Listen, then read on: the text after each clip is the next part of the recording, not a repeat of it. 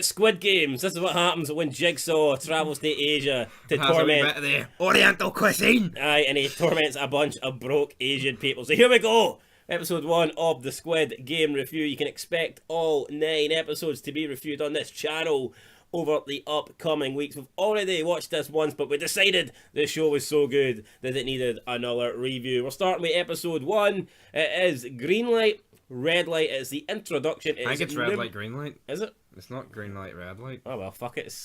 You go. Just fucking string a wee sentence together. Can I right? string a We sentence? both get COVID. It doesn't matter though, because we're mad bastards. Although what I would say is I felt a hell of a lot better since this, we put this Squid Game on. So is there any conspiracy in there? Who knows? But yeah, first episode was called Red Light, Green Light. We basically get introduced to all the characters. The first character, we start off with like a flashback from the kids as they're like childhood friends. They're playing a game called Squid Game. It shows you the main character, Seong Ji-hung. Whether or not I'm butchering his name, I've got to apologise. I'm not from Asia. I've never been to Korea. Probably never will be to Korea. But I'm going to try and get their name right anyway. Once we get into the games, I'm just going to call them by their numbers. But since the game hasn't started yet, I feel like it's better to call them by Seo Ji-hung. Seo Ji-hung. So Song Ji-hung. Song Ji-hung. It shows you him playing with his childhood friend. Food. Well, maybe they did eat each other. Childhood friend Cho Sang-woo playing Squid Game. Basically, the rules are that you have to try and hop into the space, and then the attackers need to try and tap their foot in the wee area of the squid. The defenders need to try and push out the attackers out of the maze to win the game. Doesn't look like a great game to me. I'd prefer to watch football, but apparently this is the big thing in Korea. So whether it's North, I don't think they play any games in North Korea. I think they just push buttons. I think the only games they play is the communism games with the big red buttons. But in South Korea, I guess Squid Game is a childhood game that the kids all like to play. So when we go back to the present, we see Seo Ji-hung. He's very poor. He's living with his mother. He's sitting on the floor eating his dinner. Fucking, this could easily be me in 5 years. And it kind of scared me when watching this. His mother's giving him money. Could be you tomorrow. Fuck. It could be me tomorrow. Currently, right, I've been sitting on the floor for like the last 5 hours. So I was like, what? And I've been eating on the floor. People have been bringing me food. Just like he was brought food. No one's handed me any money yet, unfortunately, but that could happen by the end of the night, Stevie. No, definitely not, right? So, his daughter's birthday's coming up. He's no money. He's skint. His mum gives him like $100,000, and we think he brushes it off like it's a bag of dog shit. Yeah, it's like then she like doubles it. It's at this stage you kind of learn here this currency must be absolutely whacked because there's just no value in this money. He's complaining about his mother working hard and that she doesn't get paid to work hard, so she should go a bit easier. But it looked like to me she was, doing chores in the house. So I don't. Does she get paid to do her own house chores? Fuck, I wish there was a gimmick where I could get paid to do house You chores. still wouldn't do yours, you lazy bastard. Well, maybe I would have, took them up sometime over the years. But so yeah, she leaves. All of a sudden, he goes into the cupboard, brings out a cookie jar, and there's a credit card in there, which he takes to the ATM. After a failed couple of attempts, he tried his own birth date for the password. It wasn't successful. He tries his daughter's birth date, and it was successful. And then he says, my mother loves my daughter more than me. Pretty pathetic here from a 46-year-old man. 47-year-old man. Just because it reminds me of someone who is also in the similar age bracket. Who's approaching 50. And likes a gamble. Yep, and takes whatever he can get off his mother. But yeah, I mean, I don't know whether he eats his dinner on the floor like but he doesn't see any of his kids compared to this guy's one. Well, this guy makes an effort. Exactly. So this guy put himself in a fucking death trap just to pay. Just so his daughter wouldn't fucking learn English. What did you think of him almost greeting about the fact that his mum changed the password to his... I think he needs fucking shot. Yeah. So he gets some money. They go gambling. They're betting on the horses. Literally every single horse loses. His friend's with him. He's losing. They're just a bunch of losers, and that pretty much sums this show up here from the get-go in episode 1. Finally, he decides last race he's going to bet 6 and 8. I think in a forecast, because it is 6 and 8 is like, I don't know, his daughter's birthday, so I guess she was born on the 6th of August, or maybe it was the the 8th of June. But regardless, bets 6 and 8. It wins in the race.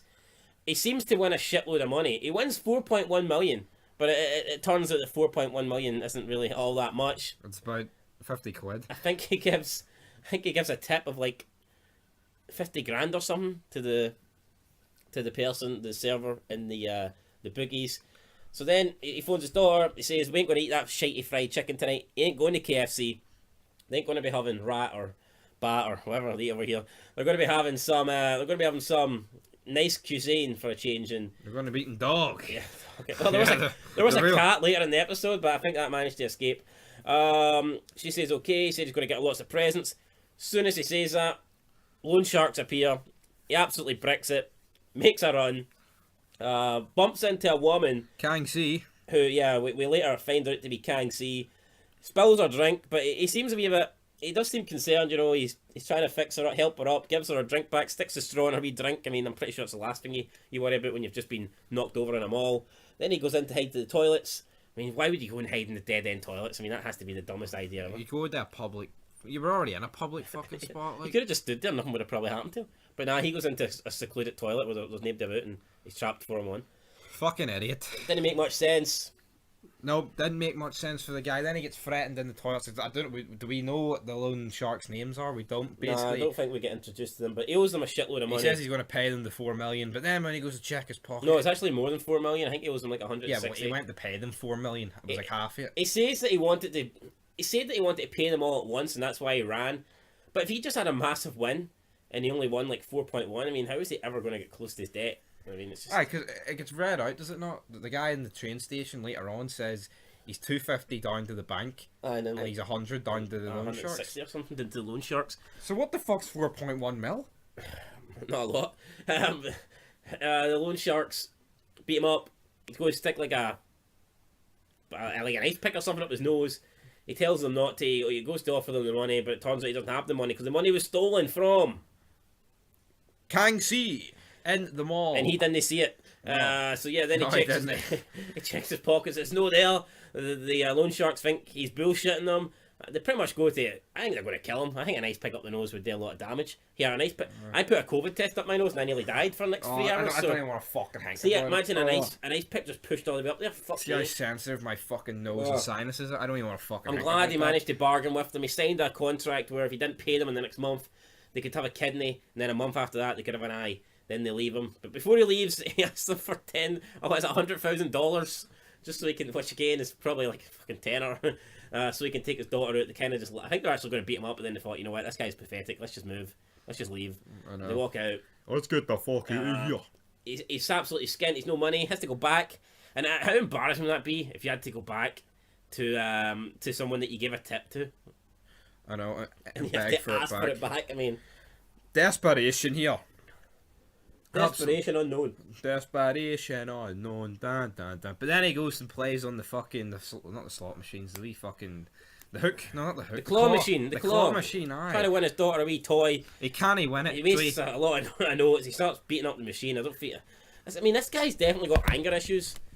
He's weird. He's a weird fuck. Even in the line when he was trying to place a bet, someone was telling him to hurry up, and he kind of turned around and screamed at him. He's like, "Oh, let me think what I'm doing. Let me think." I mean, we know you've lost like 10 bets. Jamie, when it gets to the 1 a.m. fucking NFL game, the last game on a Sunday. Last chance to redeem yourself. Let me think, goddammit. It's gotta win. It's fucking gotta win. Am I doing the Bucks minus 23 in the first half or what? But that one did win. And then, obviously, we know he's lost his money. I've already explained that. Then he basically... helps him out. Yep, and he shows him how to up. win. He says that you have to... Yeah, it kind of did look like... he definitely did touch him. Can you imagine if his parents walked around and just seen some random man fucking hugging him up in the air and stuff? Like, what are you doing with our son? Welcome to Celtic. Celtic Park. Parkhead. Big Jock Moo. Big Sung Ji Hung Nu. He did. He knew, but he didn't see.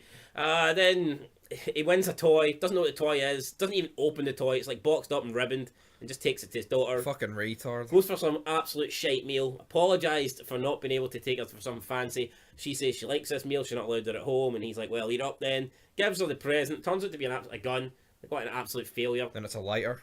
You pull the trigger and a lighter comes out. Hopefully it can shine light on Si Jung Ho's life, because at the moment there's not much there. It's pretty grim. It's pretty dark. It's pretty grim.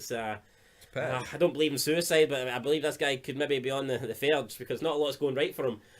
His daughter leaves. It seems like his daughter's about to tell him a secret. She didn't. She kind of held it in. Then she left. He was home 10 minutes late, apparently, bringing his daughter home, and his ex-wife was like pure freaking out. It's like, she's cold. She hasn't got her night clothes on. I mean, how much colder did it get in 10 fucking minutes? You stupid bitch. Don't get me wrong. It can get dark in 10 minutes. Like, I'm not going to deny that. Like, there's been times I've been looking and it's like, oh, it's pretty light. And then you look and it's pitch black. Aye, but 10 minutes is 10 fucking minutes.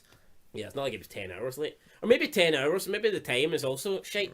So maybe 10 minutes is like fucking 300 hours in China, you know, or Korea, Asia. Maybe that's the shit they're fed in the fucking communist Sorry, TV. that was some rush hour fucking racism right there. Rush hour. Anyway, speaking of being in a rush, he's on his way home, misses the last train. Absolute, I mean, you feel sorry for him already. I mean, he's not even entered the games yet, and you just feel like you want to, I don't know, give the guy a loan, even though I'm skint and I couldn't afford to give him nothing. But they wouldn't pay me back, so fuck him. Nice. He's approached by some smart-looking dude in a suit who wants to play this game where basically you've got like envelopes, and your opponent's envelope is on the floor. You've got your envelope in your hand. You have to slap it. Yeah, you have to slap your opponent's envelope and flip it over. Although Si Jung Hong was a wee bit. He didn't really. He was a bit skeptical. He didn't think this was legit, and who would think this is legit? Although maybe if it was actually in British money, you go, well, you know, £20 not that much. But when someone's offering you $100 just to try and flip over an envelope, it doesn't seem like it's real. So he accepts. Turns out he's not very good. The guy wins. The guy wants money, and our hero, our main man, if you want to call him that, he's got name money. Has name money. So he gets slapped in the face. The guy says he can pay with slaps. So every time he loses, he's going to get slapped. He then went on to lose about probably, I don't know, like 50 times. Finally, after having a bruised face, after looking like Rocky, after fighting Apollo Creed. Fuck me. Ivan fucking Drago, alright? You finish this. Ivan Drago steps up, right? He gets battered, but the one time he doesn't get battered, he wins, he gets paid, happy days, and the guy, but your body belongs to us now, brother. And then... No, he gives him a card and offers him for the game. Aye. His body doesn't really belong to him, like. That's what he says. No, he says his body belongs to... He signed a contract to give away his organs. Then he mentioned all his debt. Aye, but then he says, and then he says to him, you basically signed this up. Aye. We own your your physical body now. No, well, maybe, okay. Well, he did fucking say that. Alright, fair enough, I'm not going to argue. Then he returns home with the money, he pays fucking Cho Sang's mother a visit, gets fish. Partly underpays her, but he told her to keep the change. What a guy. But he gave her like $4,000. Imagine paying $4,000 for some fish, and it's not enough. And then you give it to a cat. Yeah, like fucking some... Oh, this cat likes Sheba, this cat only eats rich meals. Well, you're getting a rich meal tonight. Fucking $4,000 in the pocket, because this cat has to fucking eat. At least adopt a cat. I would have took it home with. Because you're fucking in a Calpol box, like, but unless we say about that the better. A Calpol box? A deep heat box? That's all this. Then we move on, he gets home, and after debating his life, I guess, he decides to give a phone call. Meets up. Well, actually, no, that's not what happens. I'm skipping an important bit. Are you? Yeah, his mother reveals that his daughter is on the verge of moving to America, and that he won't see her anymore, and that she'll no longer speak Korean. And but don't get me about this, right? It's like, alright, that's a bummer, because she won't be able to speak Korean, even though she might still. Her mum and dad, well, her mum and stepdad might want her to, right? I disagree. I think like those Korean like families, I think that they're very strict like that. Yeah, I think they favour tradition. I think if they moved to another country, obviously they're going to learn English, but I think they would still teach their children Korean. But say they didn't, right? Unless it was spiteful and they're like, here, we're not going to learn you Korean, so you can't speak to your dad. But say they didn't. Right. Is it out of the question for this guy to learn English for his fucking only kid? Well, he doesn't seem that smart, does he? Possibly. Probably fucking is. This makes him decide that he is going to enter the games, gets a phone call, has a collection point, jumps in a fan, questions why everyone else is sleeping, and the next minute gas lights up and he's conked out. He's sleeping like David Price when something lands on his chin. You get that reference. Good luck. If you didn't, bad luck. He's a boxer, by the way. Right, what happens next? Yep, he wakes up in the big warehouse with the other 455 competitors, and this is where we get introduced to a bunch of new characters. We get introduced to player 1, Onam. Otunam? Oh fucking no. No. Why is this guy in here? Looks about 210 years old. I mean, fucking... I don't know. Older than the main character's player number, that's for sure. But he's in here counting his number. He's on about how he knows how many people are playing, but counting numbers is good for his health, say the doctors. It will prevent him from getting... Dementia. But he has a brain tumour, so that's kind of irrelevant. This guy is Jigsaw. Yeah, it fucking is, isn't it? Right. Si Hung Ho questions like why he's there. Like, he says, surely you should be at home having your daughter-in-law cooking meals for you. And again, that's just kind of goes to show you like the Asian like tradition and like culture that women are in the kitchen. So obviously they're not like taking over yet like the Americans. They're not fully woke. Even when he's showing his daughter the gun, he's like, "Oh, later there'll be equality, and you'll be in the army fighting, and you need to learn to use this." You might need to but use at this the moment, later. you're stuck in the kitchen, so you don't need this gun. I'll hold on to it for you for No, until she later. needs it lighter to light cakes and all that stuff. Alright, in case the burner, the cooker's not working, you'll just give it a wee shot with this gun, and it'll light it up. So, yeah, we had that. Then we had some mean-looking guy with a dragon Snake tattoo. Jang Doksu getting into a fight with Kang Z. Beating her up. No one yeah. helped her. A bit strange. Like, I mean, some big guy beating up a woman and no And one everyone's fucking- like, oh well. Then our hero comes to the rescue. At least that's what we thought. He jumps in, pushes the snake guy away, checks the woman's tattoo, and discovers that she was the woman that stole the winnings from the bookies from him when she bumped into her in the mall. He wants it back. Snake guy comes over, pushes him. He's like, "What's your business with her?" He thinks that those two are teaming up. Looks like they're about to get in a fight. The main character's pure jumping away. He's like, "Oh, he's about to hit me! He's about to hit me!" I know, like, what was this called? It was fucking pathetic. I mean, hold The on woman here. took it better. Hold on. Way better. He's beating up some woman, and you jump in and push him. What do you think he's gonna fucking do? Exactly what else he's supposed to do when he pushes you. You have to get stuck into that guy. But then Help comes in the form of 20 guys with masks on. the guy with the square mask is the leader, and the guy with the zero masks are like the jobbers that just follow him. I thought it was a bit- The circle mask. Circle you mask, fucking oh, well. Zero. What is he? Fucking Master Zero? Whatever the fuck his name was. Forgive me, right? But I thought zero, circle, and square were more important than the triangle controls. Maybe because the triangle's the top, and then X and the ones that are just beneath it. Could be that. Could be that. Could be actually. Alright, let's move on. Yeah, we move on, and then we're introduced basically about the rules and shit. Everyone's like, talked about how their debt and how much debt they've got, and then basically everyone's like, "You're not here against your will." They all have to side up to the first game. Then they make their way to the first game. They're getting their pictures took, a couple of wee goofy shots in here. And then we see the big top man. He's taking his position. I mean, all the players are revealed.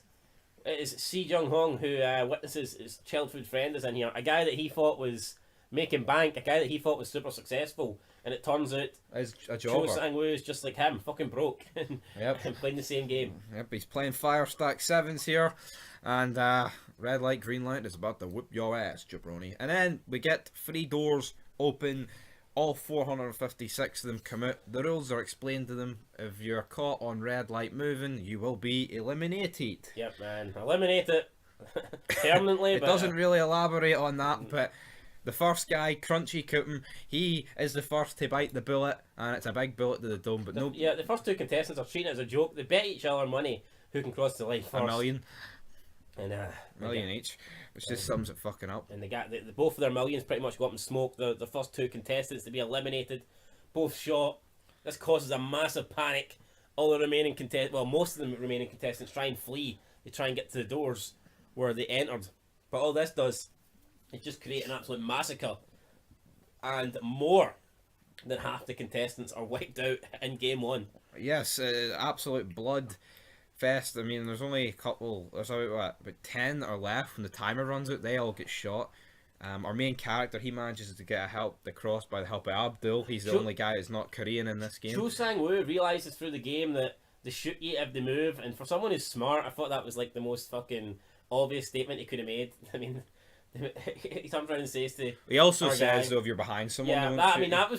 that was useful information, but him saying, "I think they watch for your movement," I mean, no fucking shit. What do you think's happening? He's one of the first actually to make it across the line. We've got the old guy, Mr. Zero.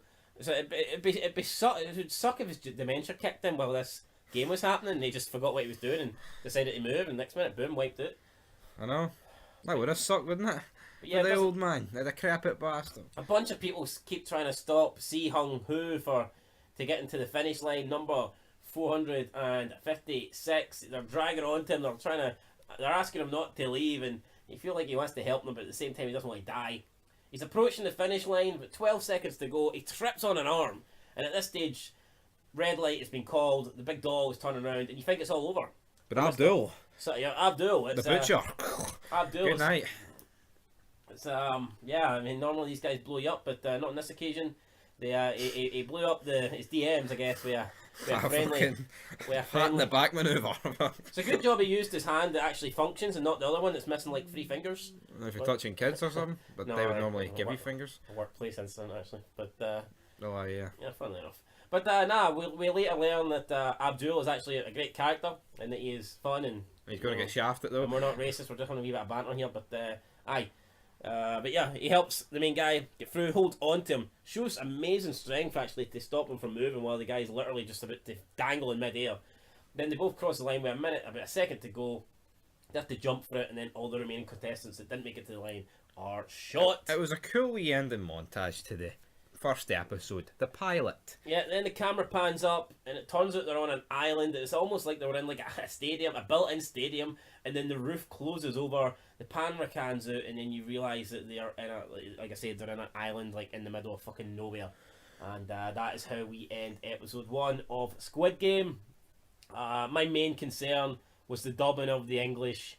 I do think it gets better as the series goes, but in episode 1, some of it was really, really atrocious. At times, it felt like it was like 2 seconds off. Yeah. But here, I mean, people are saying that. It's still a good job though. I've heard people saying that they would rather no dub and just watch the subtitles and have it in the original language. To me, that's a no-go for me. I would much rather have dub and the dub and be slightly off than have to read subtitles. Because for me, when you're reading subtitles... Well, I don't really mind either way, to be honest, but... I prefer this way. Yeah, but there is some... Who you calling grandma? I mean, that's awful. Aye. You know, but we're going to dive in to our episode rating here in a minute, but when I first watched this, I thought, like, the first half of it, it's like, what the fuck are they doing? And I kind of thought that again when I watched it second. I feel like they didn't need the... I don't know. I feel like the first 40 minutes of the episode, it didn't need to be as slow as what it needed to be. Well, I disagree. Come on, some episodes need a slow start. Not everything can... It's not like Sons of Anarchy where it starts and they're pretty much in a fucking... Yeah, I know, but... conflict with the Mayans. Aye, we're not talking about Sons here, we're talking about fucking Squid Game. You could argue Breaking Bad has a pretty slow start. Aye, Breaking Bad does have a slow start. But I like slow starts, I don't mind slow starts, but I just feel like... I'm all for character development. I think it fucking hammered the fucking fact of this guy sitting on his floor eating piss chicken soup a wee bit too much for my liking. Yeah, well... But anyway, guys, I will give episode 1 of Squid Game a 7.5 out of 10. Fair. I'm going to give it a 7. So there, mate. There's the guy sticking up. No, I think... I liked it. I think if it's not dubbed and it's like American and not Korean, and like every character, you know, there's a bit more diversity in it instead of just all Korean and one Indian. Yeah, I mean, I would have liked a bit more diversity, but again, that's more of a thing on the show than the episode. The Koreans don't give a shit about diversity, you know. I mean, see that Abdul, he's probably a prisoner in Korea. He's probably locked up in North Korea, and they're like, "Here, can we borrow this guy to do a bit of filming?" They're like, "Yeah, sure." I mean, Abdul. But could you imagine if it was like this was like an American show and they had like 455 of the contestants were white and you only had like one minority? It would be there'd be racism. Run wild. And that's it, guys. In the form of Hulk Hogan. But anyway, that's it, guys. That episode 2. I'm giving it a 7. I'm giving it so a 7.25 out of 10. 7.25. Not No bad start to the show. We'll see what happens in episode 2. That's it. Till next time, though. Peace. Fog Entertainment back with another review here of Squid Game. We're into episode 2 of season 1. This one is called Hell, and we kick off this episode. The returning contestants arrive back in the warehouse, the warehouse, brother. 255 players were eliminated, which obviously, if you can do a bit of quick math, means 201 are left standing. But basically, a lot of them are like, "Oh, we don't want to do this anymore. We'll pay back all our debts." And then some of them are like, "Well, we want to stay. We want to compete for the money." And then basically, quickly, this rule is invoked where there'll be a wee democracy, a wee democratic Well, I think vote. the rule already, was there. It's just We not invoked. That's what it means. It yeah, was brought but into play. It didn't sneak. Did you say it sneaked in? No, or I something. said it was invoked. Right, now before that, you said something about. No. Yeah, it doesn't matter. Well, it doesn't matter, but anyway, they end up voting. 200 votes go by, and then the old guy's like... Number 1. And he walks up, you can smell the shite a mile off. He's bricking it, doesn't know what to pick. Look, then his best Stu Hart impression, and he presses the no button. He wants to... End the game. It's all game over, brother. I've noticed Jigsaw normally doesn't wipe out like more than half the competitors after game one. It wasn't like the Koreans. No. Jigsaw in this wee tour of South Korea's like The wee Asian tour, like, fucking... he's pure taking no prisoners, like. He's definitely taking no More than prisoners. half them died in the first game. If they return for the second game, how many more is going to die? We'll talk about that. See, watching though, like back in episode 1, it did look like a lot more than that died. Yeah. Like, it does not seem to me like 201 people made it across that wee line. Yeah. Like, the amount that got shot, the amount that piled up at the doors. It's about 60% into it. Like, they said 6% died, 40% lived.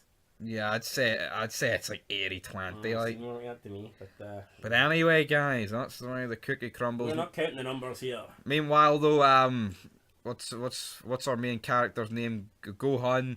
He basically he is left with Sangi, whatever the fuck her name is, and then yeah, she basically Wow, I love your review. Whatever the fuck her name is. Woo. What is her name, man? Fucking you dickhead. What's her name? What's her name, man? Sam C. Kung. Hi, Sam C. Kangsi, there we go. It's fucking Kangsi, right? So these, they've just got Korean fucking names, right? Why can't it just be like fucking? Yeah, no, I don't get. Right? See, because they did an English version, would have been too much to ask. Just give them English names. Like, you can have Glenn from The Walking Dead. He was fucking Korean, but he wasn't fucking called that shit. Almost killed that Chinese kid. He's Korean or whatever, buddy. Woo! But yeah. Basically, our main characters that we got to know in episode 1 and the beginning of episode 2. We basically see what happens to them. We see how their lives are. Most of their lives are fucking shit. Yeah, and then basically by the end of this episode, guys, they want back in. The only difference is some of them want money for greed, others want money to help their family. Yeah, like our main character, his mom's got diabetes, her toes are hanging off. Although I would say up until then, I'd say he was definitely in it for the. I mean, you could say his daughter, but he seems like a greedy, selfish kind of bastard to me. Like, I mean, he's always, I know. Seems like he's got selfish motives. But yeah, basically throughout the episode, he meets his old tag team partner. What's his name again? The guy who's basically getting done for all the financial shit, who can't bear to face his ma. Cho Sang-woo. Cho Sang-woo, him. Yeah, then he ends up getting drunk in his bathtub. This reminds me of playing PES back in the day, Pro Evolution Soccer, and you pick South Korea. There's Chi Shang-won, Hee Jong-jo, Aye. King Hong-hee. Tries it in 2 World Cup screw job. Right. That's it. Anyway, so yeah, they end up receiving more letters, and they have to decide whether they want to go back or not. Meanwhile, the investigator is on the scene, tracking his brother, who he cannot find. Yeah, he tracks him basically to his apartment, and then he ends up paying the rent, and he discovers a card that he saw big gun ho. Leave at the police station. Yes, so he's on to it, and Police then didn't seem to believe him, but Mr. Detective. But see the way like Gunho goes about it. Why didn't he say like, right? Even if you don't believe me, there, check the CCTV in the subway. A guy was talking to me. He gave me this card. You know what I mean? When he was playing the fucking post-it note shit. Well, that would have been the smart thing to do. But no, that's why I hate stuff like that. It's not. It's not. See, the police officer kind of like ripping the piss at him, and it's like, yeah, I mean, who would believe that? You went to play a kids game thinking they would give you billions of dollars. I know, you fucking inbred bastard. And then when you ask to leave, they just let you leave. You know? Well, democracy's a good thing, I guess. Yep, that's it. Meanwhile, though, Abdul, he goes to his place of work, he demands his money. And then he chases the guy, he pushes the guy gets his hands absolutely squished. Fuck, Talk about fair play. Yep. Fair play. Karma. And then he basically runs off with the money. What do you call him, Abdul? Abdul Ali, aye. Let's call him Ali, you know. Abdul Ali. Oh, okay. Double A, Arn Anderson, right? Yeah, but he basically tells his wife to fuck off back to the shithole they came from in the Middle East, and he's like, I'm gonna get all this money and touch as many kids as I want in Korea, but hey, you're going back to India, brother. Don't work for me.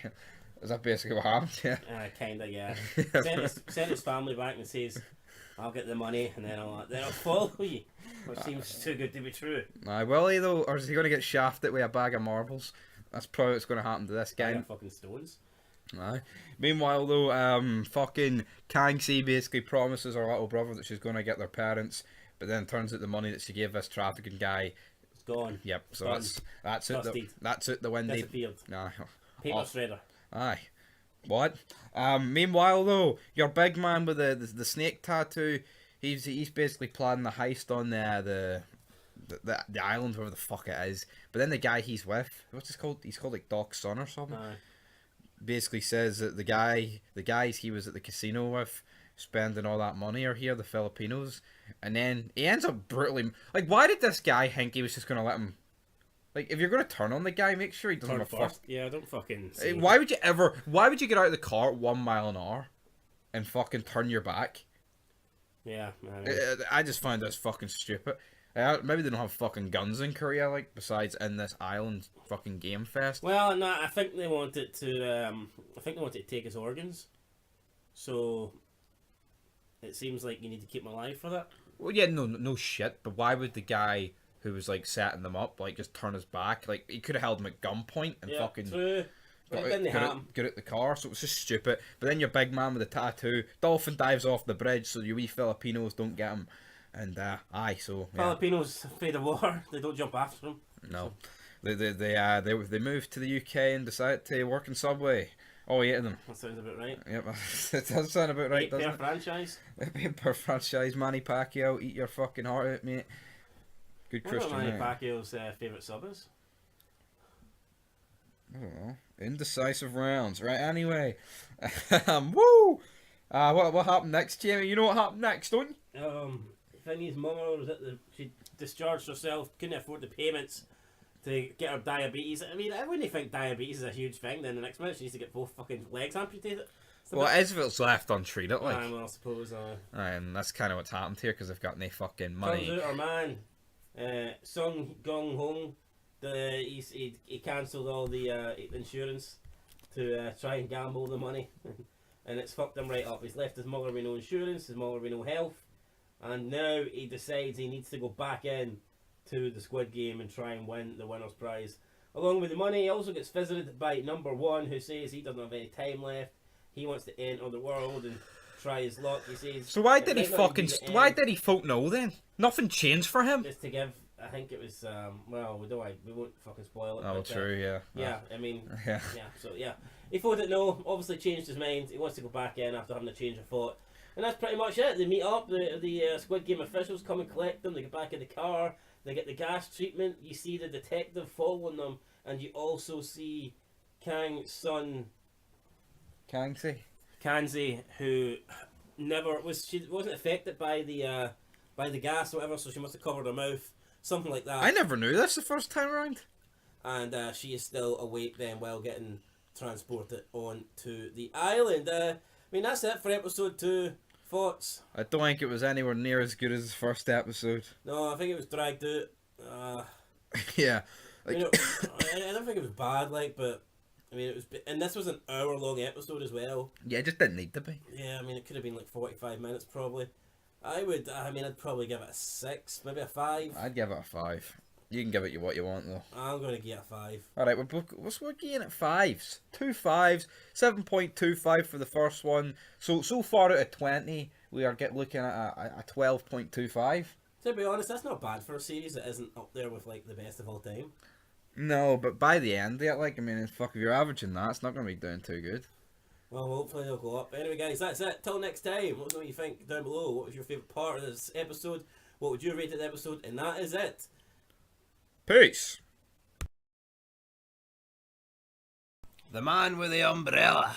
Under my umbrella. Ella.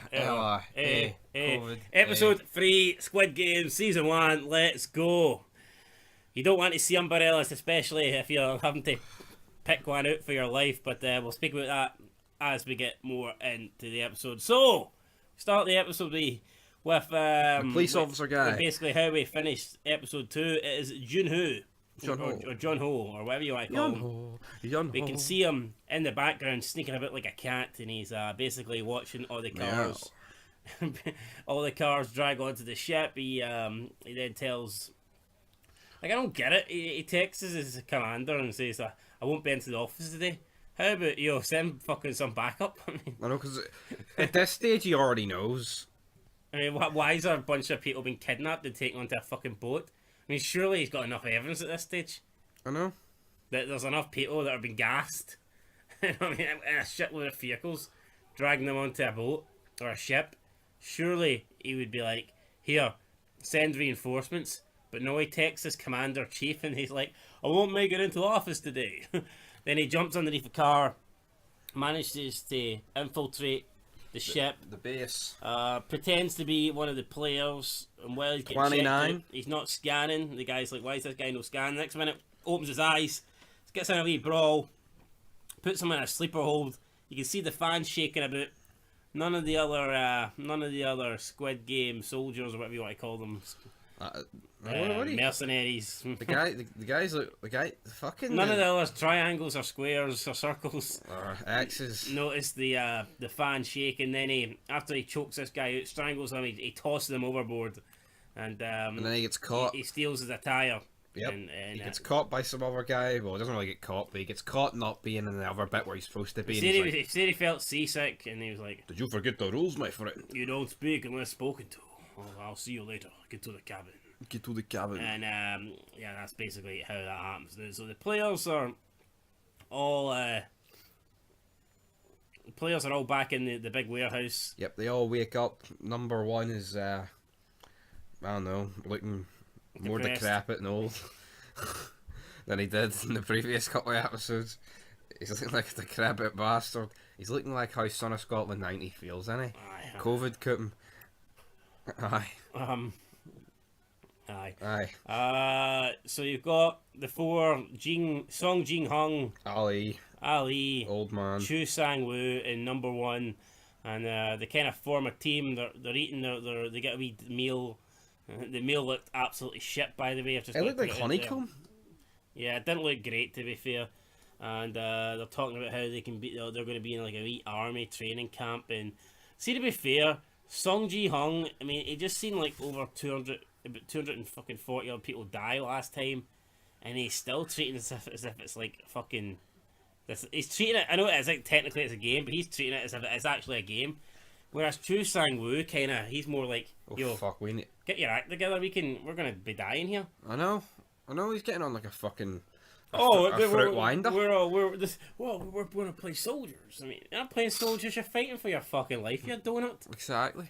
Then we have Kang Se, who sneaks into the bathroom. With the who you calling grandma? Yeah, I don't like this fucking grandma woman at all. This whole scene where she's trying to. The whole. I mean, no, it doesn't help her case. The voice acting or the dubbing is fucking atrocious. She's trying to buy Kang Se a bit of time, but the acting was terrible. Yeah. It's like, oh, I'm running water. You can't come in here. No. I'm old. You cannot come in here. And then she's up. Look, I do triangle. I get superior. I get a square superior. I get square sausage. Fucking, she's up in the fence, so she looks in at like the kitchen where they're preparing the next game, but obviously she doesn't know that yet. When I seen it, I thought it was going to be like some sort of acid thing. When I first seen it, like, I thought, oh, here we go. Oh, is that what you thought? Well, there you go. But then the guy busts in and Kang sees back. She didn't get caught. Near get caught with a wee rat, but that was about it. And then, what are you doing? I'm going to call you superior. And then, yeah, that happens. They come back. She also got a lighter and some cigarettes.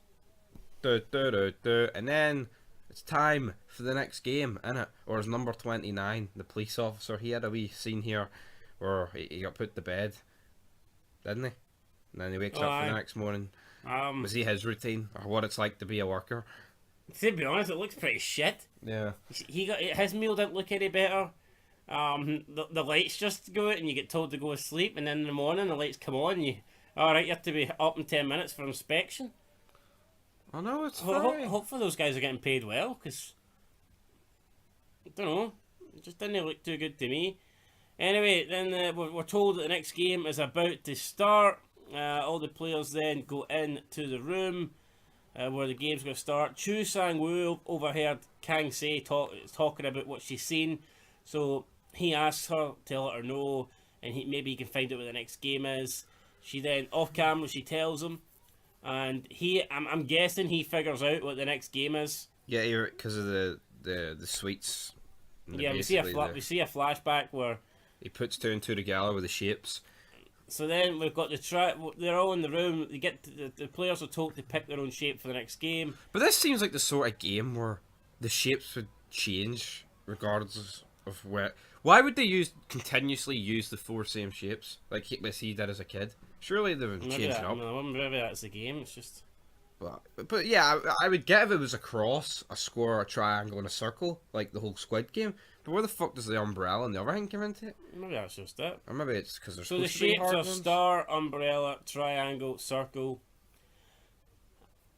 Chu Sang-woo says that he thinks that they're better off splitting up. But he knows that. Not to put all their eggs in the one basket as like an investment tip.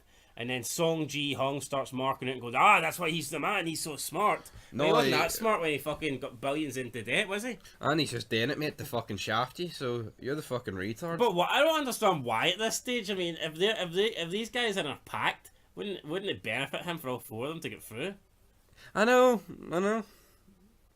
But then again, it is like the fucking Job Squad. An old guy, a guy doesn't fuck up and he's pish, and then an Indian. So... nothing wrong with Ali, like, apart from... So, he says he'll take the triangle. He goes for the easiest shape. Ali says he'll go for the Buddha. Apparently that means a circle. Alright. Then Song Ji-hung lets number 1 pick. And number 1 says, nah, you pick. And Song Ji-hung picks the umbrella. To which Chu Sang-woo seems a little bit concerned. He's like, oh, you sure? Why? And then number 1, he asks, Si Jung-hung asks number 1, does he want to switch to the umbrella? And he's like, no, it's alright, I'll take the star. And then just before they go and pick their shapes, Chu Sang-woo calls on Si Jung-hung, and for a moment you think he's going to have second thoughts here. He's going to tell him here, no, wait, don't pick the umbrella, it's a death trap. And then when he turns around, he just says nothing. I know. They then go and pick their shapes, and then the next game is revealed that it's the sugar honeycomb, and Ji-hung's face looks like he's just been... He's been fucking raped. Looks like he's been told your channel's been demonetised for the 3rd time. I know. That's what it looked like to me. I'd rather do this fucking game and do that shit. Yeah, so then we play the honeycomb game, shitload of people.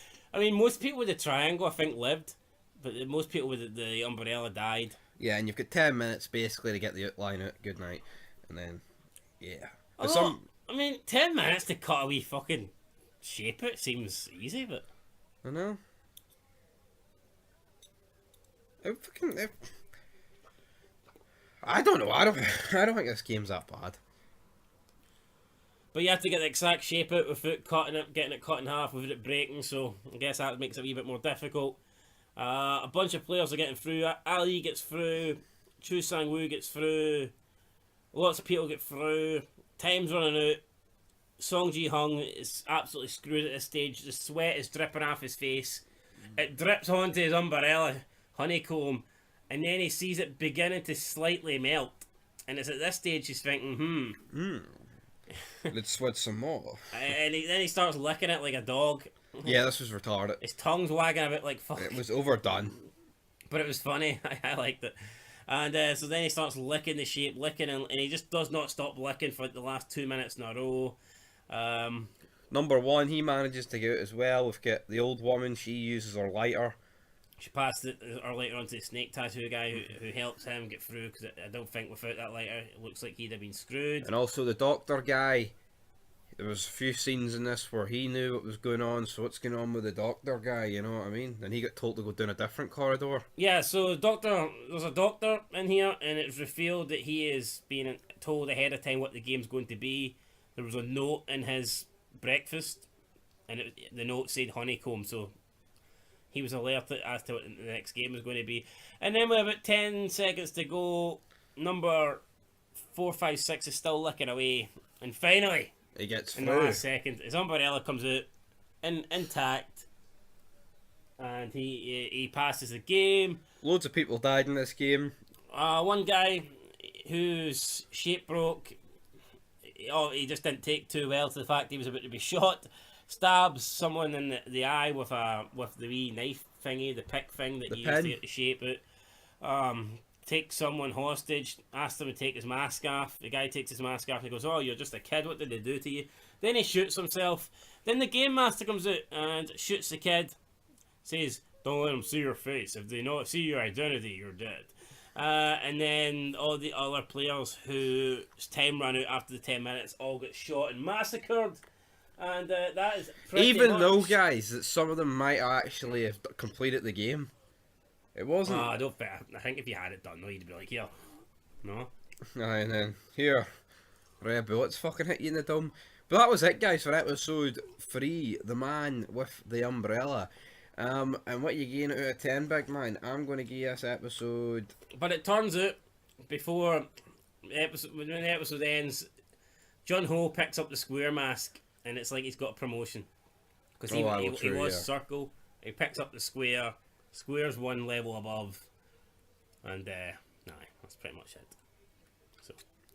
So that wee kid was he's a decent level guy, like, and he knew he took off the mask. If he knew it was going to get him killed anyway, why did he fucking take it off? Or maybe he wanted to die, I don't know. But yeah, guys, that's basically how the episode ends. John Ho gets a promotion. So that was episode 3, with what, 6 to go after this. What you gain out of 10? I'll give it a 7. I'll give it a 7, aye. So that means so far we have gave it out of 30 a 20. No, it's we're giving it a 19.25 out of 30 so far. If you're keeping track, guys, that's the rating so far. We're giving it a 7.25, a 5, and now a 7. So aye, till episode 4. Peace. Peace, guys. Entertainment back with another Squid Game review, episode 4 of season 1. Stick to the team. Stick to the team. We finished last episode out with the game getting a wee bit smaller, everyone pushing out their wee shapes, and now we kick off with Episode 4, Player 111, who is later to be known as a disgraced doctor.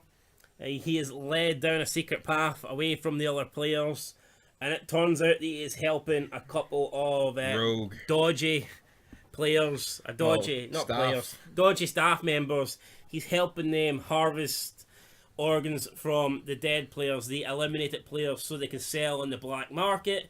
And in return for this, they give him information on the upcoming games. Now, there's a couple of people coming down to collect the organs. Only one staff member turns up. The question where the other one is, and the other one isn't there because he's dead, because the detective has already thrown his body into the ocean, so he will not be collecting any dead organs. The guy complains that he cannot make the trip underwater on his own, but Player 111 isn't interested in this. He just wants to know what the next game is, and then he's given us information, and that game turns out to be Tug of War. Tug of fucking War, guys, and we can't wait for a wee bit of Tug of War, can't we not? No, back in the warehouse though. They're all giving out food. Duxu and his gang cut in line to get extra bits of food. There wasn't much food, to be fair. It was an egg and a bottle of beer. Yeah, an egg and a bottle of beer. Obviously it wasn't a lot, so when Duxu ate his egg, he figured, you know what, I'm going to go and get another egg and another bottle of beer. Which meant 5 players missed out on getting their food. So one of the players was accusing Duxu. Well, I say accusing. He was right to accuse because they did steal the extra food. It was a woman. Duxu. You misgender in there. Alright. No, it wasn't. She toyed it, and then the guy was like, he took all our food. What do you need food for, you scrawny bastard? They ended up having a bit of a scrap. Well, not a scrap, more like a tussle. And then Duxu kicked his fucking the beer smashed. He wasn't happy about that, and he beat the shit out of him. I mean, it wasn't even that much of a beatdown, to be fair, but he killed him.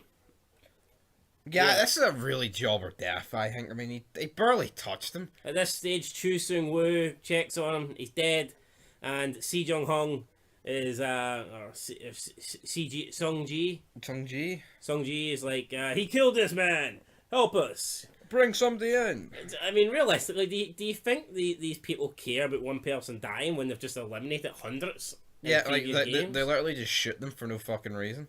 I highly doubt they're going to come in and fucking end the entire game. Oh, an innocent man has died here. I don't like the main character. He's very bipolar. He's just fucking, one minute he's very serious, next minute he's a goofball. I know It's almost like he doesn't know what he's going for. Yep. So then it is implied that there was less food given, so they would start fighting. And one of the head staff members says there will be an extra game taking place tonight, and they get all the other staff ready, standing outside with their machine guns. After lights go out, there's a big brawl. A few people are eliminated. 27 to be exact. Fuck, it seems like more. Yeah, it did seem like more. But I guess people were getting stabbed, not murdered, maybe. Duxu stabs the woman that touted on him in the neck. There was a big brawl. He tries to attack Kang Se, and then she formed an alliance with the good guys. The job squad. The job squad. The pathetic bastards. Whatever you want to call them. And Well, he did his law degree in my hometown, man. They managed to fend them off until player one is basically Screaming crying and and it begging was for it to pathetic. stop. Oh, don't do this. No. No, Mikey, this wasn't right. No, Mikey, you have to reinstate the night before.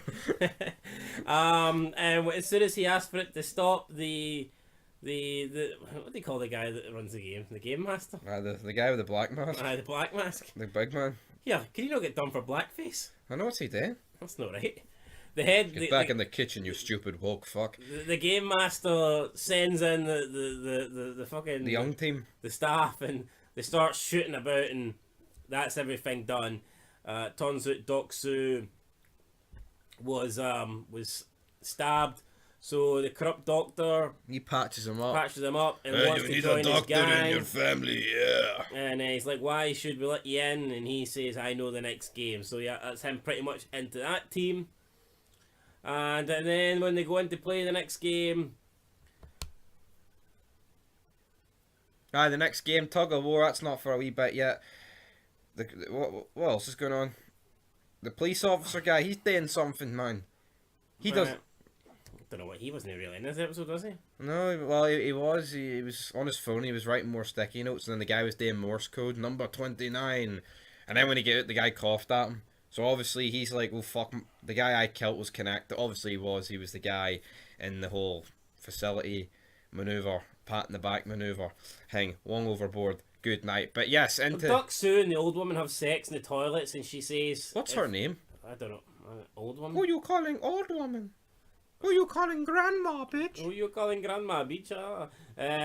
She says Cutie. if he screws her over, she'll kill him. And then they get into the next round. They have to pick teams of 10, and he essentially screws her over because the doctor has told him it will be tug of war, and he decides to recruit a full team of 10 Men. of men. And I mean, could you see if this was an American show?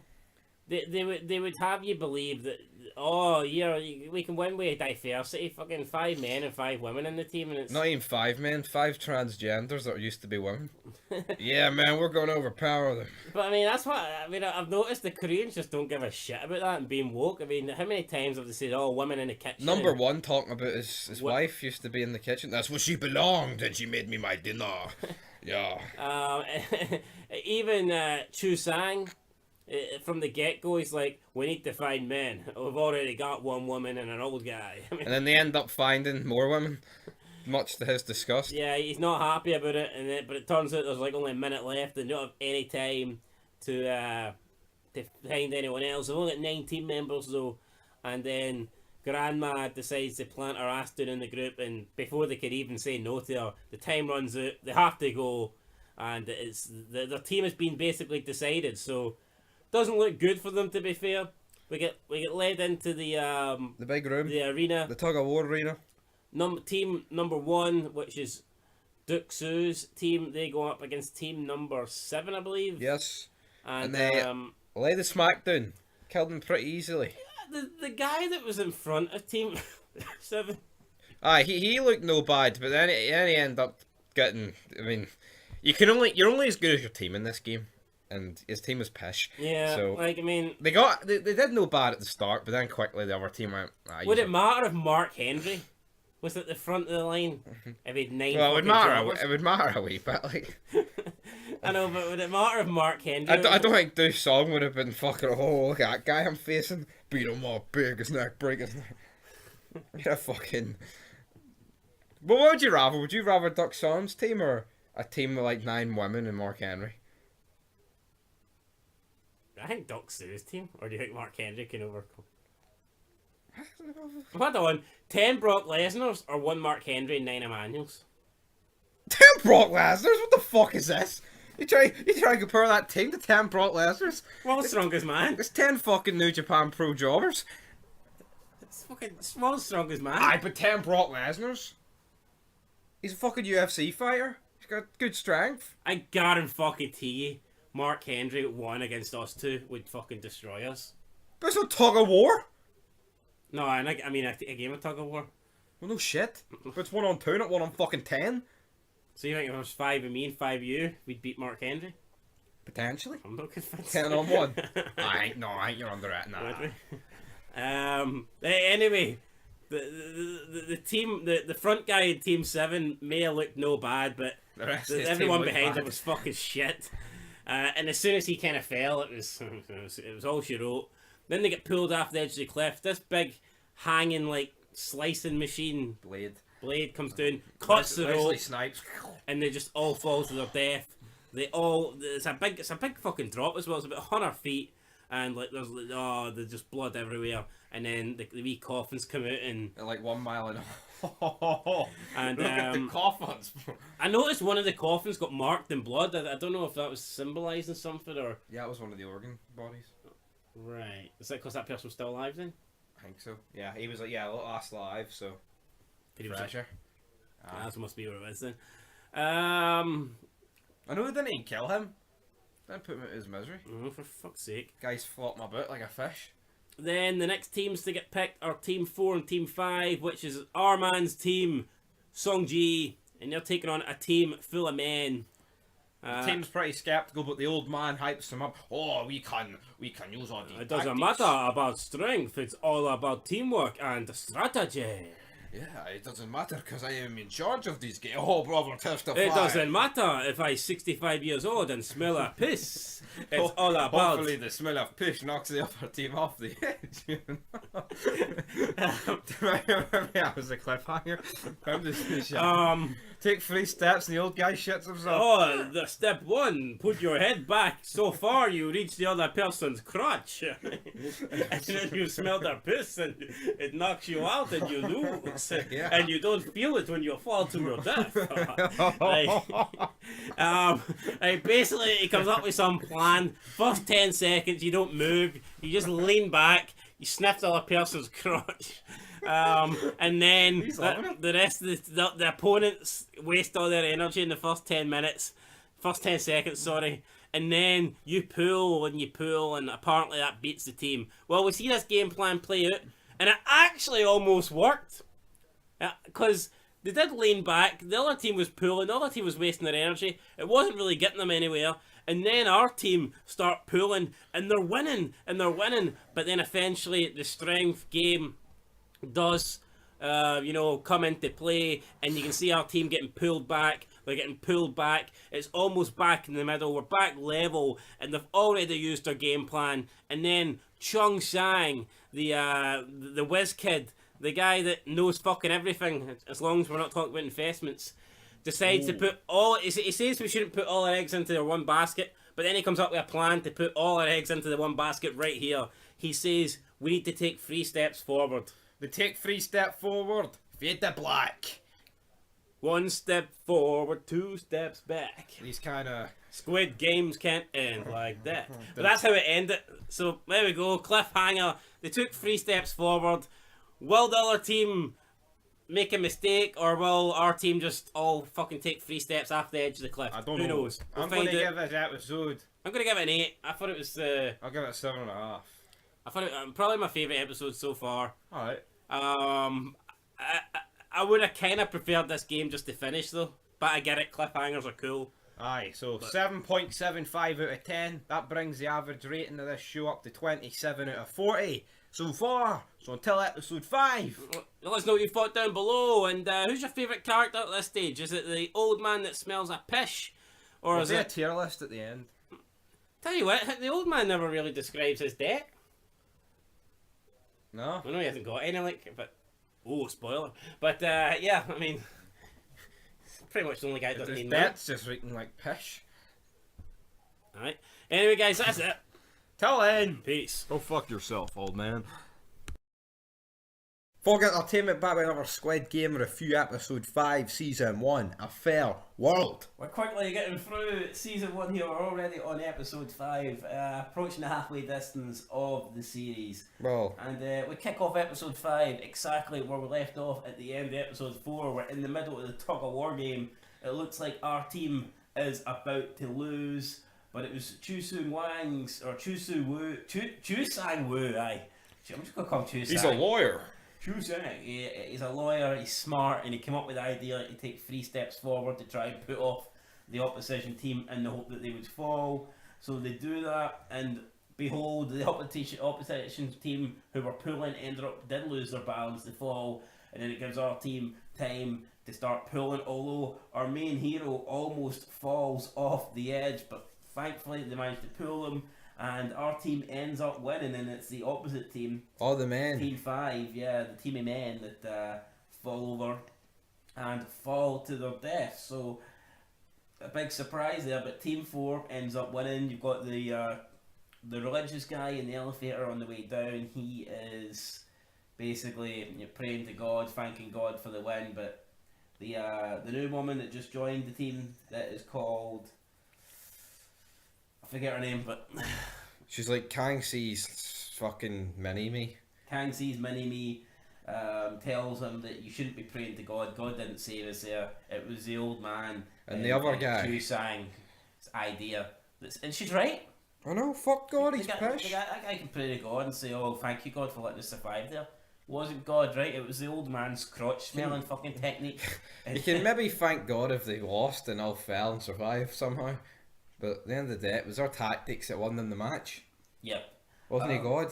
We then get back to the warehouse where all the contestants are kept. There's 40 remaining now. They must survive the night, but nobody seems to trust each other. So Team 4 decide to barricade themselves in. I don't really know if I agree with that. It's like they did have a bit of a team, but they kind of just recruited people there just for that game. I wouldn't say that they're in a team now just because you know what I mean. Like the main team for me is the 4 plus. I guess they did recruit Kang Se, but Yeah, the rest of them are just pish. But they're just there to build up the numbers. yeah, but I guess. But I guess you would safety still numbers. use it. Yeah, exactly. So now they barricade the up. Jang Duk comes over, basically trying to bully, says it when lights go out, yous are getting it, and then Gun Ho's like, oh, but your team, you trust your team. They go for you first because you're the biggest and strongest. Yeah. it was Song Ji that said that. Was it? Song Ji, yeah. So Song Ji He's tells called Gun Ho, is he not? no. Song Ji, Fucking hell, botching me. Our main character, and I botched his name. Song Ji, basically gets the guy paranoid and says, "If I was you, I would take you out since you're the strongest guy there. Can you trust your team?" Then obviously his team's kind of filled with like criminals and stuff like that. So in the end, Jang Duk kind of calls off the attack. He says to his team, "Right, forget it. Tonight we don't attack." The doctor is then taken away, so we don't know what's happening.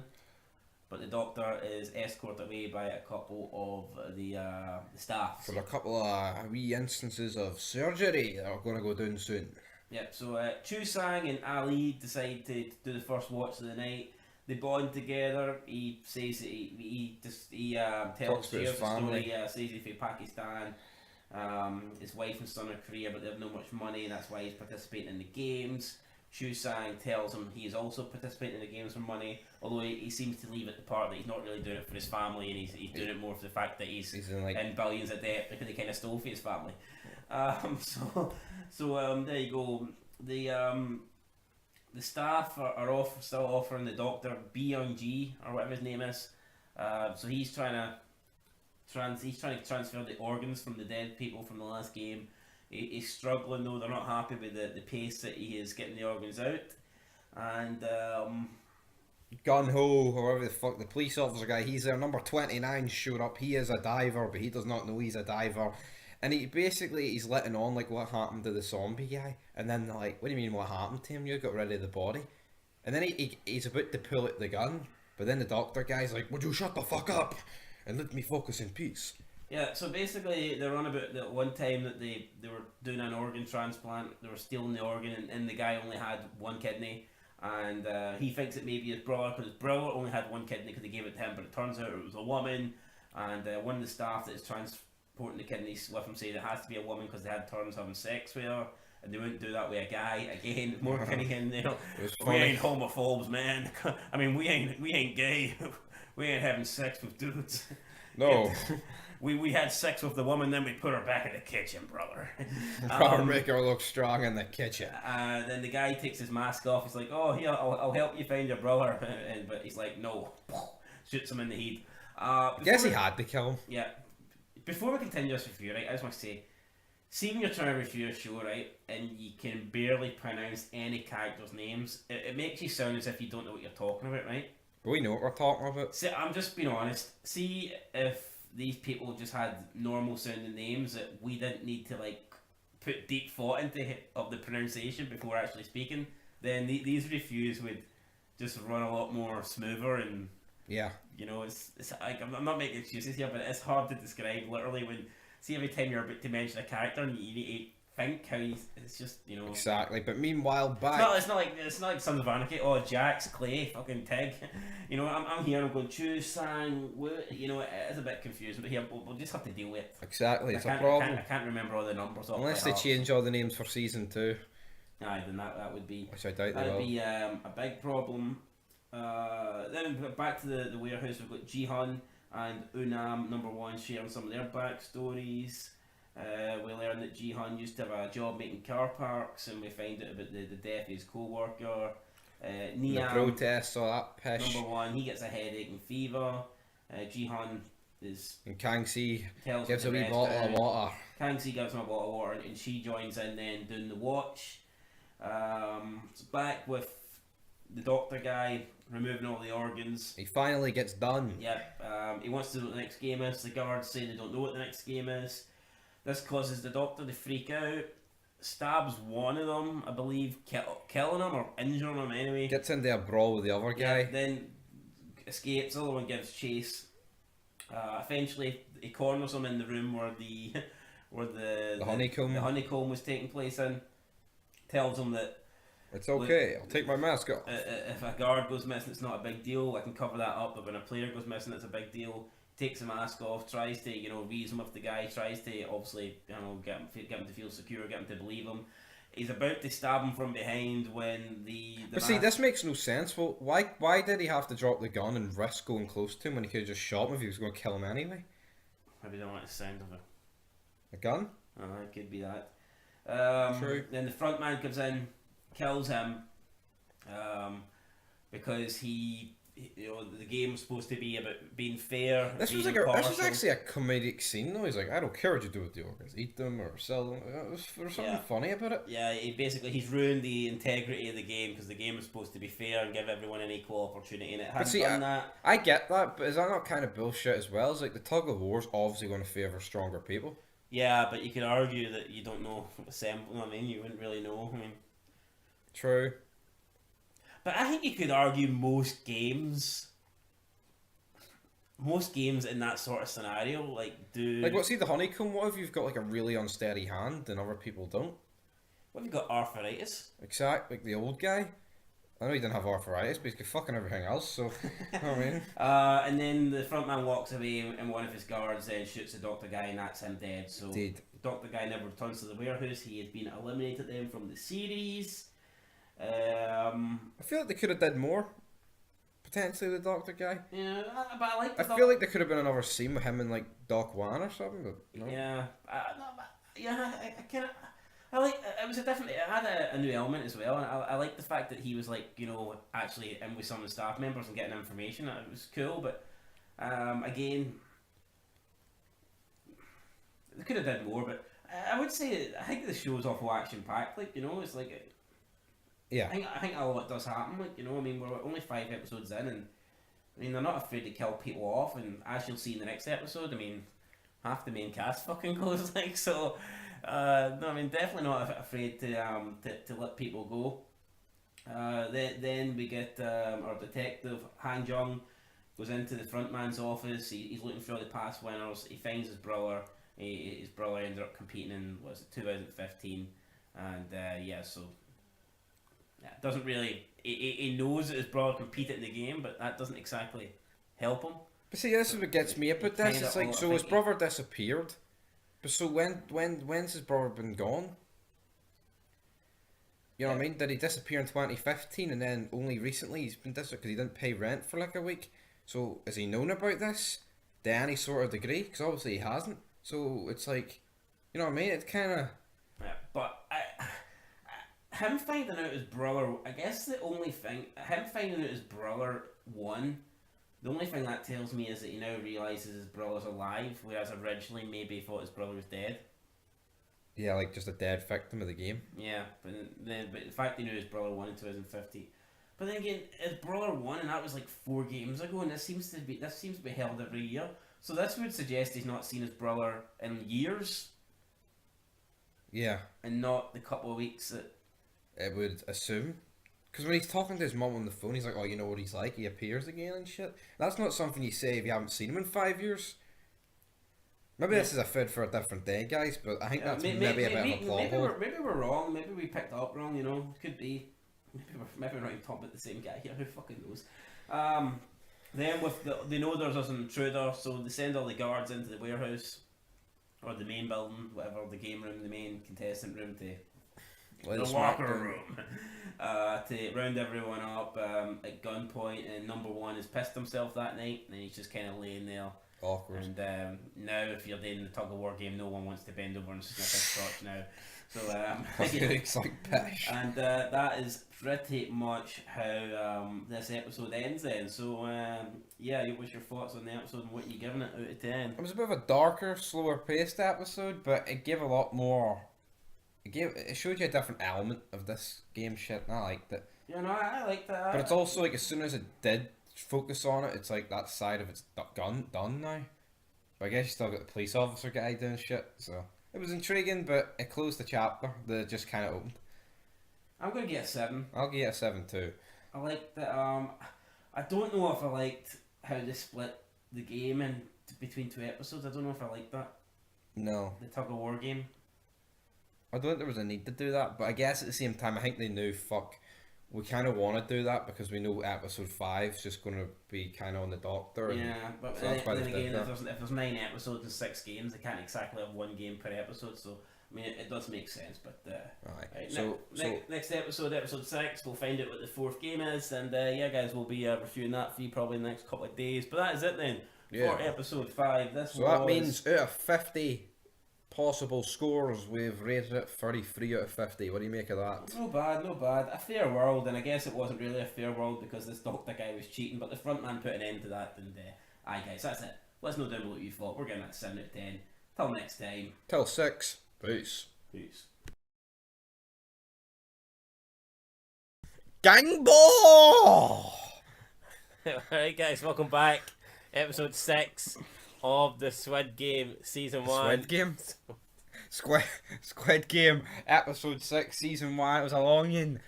The player 1 pissed himself again.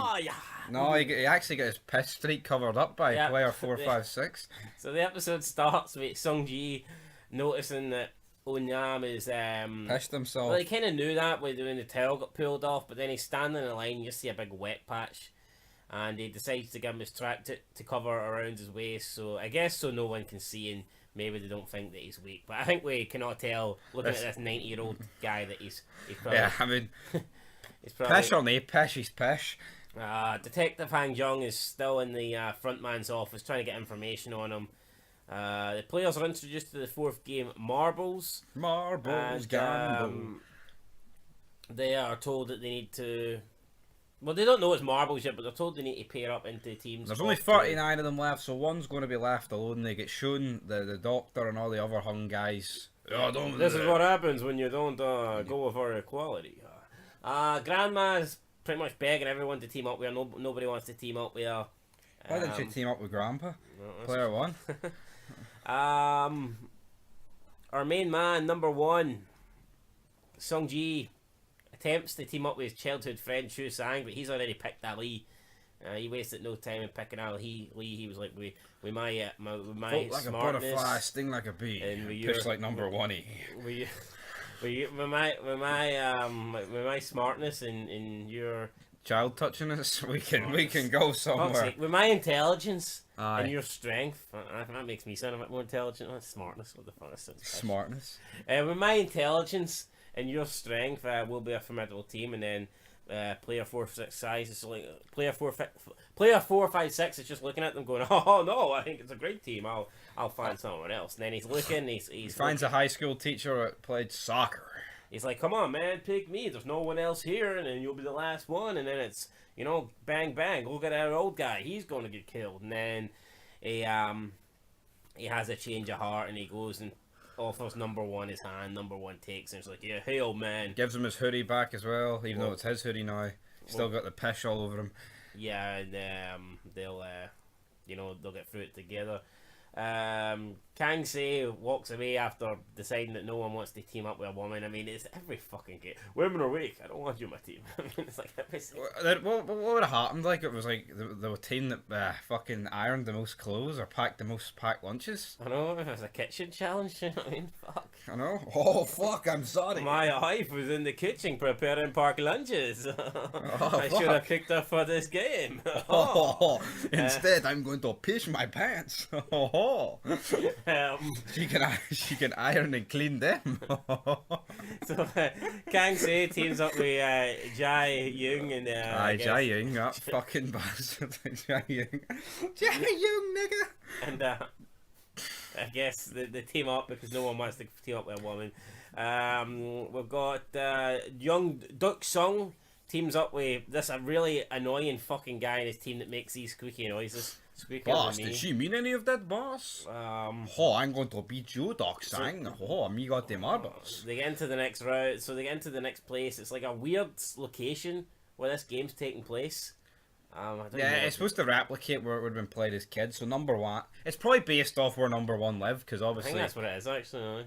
Spoiler alert, but. Yeah. So then they get announced that they'll be playing against each other, Which means one of them will die. and all the teammates kind of look at each other and they're thinking, fuck, we teamed up wanting to survive, and they just throw a big spanner in the works, and that spanner is, hey, one member from the team. It's a gonna great die. wee plot twist. And I mean, I think that would be absolute shite though if this was a real life thing, like in this. I think this would just fuck you up, wouldn't it? This would, Especially because it's not. It's a fucking jobber game. It's not like. It's not like a tug of war where you're kind of forced into it. This is literally it's such a slow fucking death. But when I first watched it, I had a feeling. See, as soon as Chu Sang and Song Ji wanted teaming up, I just thought, Something's going on here. I just Something fishy's up. Yeah, I don't know. But you know what, guys? This was an hour and 2-minute episode, and literally about 45 minutes of it was just marble playing. Literally, like so teams are deciding different games. There's a game where you have to throw your marbles against the wall. There's a game where you have to throw your marbles in the hole. There's a game where you have to guess how many marbles is in your opponent's hand. odd even. If there was a game where you pissed on the marbles, number one would have Fucking collected all of them. How many marbles? Was it 390? 390 marbles, and I pissed on all 390. Every single one of them. Woo! Ali doesn't know how to play, so Chun Sang briefly describes how to play it, and Ali goes on to win every single game. Chu Sang starts This is where people freaking out. buried Chu Sang, right? But he could have just fucking shafted him from the get go. Yeah, he could have not taught He him actually how to play. taught. I mean, if he could have just pretended how to teach him, but he didn't. He fucking taught him too well. And then Ali wins, and then he's like, "Oh, we need to find over marbles." He gets down to one marble and he starts grabbing. Why are you cheating? You pretend not to know how to play. Ali, sorry, sir. I don't, sir. I don't know how to. I don't want But to there's kill you, just sir. there's just no way he'd be able to cheat. Yeah, so like it's a 50-50 thing, like. It's just the luck's not with you, Jun Sang. Like you're fucking They're gambling. like constantly betting on red and blackjack, and you keep getting black. You What know? the fuck is it, red? So yeah, then Chu Sang says to Ali, he's got a master plan. that they can share their marbles and wait till the end of the time, and then there'll be other teams that have not finished their game, and then they together can team up with their 20 marbles and take on another set of team to get through that way. So yeah, Ali somehow believes him. He's about to walk away. Chusang says, "Oh, here, you need to keep your marbles safe." He takes his marbles off him, creates a nice wee pouch for him, hangs it around his neck, and that's it. Ali then goes to inspect the other teams to try and find an old couple or a young couple for them to play against. We've got also got player 456 who is losing at marbles to number 1 as well. He's not doing too good How many numbers have you got? until he gets down to the last one, and all of a sudden number 1's brain just gets fried, and he says, "Did I say odd or even?" Or did I piss on both? And then Sungji starts lying and says, "Odd. You said odd." "Oh, that means you win this And one." that means I will no longer piss myself because I will have So, a bullet lodged in my brain. From being 1 marble left, he ends up getting them all. And apart from 1, he thinks he's won. And the old man's like, "No, I still got 1 more to play with." And then he walks away, and they can't really get him to play. And he's like, "Why would you do this to me?" And he says, "Okay, I'll play 1 more game. You risk all you got, I risk all I got." Sungji's like, "How's this fair? I've 19 marbles, you've only 1. And then player 1, Il Nam's like, "Well, how's it fair to betray your best friend, you bastard?" You know, because he's So lying to him. Was he aware the whole time, man? He must have Yeah. been. Fucking shit he was. You just leave him alone. Heel turn of the century by Pishy Pants. Wasn't it like? I don't know if I thought he's the face here. Eric's a piss. He's a yeah. heel in my book. So yeah, he gathers that Sungji is been cheating him the entire time, and then they say that they'll play 1 more because they're Gambus, they're best friends apparently after this. In the other games, Doc Wan, he's getting jobbed out, and he's like, you know he's what? got like 2-3 marbles left. He's like, "I want to play another game." The guy's like, "No, you gonna die." And then Doc Sue says to the fucking staff member in charge, "Yo, you said equality. I played his game. Now he play mine. Request granted." So then they play another game where they're chucking the marbles into the hole. Why didn't fucking number 1 lawyer in my hometown just request that? I don't know. He would have fucking probably battered Ali with the 1 marble if he played a different game. I would just not teach them this time. So then they play a different game. Doc Sue wins some of his marbles back. Then I think they get to 10 each. They're throwing them down. There's 18 marbles on the ground. It's fat guys. Well, he's not really that fat, but He was a stocky guy. Aye. Stocky throws his stir-fry. last marble. It's rolling. Doc Sue throws his last marble. It's rolling, and it just stops short of the hole. It doesn't drop down. So then Stocky guy comes up, throws his, and it's on course to go in. It's going right into the hole, and then it hits a wee stone in the ground and deflects over and knocks in Doc Sue's marble in. So that means Doc Sue wins. But did they really memorise out of all the 18 marbles, 20 marbles on the floor whose was who? But it was the one before you just threw. I know, but I know what you mean, though. you know. So he Like, went. I see if I get shafted at this, because, that was the first marble you threw. No, but was it? I don't fucking recall that. Was it fuck duck, son? And Ducks in the then, river and then called. Stocky guy can't believe it. He feels like he's been cheated. He hasn't been a wee bit hard done by, to be fair. He Runs runs off, off, he gets gets cornered. Good Shot. night. You all a bunch of bastards. Good night. That's him beat. Meanwhile, Kang Si and Mini-Me. so, Kang Si looks like a drugged out duck on quack. Yeah, Literally, like. Ji Young has basically had a shite life. No family, no nothing. Her dad murdered her mother. You know, her dad was a priest, used to touch her. I mean, nothing new there. That's why she had a thing against the guy, the religious guy. Because he kept touching her and then asking for forgiveness. Once her dad killed her mother, she just had enough basically and killed him. Went to jail. She just got out. First day she got out, she was offered a chance in this game. Has nothing. They decide to just play one game. They're going to throw the marble closest to the wall. Whoever wins, wins. They were sharing, rather than just start the game, since they were only going to play it one round, they just decided to share stories. Obviously, They were she pretty shared pish. her story and it was sad. Kangse's story wasn't much better, but she's still got like her Brother brother out who there lives in the shelter. who she needs to try and get out of a shelter. So they have one game. Kangse throws a marble to the wall. It's a decent thrown marble, I guess. It wasn't a bad attempt. Could have been better, but it could have been a hell of a lot worse. And then Ji Young just goes up and just drops a marble. Park Ji Young. And basically that's her way of saying, well, I've got nothing to live for. You can go. You've got something to live for. She ends up getting shot. Good night. She says it's not. No, don't be doing this. Don't try and be a hero. Take another turn, do it properly. And she's like, nah.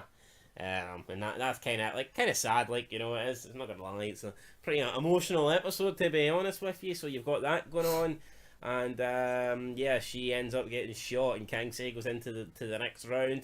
Back with Ali. Ali is still looking at the contestants that him and Chu Sang can go up against, but Chu Sang has no intention of going up against any other contestant because he's won the game. He has switched Ali's marbles. With a bag of rocks. And so Ali bag it away. Ali thinks he's the man carrying around a fucking bag, when in reality it's a bunch of pebbles.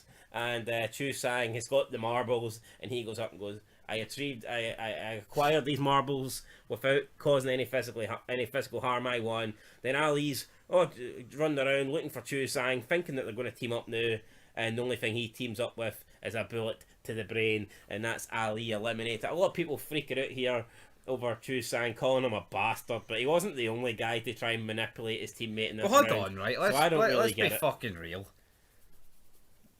Is it him more being a bastard, or is it Ali being a windy licker? I think it's Ali Bit of being both. a windy It's a licker. bit of both, like. I think he couldn't believe it worked. He fucked off. It's like, fuck me. That's spastic. What's this guy doing? Retard. And then we get down to number one, and our main guy, our main hero. The 19 for 1 swap deal. And Buy one, get in 19 the end, free. Oli Nam just gives him the marble and goes, we friends, we gamble. And he tells him to go on. I'm going to push in peace. Songji seems a bit, upset with this, and then number one says, I remember my name now. Pushy Nam.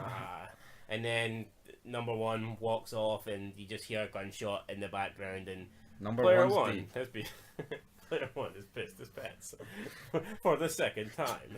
And is now dead. Yeah, so yeah. And then he probably pissed himself when he the died. elimination. Third time. Free time WCW piss champion. And that is kind of how it ends, guys. So With half the field. yeah, we're now down to 19 20. plus 1. So, well, maybe plus 1. We'll need to see what's happened to Grandma. She didn't enter this game. But Grandpa's dead. But there you Or is he? Actually, we're fucking 21 left. Player one's fucking. Nah, well, he died off screen, so he did. Off screen, and that's how it ends, then, guys. So I mean, pretty emotional episode here. Bit of a slow paced one. I feel like it didn't need to be as long. I think they could have saved about 15 minutes. Like, a lot of it was dragged out pish. I liked it, but I felt. I think it's the best episode. No, of the so do series I, so but far. Like, I mean, still think it was a bit unnecessary. I still can't get over how much of a fucking dumbass Ali is, though. It's okay, I'm sorry. It's hard to feel sorry for. I mean, I'm not gonna see when he's running around looking for Chu Sang, and I'm not saying that's not. I don't feel sorry for him, like, but at the same time, I'm kind of. I found it funny, like, because of how retarded he was. Yeah, well, I'm kind of thinking here, you dumb bastard, you brought this on yourself. I'm gonna give this. But I think it would have been funny. He was like, "Fuck it, I'm going to job out him," and he tries to give up his own marbles, and then he opens it with rocks. I'll give this one an. I'll give it an 8.5. That's what I'm gonna give it. An 8.5. Oh. Could have. I don't know. I mean, If Ali didn't look like such a retard, and they maybe the police officer guy did something for 10 minutes and shaved 10 minutes off the marble pish, I'd maybe give it like a 9. Yeah, I mean, I could have maybe given a bit more, but essentially the whole episode was playing the marble game. And it's a pretty dead game. obviously this is why. Really, you could just do rock paper scissors for all 10 marbles, couldn't you? Exactly. Best of 2. Best of 3, big man. Anyway, though, 8.5. 8.5. That is what 41.5 out of 60. Oh, the maths is strong here. Anyway, guys, that's it. Let us know what you thought of this episode down below. And until next time, Ali is a dumb bastard, and number 1 has pished his last pants. the VIPs are coming. Oh yeah. Oh, VIPs. Welcome back, guys, to Squid Game, episode 7 of season numero uno. And we start this episode with the survivors returning for the 4th game, back to their room. I need to know what this room's called. Is it like the locker room, the warehouse room, the room, like The dorm. the dorm? Yeah, we could call it the dorm. The bedroom. The big bedroom. I think we've been calling it the warehouse from the get-go, so we'll keep calling it that. Squint house. Well, they return to the warehouse and they discover Han Mi, aka Grandma, is still there. She was the only person not to get partnered up for the last game. A lot of people kind of thought that she would have died by not getting a partner. She would have been executed, but no, she wasn't. So Tell you what, though, that would have been very unfair. yeah, and considering this, the front man has prided himself on equality and giving everyone a fair chance. It kind of tells me that Would have went against the ideology to just a job her out like that. yeah. And he didn't. Now, I wonder what would have happened. Knowing what the next game is, I wonder what would have happened if our main guy didn't pick number 1. Would number 1 have just was like, what would have? Oh well, we can't. Well, we'll discuss that later on. But I guess number 1 could have just pretended that he jobbed it. Yeah, I'm trying to. I want to talk about number 1, but I can't get away spoilers. But also another thing, what would have happened if only 5 people were left for this bridge game? No, I don't think anyone would have made it past Well, it. that's it. But what would have happened? Yeah, well, there you go. There you go, guys. And that's exactly the next game that we've got up. Right, so we have the bridge game coming up. The VIPs get to the island. They're welcomed by the front man. The front man still trying to chase down the intruder, but at the same time he has to be there to welcome the VIPs because he says that the game master isn't there at the moment. The game master. He's busy dealing with an occurrence. Yeah, so he's doing it pissed for them. They don't seem too happy. The VIPs seem like a bunch of obnoxious pricks anyway. And they all seem gay. What the fuck are they going with here? Yeah, I don't know. I don't know. White male privilege and they're all gay. Yeah, so then back in the warehouse, we've got player 69 who beat his wife in the last game. In the marbles game, she died, and he's asking everyone to stop, and it's like, so you only want to stop just because now you've lost your wife? Did you not see that enough people were dying before the last game? Very selfish is this guy. Yeah, it's like you just killed all your loved ones. No, but hold on here. You're like the only one that took on a family member. yeah, that's- he didn't know, like He didn't know, but he could have let his wife live, and that's what anyone would have done in that situation. But this guy jobbed it. or maybe his wife says, well, look, we've got I know, kids but no, at but home, and true. But in their culture, they would let the woman live. I think because they're very more dominant and be like, you can go on and live. I think. No, I don't know. I think the woman, maybe they had kids, and the woman says, look, there's more chance of you winning this game than me, so you go on and get home for the kids, survive for them. So they've just left a 3-year-old at home while these two go and compete in the fucking murder games. Maybe. Carrot and 101, guys. What I would like. So he kills himself. He hangs himself in the middle of the night. If he really wanted to die, he could have just sacrificed himself in the next game. It would have helped some people. But I guess he didn't give a fuck. Yeah, I guess he didn't give a fuck. So anyway, wake up the next morning. Coffin for 69. Yeah, Coffin comes in, takes him away, and then they get taken to a room where they play the next game. There's a bunch of fests sitting there. Ribs like a wee marathon. The Bridge marathon. Someone goes and randomly takes one first, and everyone else is looking. They don't really know. The rest of them then run and take the ones for the middle. So numbers 5 to 12 are taken. Yep. And it leaves just the first 4 and the last 4. The VIPs are watching it, and they call this herd mentality, to stick in the middle. Which, I don't know if... I could understand sticking in the middle once you... Then there's an announcement, and the announcement says that the number you pick will be the number you play the next game. I mean, I could totally understand, yeah, going in the middle once you know it, but if you don't know, it's, unless they Middle is playing it safe though. Like obviously knowing this game, you would rather go last, but then at the same time, if people were going slow, going last, you were fucked. The bridge was just going to blow up. But thankfully, it sped up towards the end. I think I would always go last rather than go first. Well, yeah, but I think it does depend in the game. But yes, more often than not, you would rather go last than first. Because then it gives you experience to know what to do. Well, I think the only game that would benefit you going first was maybe red light, green light. Yeah. Because if you're at the back, it gives you less chance to. But then again, that's because there's a load of them there. If you've got the same amount of time as everyone else, it doesn't really matter whether you go first or last. It's... True. So anyway, they walk into the game room and there's a big bridge. It's called glass stepping stones. They let us know that one of the glass is made of fiberglass that will break. The other glass is real glass that will hold up to 2 people.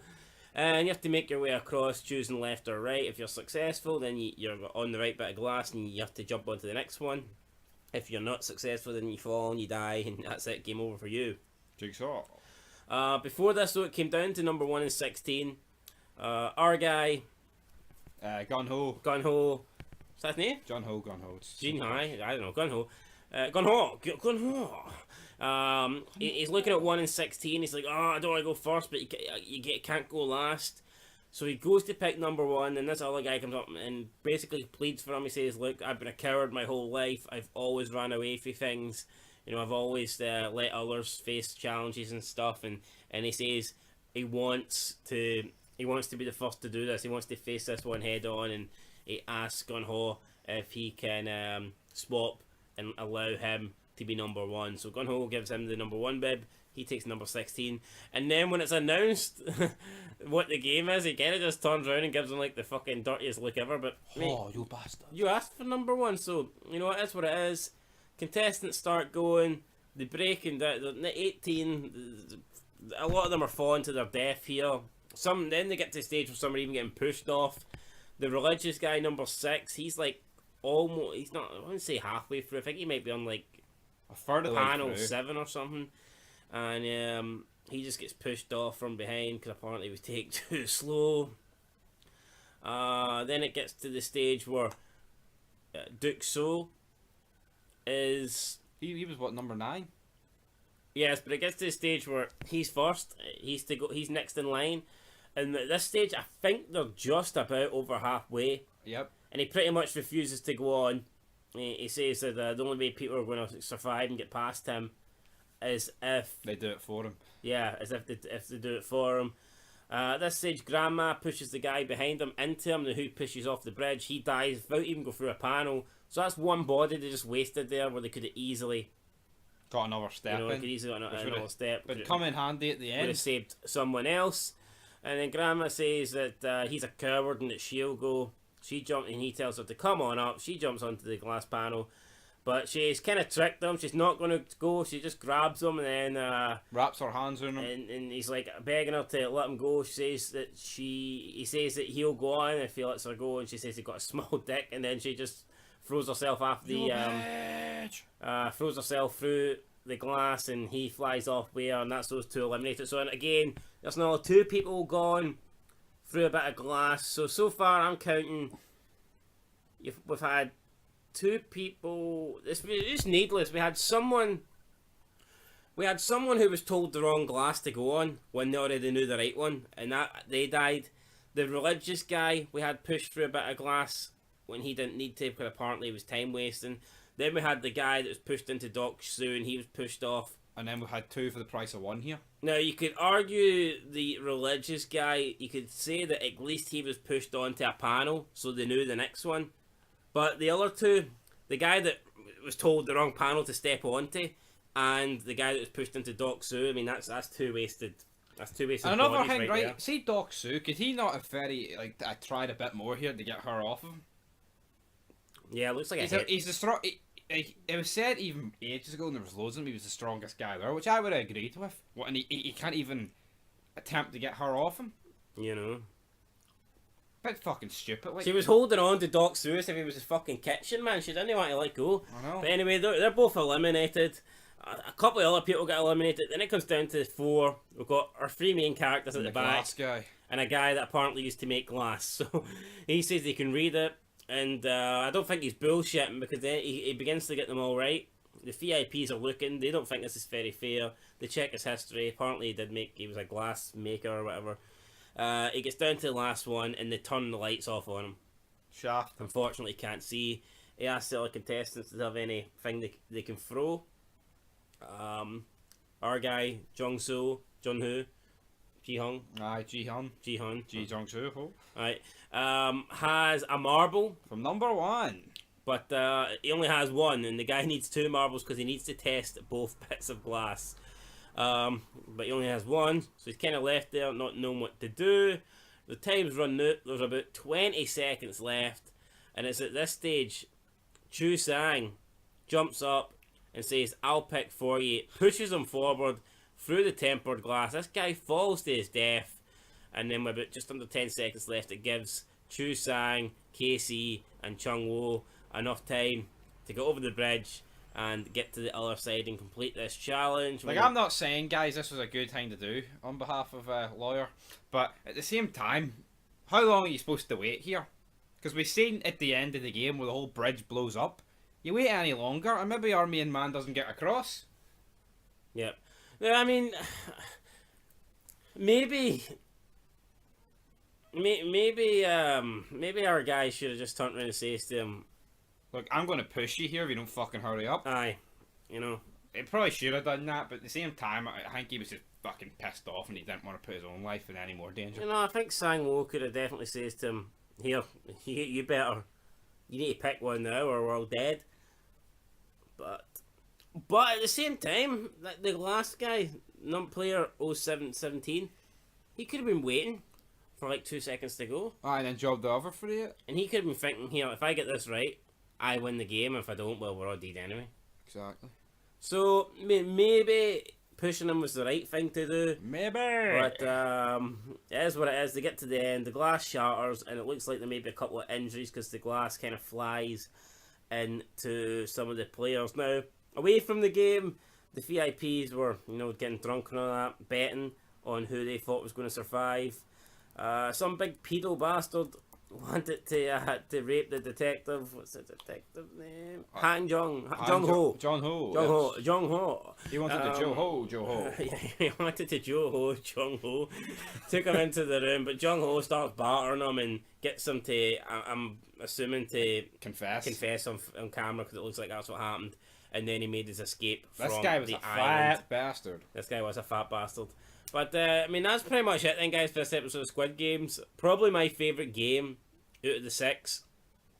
And, but they could, if there was more people alive, then, well, I know, obviously, but if there's more people alive going into this game, the more survivors would have been going into the next round. Like, I think the final round's designed for more than just 3 people to be alive, but that's what it is. Yeah, I agree with that, but that's the way the cookie crumbles in the end, guys. And we've got to dish out our episode rating. I'm going to give this episode... I'll give it an 8. Yeah, I would give it more, but I just feel like it was some parts of it was very stupid with the bridge. But I guess that's more down to characters than actual episodic writing. You get me? Aye. So that's what out of 70, that is 49 out of 70. No bad. Not bad for Squid Game. What's it going to finish on? Only 2 more episodes to go. And until then... Peace. Oh, frontman! Wah! Squid Game, guys, episode 8, season 1. No. Episode 8. Ocho.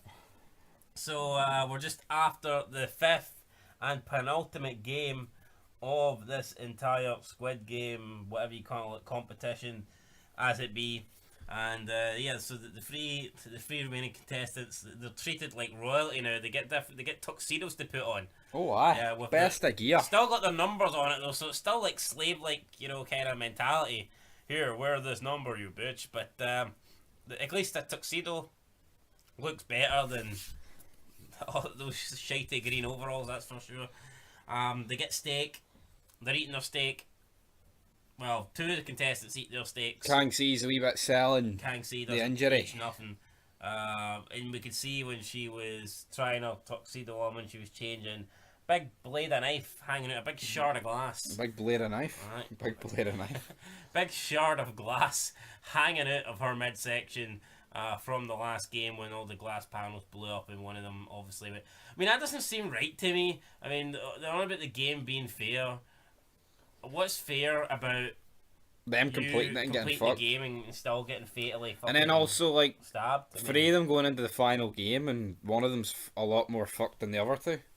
And she's a woman. Oh, she should have watched herself in the kitchen when preparing our meals. And it would have meant that one of the players, probably who sang, would have been at a disadvantage in the last game because it would have been 2-on-1 had. But it's not 2-on-1, and we'll explain that in a wee minute. Aye. Meanwhile, our detective friend John Ho is John Ho. trying to escape from the island. John Ho is trying to get his ass on out of here. So he reaches land, he takes his phone at the bag, he's trying to send all the videos and all the evidence that he's got of these games happening to his boss. He's contacting his boss. Hey, you gotta get him, send the damn fucking office out here now. He wants everybody out. The guy says the reception's not that great, can you repeat that? And so he tries sending them the evidence instead. Then we can see the rest of the armies catch them. The front man, they're chasing them. They can see him. They're pointing up the mountains. Oh, he's up there. He's up there. I can smell fish. Number one. They give chase, and it leads to The John Ho reveal. being basically cornered. He's on top of the mountain. He's either having to face his attackers, or he's gonna have to fucking fall off the cliff to his death. He decides he's gonna fucking take them on. Front man tells him that gun you got holds 5 chambers. And you've only one bullet left, buddy. Yeah. Basically breaks it down. We could break it down like he did, but why would we waste 10 we'd minutes? Too much time, and we probably couldn't say it as good as he said it. Like. No. Or remember what he said word for word. Something about one's not loaded and the other one's like got fake gunpowder or something. You broke the lock with one, you killed a guy. One is empty because that's standard Korean police protocol or And something. the other one is like not a real bullet. Aye. Also. So yeah, there you go. Boom, boom, boom, boom, boom. So you have one bullet left. Says one bullet, you can't kill us all, and then John Ho's like, no, one bullet's enough to kill you, and he shoots the front man. And the front man's like, oh. Probably should have shot him in the face or head if he wanted to kill him, but no, he kind of like shoot him. Maybe the mask is bulletproof. Shot him in the shoulder. The front man says, "Come with me and you might live." Not like Arnold Schwarzenegger, but he did say that. And then he asks him, why don't you take off the mask? But, like, he's in no position here to take off the mask, but I guess he does it since it is. His brother is Hank Ho. Aye, front man. Front man. Just gotta cut killing the front man because The big man. pronouncing these names is fucking torture. Yep. So he reveals himself to be his brother, and he's like, "Wow, brother, why'd you do it?" And then he just shoots him in the shoulder, and our main man John Ho Come with me if you want to live. flies into the river, and that is it. We don't see him. He's done for. Is he dead? Is he alive? Did he get eaten by a big anaconda? We don't know. We don't know, but will we know? His Who Squid Game knows? journey's over, at least for season 1. Season 2, guys, there'll be a couple of vids coming about Soon. Jun-Ho. Aye. Aye. Yeah. The police. But anyway, back to the game. Back to the meal. Kang sees out it. She's passing out, so big Gun-Ho walks over. Hey, you need some help, my friend. And then he basically is like, you know what? I'm going to help you. I'm going to rap in the window and get the guys to come in and see to you. Well, actually, that's after they ate the meal. But did you not notice everyone got left? They all left like a knife in front of them. Yeah. They took all the cutlery away apart from one knife. Well, no, I did notice that, but then that kind of contradicts. Like, well, then they weren't allowed to fight after she, you know what I mean? So like, what are they going for? They allowed to fight with the knives, or they not? And then once they move her body, oh fuck, oh you can't fight now because only 2 years left. We're here. You can't fight. We need you for the final game. That's probably it. So yeah, they got the main character Kang Si and main character 456 Gun-Ho. Is it? It's Gun-Ho, John Ho, Gun-Ho. Gun-Ho. Gun-Ho. They're having a heart. 4, 5, 6. he That's the wa- amount of times I piss, man. He wants to kill. He wants to kill someone. He wants to kill the lawyer, right? He wants to kill Sang Woo, then, but she says, "No, don't do it. You're not like that. You're not a killer." what a fucking shite bag. And then Would have she's saved herself. And then like she's starting to bleed out. Our man panics, Gunho panics. He goes to try and get help. He says, "There's a girl dying in here." Then the door opens up and he thinks that they're coming to help her, but then he sees the box and he's like, "Ah, shit." The dreaded coffin box. He turns round and Sang-woo is standing there with a knife, standing over Kang Si, and he's killed her. fatally stabbed her in the neck. Right, but let's just see before we move anyway. How many times has our main character been at this door, at this window, saying about someone's died in here? And is he not, like, we are the final two now. Is he not established that they don't give a fuck? Maybe he thought because she was in the top 3. Like, Oh, he can go fuck himself. He's a spastic. I mean, I'm praying for the other guy to win, even though he's killed like everyone. It started with Ali and it's ended with Kang Si. I come from a land down under. And then our guy tries to attack Sang-woo with a knife, but the guards are there to break it up. He doesn't get the job done. And that's pretty much it, guys. That is how this one ends. Yeah. Next up, 3 stages of hell match, street fight, ladder match, steel cage. Between these two, who's going to win? Leave your thoughts down below. But short episode, only a 32-minute episode. Strange one. But to be fair, there's not a lot much they could do. I mean, there was no real game. You're down to 3 characters. You felt like they kind of dragged out the whole frontman Jun-ho stuff in this. I don't mean by... I mean, I think they could have done more with it, but I feel like This episode they dragged it, They kind of dragged it a bit more, but I don't know. I think they could have done it better. I mean, I guess he could have been on the run a bit longer. I mean, he kind of gets caught really easy. He's so much of a head start. How the fuck does he get caught? Yeah. There was no bye-bye VIPs. You could have seen them disappear or something, you know? I don't know. Like, what about the fat guy who's going to rape him? Is he still tied up or something, or what? Is he raping away? Is he on Epstein's Island by now? Is this Epstein's Island? Who fucking knows, guys? Questions will be answered in the finale. And until then, we've got to rate it. What number is Prince Andrew then? I don't know. Anything under 18, he's a nonce. Right, anyway. Woo! What you getting out of 10? I'll get I'll get a 6. I feel like it was a bit weak. I'll get a 7. Alright, 6.5, which means we are at 55.5. Aye. And we've got 1 episode to go, guys. Can we get above the 60 barrier, which means it will be like a 67% average thing, over 2/3. You get me? Right. Will we though? I think we will. I think we will too. Anyway, till next time. Till the There's finale. 1 more to go. Aye. I wonder why this episode was so short though. All joke aside. Probably because they wanted to save everything for the finale, in the finale. You know? Possibly. And on that note, Peace. Oh, lucky day. This is what it all comes down to, guys. Can you get Squid Game on DVD? Don't know why. No, just wondering. Would like it on DVD? Don't know why. Wouldn't you? Woo! That's what it all comes down to. 9 episodes, 6 games, a shitload of money, and it all comes down to 2 players. The 2 best pals. Ji-hun. He was a lawyer, you know. Sang-woo. Player 456 and player 218. So I think it would have been cooler if he was half of 456. Like the number. I well, was actually looking at it there, trying to add it together to get just it. not. It's not like No, not it really. would close, have but I mean, 436. It's close, but No, 4-3. close. 436, 218. 18 out of 18 is 36. What are you on? He's 456 and he's 218. For him to be half. He's 20 off.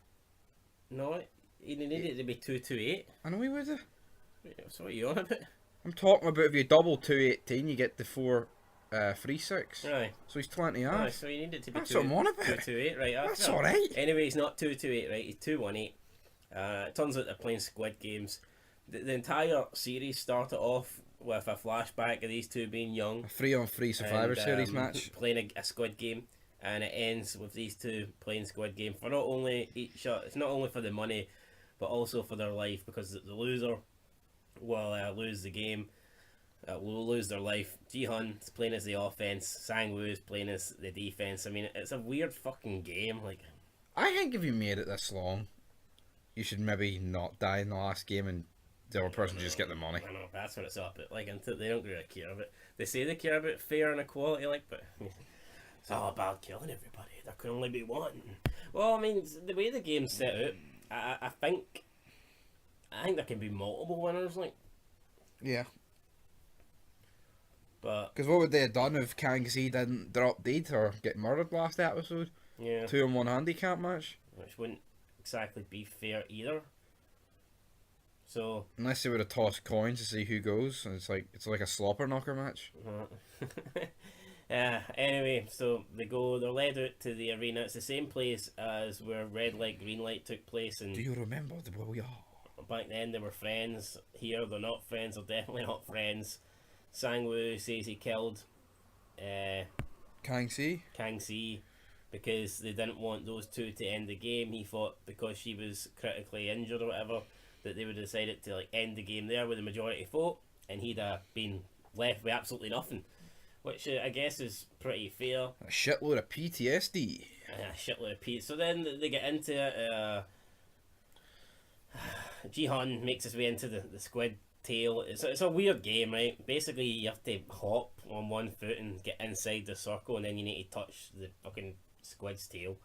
It's a bit pish. And yeah, I mean, maybe in Korea this is considered a good game. To me, I'd consider it a bit of a mess, but yeah, it's what it is. Imagine there's no fight to the death here, and he just hops on one leg and gets in. How anticlimactic is this? Yep. So the attacker's basically trying to get past the defender and touch his foot onto the squid What happens? tail. What happens? Imagine you get paired up against Maldini here. Fucking It's shaft it. Whereas the defender wins by pushing the attacker out of the squid. But these two kind of get inside the squid and then they just have a fight to the death. So you know, then I guess the whole rules go out the window. Ji-hun's winning, then gets stabbed in the thigh. Sang-woo's winning. Sang-woo's about to kill him. He stabs him through the hand and he's trying to stab his head or something. And Ji-hun puts his hands up. Knife goes right through his hand. But sick. Looks like he's about to die. He's about to get stabbed. The best course of action here for Suhan would have just, when he stabbed him through the hand, to pull it out again and then stab him in the head. Because he's trying to push it through his hand with all his body weight pushing back at you. It's just never going to work. True. And then Ji-hung bites the ankle of Sang-woo and tears a bit of flesh out like a zombie. This means this gets Sang-woo off him, then it's Ji-hun on top of Sang-woo. He's beating him up, grabs a knife, could stab him in the throat, decides to stab the knife into the dirt, and he's just going to go and win the game the normal way. Doesn't want to kill him, just going to go and tap his foot in the wee tail. But as he goes to do so, he sees the manager, the triangled face dude or the square face dude. One of the top guys. He's ready to shoot Sang-woo as soon as the Game is over. Ji-hung touches the squid tail, so he goes back. And he pleads with him to end the game. Says, why don't we have a majority end the game? They have a wee conversation. You think... See, when I first thought this, and I thought Sang-woo was going to... See, when he was reaching for his hand, I thought Sang-woo was going to attempt to... Kill him? Aye. Yeah, I thought he was going to turn heel once again. But he doesn't. He actually turns face. He says something like, take care of my mother or some shit like this. Kills himself, And buddy. grabs the knife and stabs himself, and Ji-hun's absolutely devastated. Just lost his... And I mean, it's in here. It's like he just realizes here, this guy's actually my childhood friend, and Sad. And look what this game made us become. yep. And And then he kind of just dies he walks away. while Ji-hun is there trying to cradle him, but he's dead. He's pissing down with rain, He's pissing it with blood. and he's pretty much made the winner. I don't know why people hated Sang-woo so much. Honestly. He did what he had to do. People don't hate him though because he pushed that guy through the glass or because he killed Kang. They hate him because of what he did with Ali. But I still think what Ji-hun done was just as bad.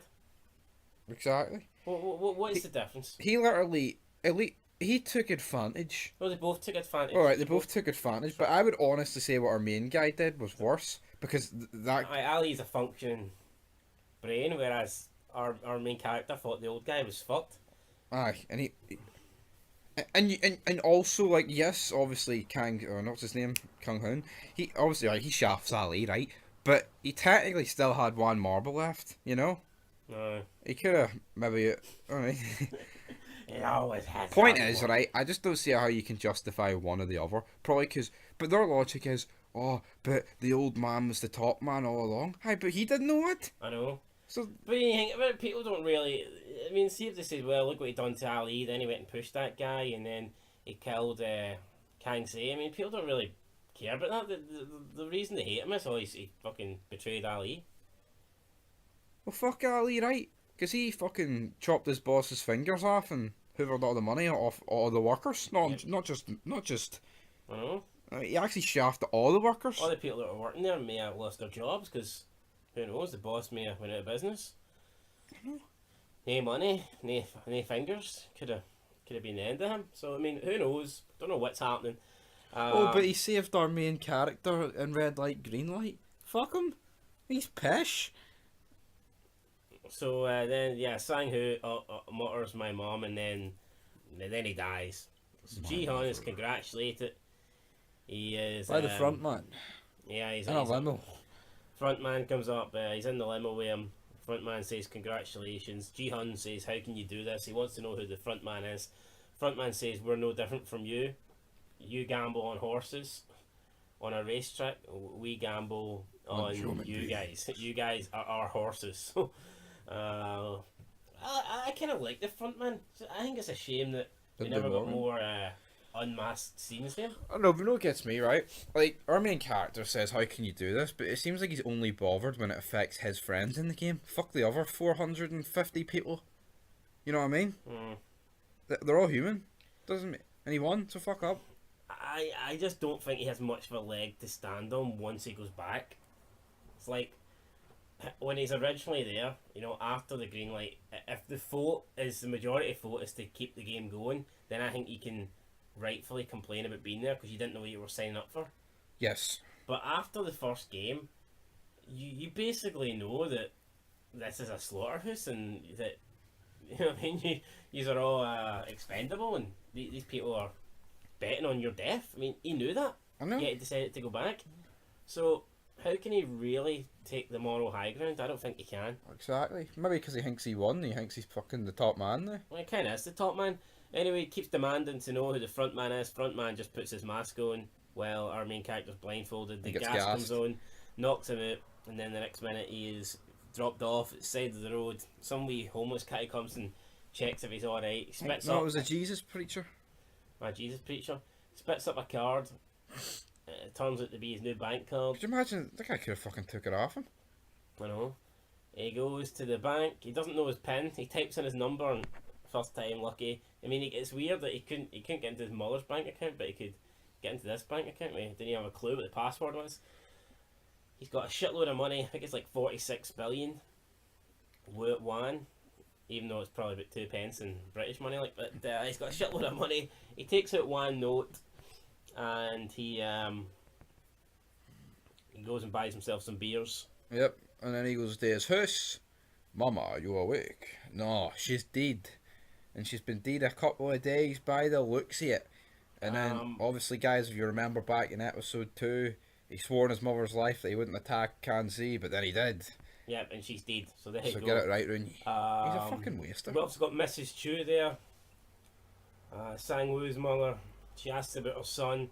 Ji-hun's just unable to look at her. Just keeps his head into the ground and walks off. So I mean, she hasn't heard anything from the guy. Then he gets back to his house, his mother's dead. Then we get a bit of a time skip. Yeah, like 6 months or something. Yep. Nothing has happened. He's not spent I anything. think it's a year. His bank manager calls him in to talk. He's kind of given up in life, I guess. He's depressed. Mental health's kicking in. Oh no. Um, Time for a wee kidnapping sesh. the bank manager tells him you barely touched your fortune. Would you like to put it in savings account? And Ji-hun just asks for the minimum amount that you can take out because he wants to go and buy beers and sit at the beach and get drunk. And then he receives a flower with a wee Squid Game. Yep, yeah. Flower Invitation seller hang on. begs him to buy a flower. He buys it. The wee Squid Game cards on it. It tells him to go to some building, the Seoul Sky building. Oh. He goes there. He sees a bed, and it's Il Nam. It is number Surprise one. of the century. What a heel turn this is. So, Aye, he reeks a pish. number one. We thought he died in episode 6. Turns out he's not. He's alive. I wouldn't say alive and kicking though. No, He's nice. alive and pissing. I mean, that's... Jihan's furious. How could you do it? Ask questions. There's some drunk guy lying outside. Ilnam says that if he has one more bet with him, he'll reveal all his questions. He'll answer all his questions. They bet whether the guy's going to get help before midnight or whether he'll die. And then number one proceeds to talk about how he had so much money and he was bored. Essentially, that's it. He had money, he was bored, and so he decided to do these games. Sounds like fun, like. He questions why Jihan hasn't spent his money. Jihan's kind of furious. The old man says he wasn't lying about everything, that the brain tumour's real and he doesn't have a lot of time left. Probably about 10 minutes at this stage. Yep. Then they continued to talk. I mean, it is what it is. And then, just before the clock strikes midnight, the But drunk man... Jihan, right, he could have saved this guy out in the street. I don't know, I say he just looked on. Like, you already knew. Like, what's the difference if number one explains his actions? He's a bad guy at the end of the day. Just before the clock strikes midnight, the drunk man gets some help. The police arrive to help him. And then Ilnam, number one, just dies right there. It's almost like he lost his bet and he gave up and he just passes away. And that's it. That's him out the game. So he dies peacefully in his bed. Or is he? Not quite. Who knows? Maybe he's pretending to be. He died once. And then Front man closes his eyes for him. Yeah, the front man arrives. Jihan's already gone by this stage. Front man closes his eyes, and I mean, who knows what's going to happen now? Is the front man going to be the new game master? Or who knows? Maybe his brother will be the new front man. Oh. And Jihan goes to get a haircut. Don't know why. It's one of the worst fucking haircuts you can get. Yep. Goes to the orphanage where he picks up Kang Se's little orphan brother. Takes him to Mrs. Chu. Why would Mrs. Chu want a wee kid? She's already got one waster of a son that's dead. Why does she want some wee kid that's not related? I know I don't get, right? This is a year later. And I thought he was in... Sang-woo was in apparently all this debt and he remortgaged her house and all this and her business. So how's she alright? Yeah. I don't get that. Surely she should be sitting at home with nothing, or not even at home. Exactly. So I don't know if it's something I didn't pick up on or if this is like a wee plot hole, but probably a plot hole. She's still there. Because when you check his bank account, it's only the money he took out for beer. Yeah. It's not like he. I mean. So I don't see. And I doubt they would wait a year to repossess it. That's the thing that would be done pronto. Yeah. Plot hole. So I don't understand it. Gives her a suitcase and gives her the wee kid, and then he takes off. Mrs. Chu says, "Oh, it's cold outside, wee man. Let's see if we've got any warmer clothes in here." Opens the briefcase. That's pretty warm. And it's a shitload of money with a wee note saying, "This is the money that I owe Sang-woo." He didn't owe Sang-woo shit, but I guess he wants Sang-woo's mother to think. So maybe Mrs. Chu thinks that Sang-woo got in debt helping out him, you know? I know. I don't know where they go for this, but here at least she gets a lot of money. Still hasn't heard from her son. Tell you what though, I don't give two shits about her and this wee kid. I don't want to see them in season 2. No, well. Think we will?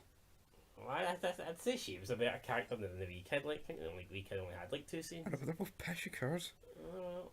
They've got 10 quid to spend. Then Ji-hung. He's walking at the airport. He's decided he's going to go and see his daughter in America. They're already gone by now. So, what do you think about it? The whole reason he actually did this game. So you think about it though, it's fucking mad. That doesn't make much sense to me. He needed the money so he could provide for his daughter, and he won that money. But within that year where he was just sitting at home doing absolutely nothing, they took his daughter to America. So why didn't he could have just did that anyway? Why didn't he step in and go, "Ah, no, wait, you're not going. Here's money." I don't know. He's a fucking no kids, no money. Well, he's no kids' money. See, maybe in Korea, like the father's got the majority say, like, because I think that's the way they would be. Not like over here where like 99 times out of 100 the mother gets custody. Maybe in Korea, if you're the father and you can provide, they're like, well, you can have custody. That's sad.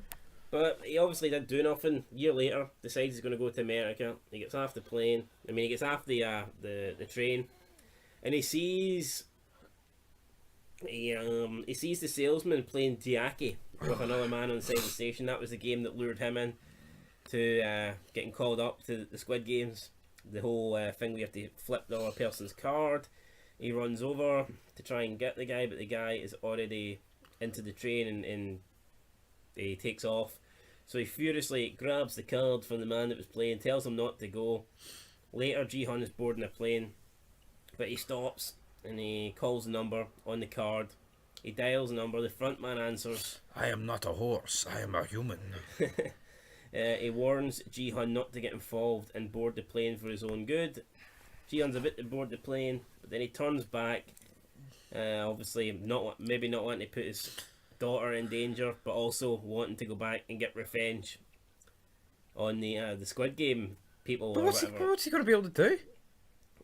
Yeah, they're not going to accept them into the game. And They it's know not like, him. well, what can he do single-handedly? He's going to get drugged again. If he has any sense, he'd hire fucking mercenaries. Yeah, but he's got the money, like, hasn't he? Exactly. So I mean, I don't know if that's what his end game is, but So, I mean, who knows? We end with Ji-hun deciding he's not going to America, but we don't really know what he's decided to do. He surely can't be going back into the games because I don't think they would allow you back in, especially with the front man knowing that Ji-hun is kind of like, out to get revenge. He's just not going to allow him back into the complex. Or maybe you could argue like, they would want him back in so they can get killed. maybe it'll be like I don't know how many. Maybe it's like the 50th anniversary and they want a winner back in or something. Yeah. Who knows? So, who knows? But that's how it ends, guys. That's how this episode ends. They mention the front man's brother. Year time skip. Where's he? We don't know. Maybe he's a contestant. Maybe they've patched him up. He's a contestant in this year's games. Maybe, or maybe he's planning his revenge as well. Him and Ji-hun teaming up for season 2. Let's make this match a tag team match, player. Right, anyway, guys, that's it. That is the end of the last episode. One lucky day. I think it was alright. Well, not the greatest episode, but I enjoyed it. Yeah, I'll good give it couple of good reveals. I feel like it was a pish final game. Yeah, I'll give a 7.5. He dyed his hair. It was pretty stupid, but it sets up season 2 nicely. I'll give it a 7. After this was over, I wanted to see another episode. Put it that way. Yep. But I guess we'll get another season. Or will we? I don't know. Of course, the amount of money this made. Yeah. Of course, it's fucking. Some people are strange, though. Some people are like, oh no, I don't want to jeopard. But the way it's set up, like it's set up for a season 2, like. It's set up for at least something, at least a movie. Aye. All right then, that's us. What? So a 7.25 out of 10 for the finale. I believe I can't remember what the last one. I think it was 41 out of 60, was it? No, but it was 80. So 80. I think it was like. No, I think you're on about will it get to 50. So I think it was a bit higher than that. It must have got over 50, guys. But anyway, who gives a fuck? No, I was talking about 2/3. I think we only needed like 4 for it to get over Right. 66. So it did. You know what? It's around the 67, 8, 9, 70 region. So what would you give this show out of 10? Give it a solid 8, even though I don't understand. even though like overall if you add up all the rate, but that's not really how you do it. Like, you know what I mean? I think I know. I'd say it's an 8 out of 10. Like. Yeah, so we'll get an 8 out of 10. I agree with that. I feel like it could do stuff a lot better. You know? I mean, I think some people make it as if it's the best thing ever, and it's not. But it is good. I did enjoy it. Exactly, guys. And it doesn't have much of a cast left, you know. Like, how's this show going to work? I don't see how this show goes 5 seasons, because, you know what I mean? I think a wee bit more diversity. Like, and I'm never one to preach diversity, but I think a wee bit more diversity would have Oh, why? would have helped it. Like, yeah. And I think there needs to be more bad people in the Squid Games. Like, apart from Snake Tattoo Guy, everyone was kind of pally. I guess he had his gang, didn't he? There was like 4 of them. And were they really bad, or were they not just fucking with him? No, that's true. Like. You know what I mean? Anyway, though, we'll get an 8 out of 10. What are we reviewing next? The Walking Dead, big man? Walking Dead, if you want it, you'll get it. One last note, what I would say is, I think they should have just built up more characters. The contestants, I would have liked to have... Yeah, like, seeing the Stepping Stone game, they killed like 4 of them off screen. We didn't even know who the fuck they were. And by that point, there's no excuse not to have built some up. Yeah, like, and the guy that is fourth last, the guy who worked as a glassmaker, we didn't even know he existed, really, did we? Up until that scene. I know. Therefore, when he gets pushed off, it's like you're not really giving a shit. Again, the tug of war. The two teams, the two games that we see on screen. Everyone we've seen before? That die. I don't recall seeing them up until that point. Oh, yeah. You know, the first team that went up against the all-men team? Aye. And we said, oh, well, the front guy looked no bad, but the rest of his team was pish. I don't recall seeing any of them. I guess when there is like 456 stage. people, it's hard to build them all, but... Yeah, but that's what I mean. They only built up about 20, and if that, 20's probably an well, maybe if there was more diversity and you had like, oh, there's a white person there, and there's a Brazilian there, oh, and there's an African there, then maybe... And that's what I'm thinking, cause it's like betting, would they not like that? Like, would they not like a bit of diversity? I don't know. Because, like, no offense, but all your Koreans, I mean, they're all like... if everyone's the same race, especially over there, like, they're all like the same height and shit. It would be cool to see if someone was like 6'8" in these games. Like a Brock Lesnar. How much money would you stuck in him? Exactly. I'd have stuck the whole 46 billion woo on him. Imagine Brock Lesnar jobbing it in the marbles game though. Wouldn't have bought that. Anyway though, till next time, 8 out of 10. Peace. Yeah.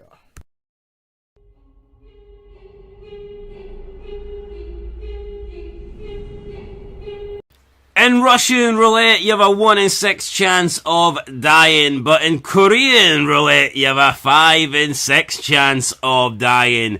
Ji-hun may want to bring the games to a halt, but unfortunately for him, the games are only just beginning. Welcome back, guys, to Fog Entertainment. We're here with a brand new Squid Game Season 2, Episode 1 review. This one was called Bread and Lottery, and that's exactly what a lot of poor, homeless people, aka bums, had to choose between in this episode. We had the salesman, we had the recruiter, Gong Yu. He was back, and more evil than ever, more sinister than ever. In the first season, he felt like a happy-go-lucky kind of guy that was nice and offering people a chance to play for money. In Season 2... he just seemed like he had a big stick up his ass. I don't know, like he'd done a month spree of cocaine or something. He felt off his game. He felt like he was a complete madman.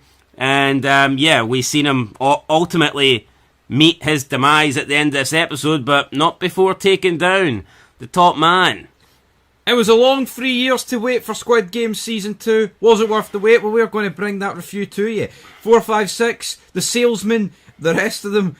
and they're being labelled as that because, to be honest, guys, I'm not really that good with names, especially when it comes to Squid Game. It's been 3 years, alright? I have got dementia. I cannot remember them. I simply remember numbers before names. So 4, 5, 6, he's in the memory bank. The salesman is also in the memory bank. And the rest of them, well, they're at the back of the bank. But I tell you what, 4, 5, 6, he has got a sofa to die for. Not because it's memory foam, because it's padded with one, and plenty of it.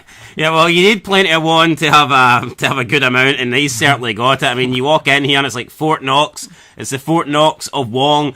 He's got like the Fort Knox of Wong. Damn it! You know, I mean, he's got like a full bedroom of one. And it's probably about worth $10 American dollars, but I mean, it's worth less than the fucking bed. I mean, it is what it is. This episode basically featured around, obviously, our two main characters, Ji-hun and Jong-ho. Obviously, they escaped last time from the island.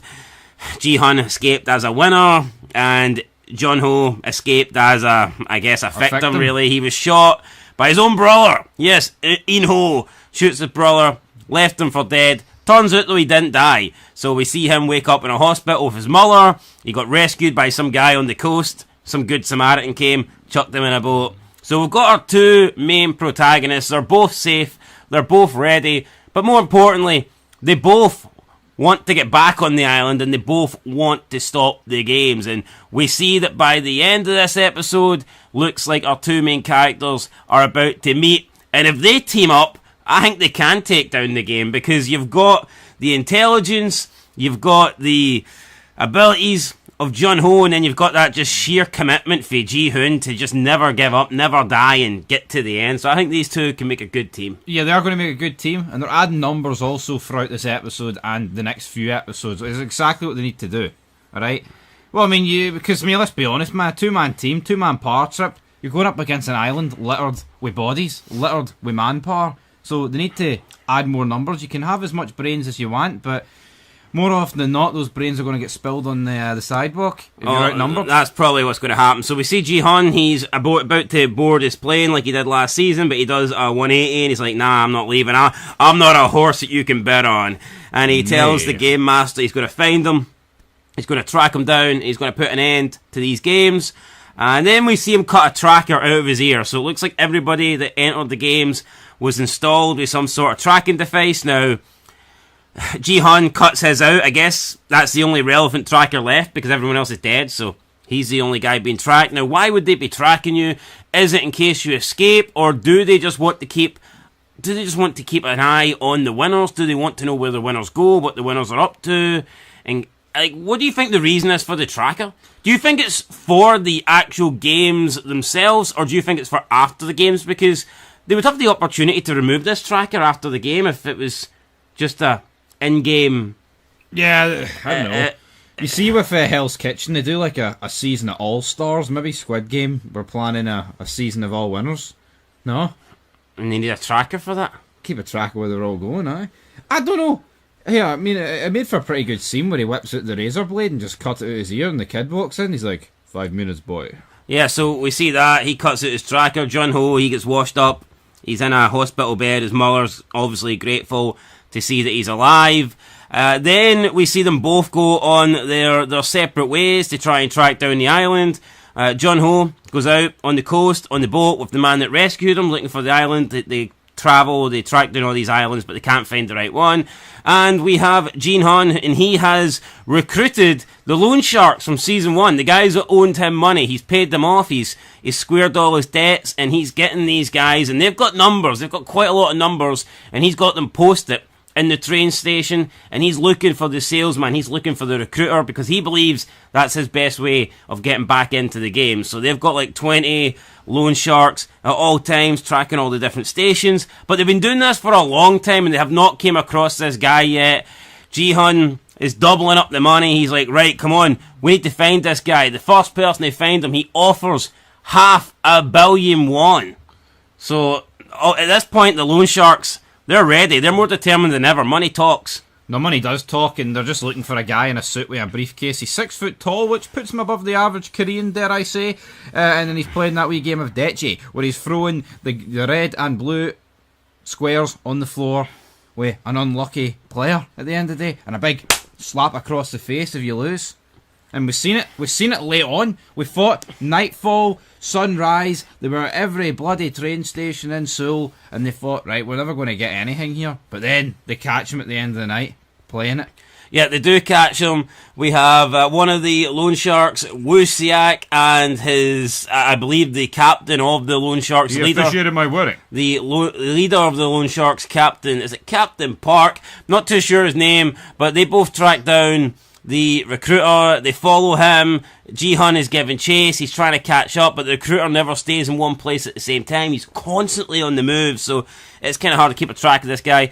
He walks into a park, offers a bunch of homeless people a lottery ticket or some bread. Pretty much everybody but one chooses a lottery ticket. One homeless guy, I guess, was hungry. He chose the bread. But none of the lottery tickets are winners. They're all losers. And then we get the recruiter. He just takes out all the remaining bread. He could have just gave them away, but he decides to ruin them all by jumping all over them, stomping over the bread, like a pure madman at this point. Not quite sure what he was thinking. But then he's on the move again. He's getting chased by the two loan sharks. They decide, look, we can't wait on Ji-hun. Ji-hun's taking forever. And they decide that they're going to try and take down the recruiter themselves. It's 2-on-1, but little do they know the recruiter's actually pretty skillful, and he takes them down. Yeah, he takes them down, pretty much leaves them without a trace. Takes them down to Chinatown. He does. Or Korean-town in this case. Yeah, Korean-town in this case, but then he takes them up to like this big room, and then he plays Russian roulette. We have, 4, 5, 6 hot on the trail. And a set of traffic cops, led by John Ho, pull him over, but conveniently, it's no John Ho that goes to his Wendy. Yeah, it's his little sidekick who did not have a name. He runs the documents, he runs the information on Jihan. Jihan's not interested because he needs to catch a salesman. He just gives his documents, then he speeds off, doesn't even communicate. The little cop takes it back.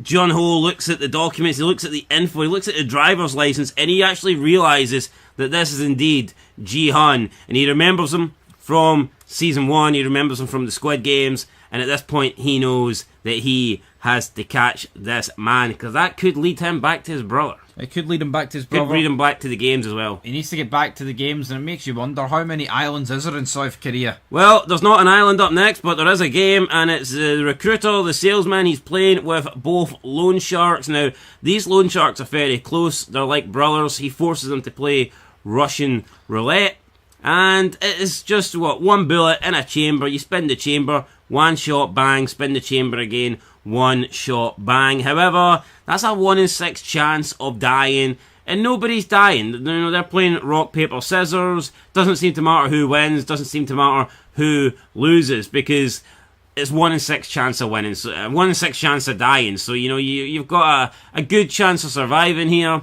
But he decides to change it, and he decides to up the ante a little bit, because it's getting a bit boring, in his own words. So he decides to put an extra 4 bullets into the chamber, and he reverses the odds. It goes from a 1 in 6 chance of dying to a 5 in 6 chance of dying. We then get one more round of rock, paper, scissors, and after a bunch of draws, Woo Seok produces 2 rocks, and at this point you could say he is in between a rock and a hard place, because his boss, Mr. Kim, he's got 1 paper and he's got 1 scissor. All he has to do is remove the scissor, keep the paper hand out there, and he is guaranteed to win, because paper beats rock. But in the end, after the countdown, Mr. Kim decides to remove neither of his hands, leading to a disqualification. The salesman then points the Russian roulette gun, the revolver, into his temple, pulls the trigger, and unfortunately, the 5 in 6 chances of dying are just too difficult to overcome. Mr. Kim dead.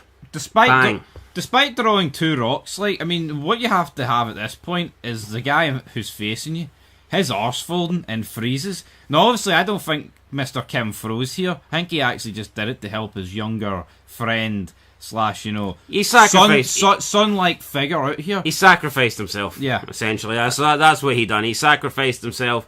We then get Jihan. He arrives at the location. He spots the blood. He manages to track down the salesman, and then they get into another game of Russian roulette. The salesman basically accuses our character, our main man Jihan, of getting lucky, and that's why he won the games. He thinks that there's nothing about him, and he just fluked his way, and that's how he was able to climb out of the dumpster. So he proposes another game of Russian roulette, but instead of a 1 in 6 chance, instead of the bullet being spun around and being changed every shot, he's going to keep it in there. So therefore, at the end of 6 clicks, you're guaranteed to get a shot, and that means that somebody will die. Somebody is going to go bye-bye after 6 bullets. So he spins the gun, lands on Jihan. Jihan takes his go first.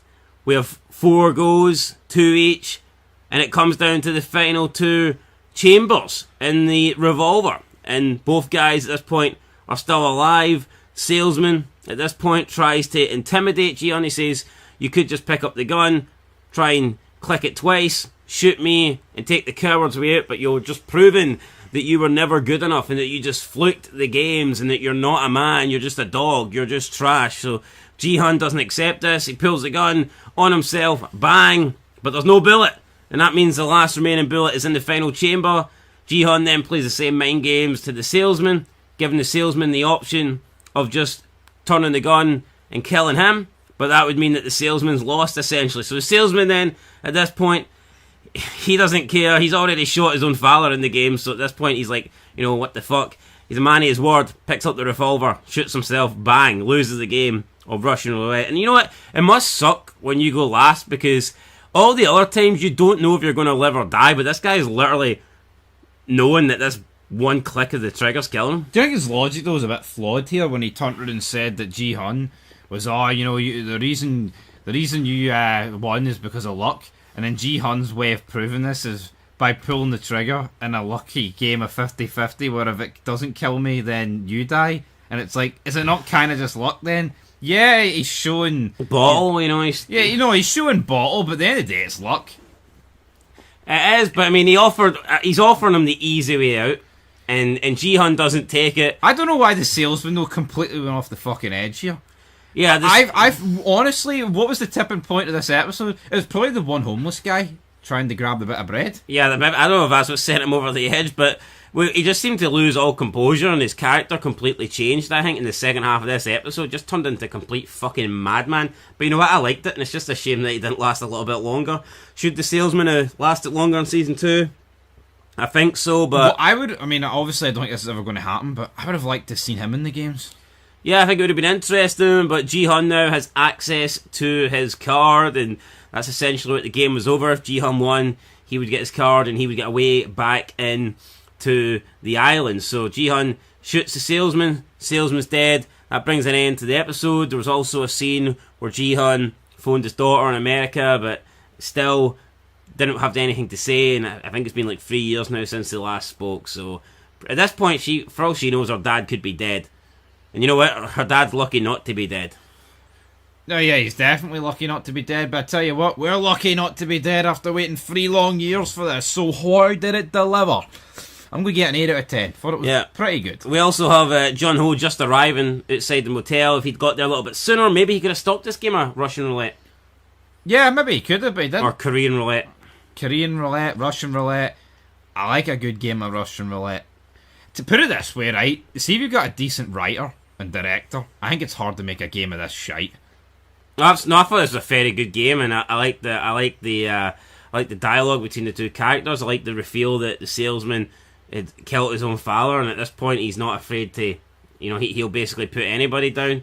Yep. And he worked his way up to get this position. He used to work in the games, and I'm assuming that the salesman must be a position that's highly valued among the elites and among the game runners. So who will replace him now? It's interesting who will replace him, because he was an important factor. He was the guy that got all the participants to join the game. So that's him gone.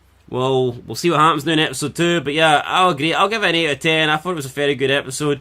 I know some people are being negative because they want to get straight into the games and whatnot, but you can't just follow the exact same formula of season 1. This is about revenge, isn't it? This is about Ji-hun trying to take them down. The focus is more on Ji-hun trying to bring a stop to the games rather than just playing games. We've already had the introduction. You can't expect them to do the same thing in season 2 as they did season 1. So I think an 8 out of 10 is fair. Sad to see the salesman go, but we'll see what happens next time out. That's it, guys. Till next time, peace.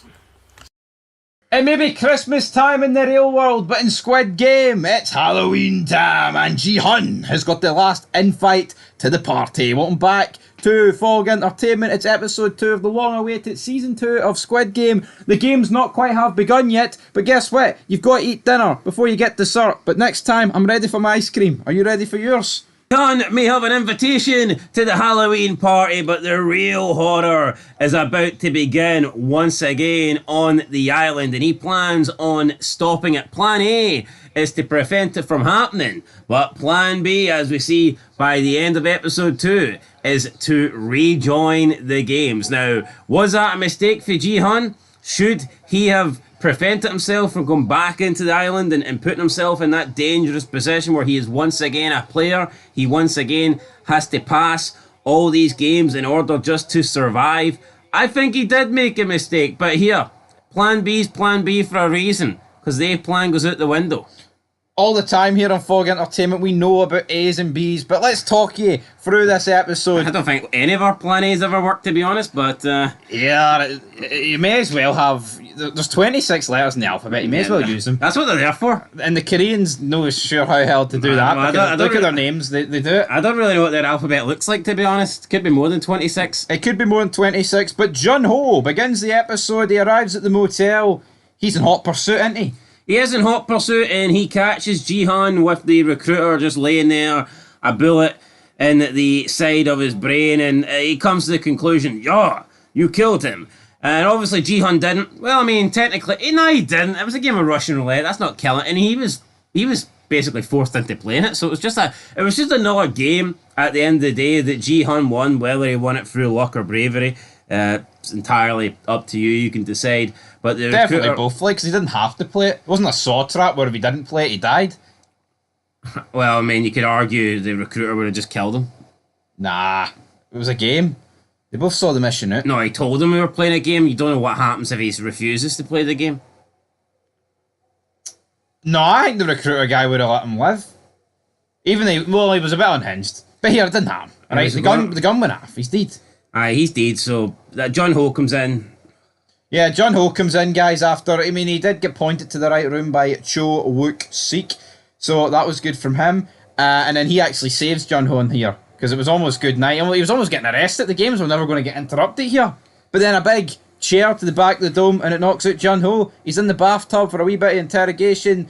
And after a wee bit of back and forth, they're on the same page. The three of them are going to team up. Yeah, but they all want the same thing, so you may as well work together. Why have one person trying to bring down the games when you can have three? And then Jihan whips out his money mattress.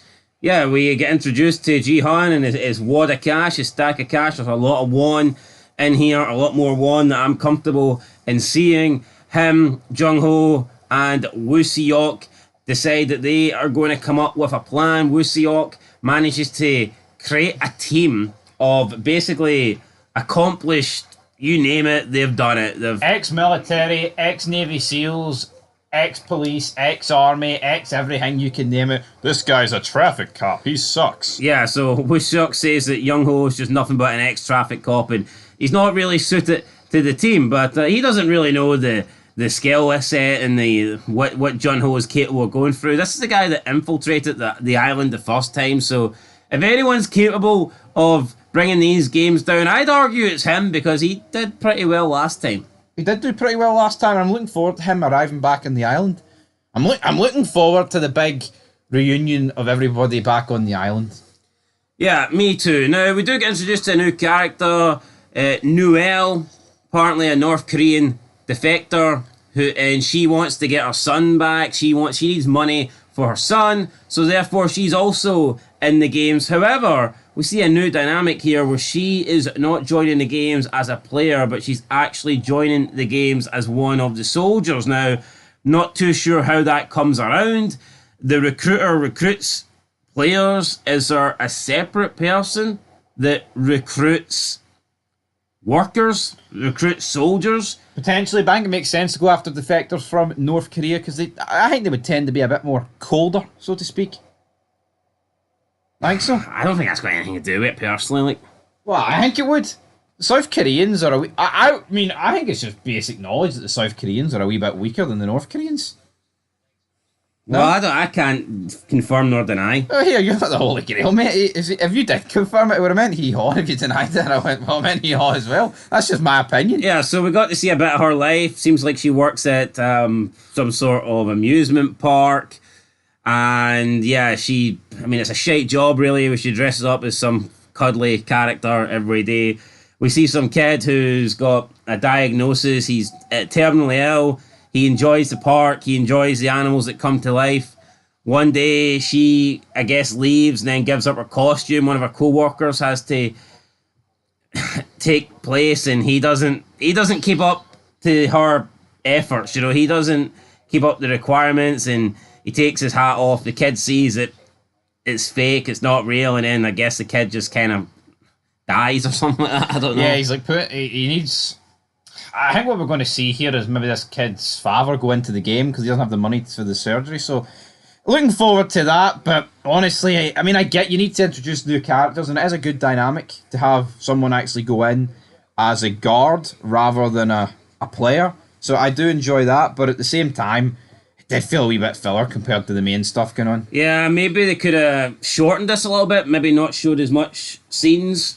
I think, but it is what it is. New character. And the episode ended with her getting changed into the suit. Like, I thought they might have went a different way, but Yeah, but I mean, I thought something was up because you seen her enter some form of like truck. It was like a big lorry with a massive trailer on the back of it, and we haven't seen any players enter that way. We normally see them enter in the back of the car and then they get gassed, and before we know it, they wake up and they're in the room. She entered a different way. There was no gas. And therefore, when you see her put on the pink suit and she puts on the helmet, it makes sense that she's not entering the games as a player. So we'll see what this leads to. I'm just a little bit curious as to how she got this infight. yeah, maybe it'll be explained later on. But who knows? But They all seem to know everyone's history. They know your your debts and what you owe, and possibly they look for people with experience and I don't know, experience in the military or whatnot. But then again, we've seen the front man when he was first recruited. He was recruited as a player. Why wasn't he recruited as a soldier? we'll see, but we don't really know. And I guess more mysteries that are hidden is a good thing for the show, because I mean, it's pretty early. I mean, only getting the 2 seasons apparently, so we'll see how that goes. But we see Ji-hun get a big tracker inserted into his tooth, look pretty brutal. Some black market dentistry at work here, so a tracker on him at all times. Well, That's I tell you what, he's got a lot of money, so he can afford the best black market that's dentist. it. I tell you what though, the stack of cash they gave him wasn't that big. It wasn't. And also, this loan shark guy, surely he'd be like, oh, I'll help you, Ji-hun, and just take like one of his wee loan shark mates with a flatbed truck and just hoover all his money off him. That's what I'd have done. Well, I mean, I guess if he keeps his mouth shut, there's more money coming his way. We see them infiltrate the club then, so it's some sort of like Halloween themed party. Ji-hun believes that he sees a front man, but instead it's just some kid with a black mask on. He's questioning, what do you want, Gramps? Now Ji-hun enters with Woo Seok, but Young Ho's left on the outside. It's a 2-man job apparently, and these are the 2 going in. But Woo Seok, he feels more like a comedy-esque character.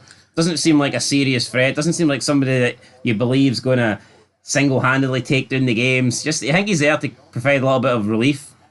Yeah, he's here with the horse mask on, and it's like he's just getting tasered, banged about, joking, I mean, moving his head about like an absolute stallion. Jung Ho spots the soldiers in the pink suits. There's 2 of them entering the back door of the building. He tries to radio through, but there's a bit of a connection problem. Woo Seok only hears one soldier, and he sees the one soldier leading Ji-hun away. So he believes there's only one, and he walks straight into the other one, who tases him, takes him out the game, and then both soldiers manage to escape the Halloween party with Ji-hun. Jung Ho gets in, but it's a crowded it's a crowded party. A lot of people in here.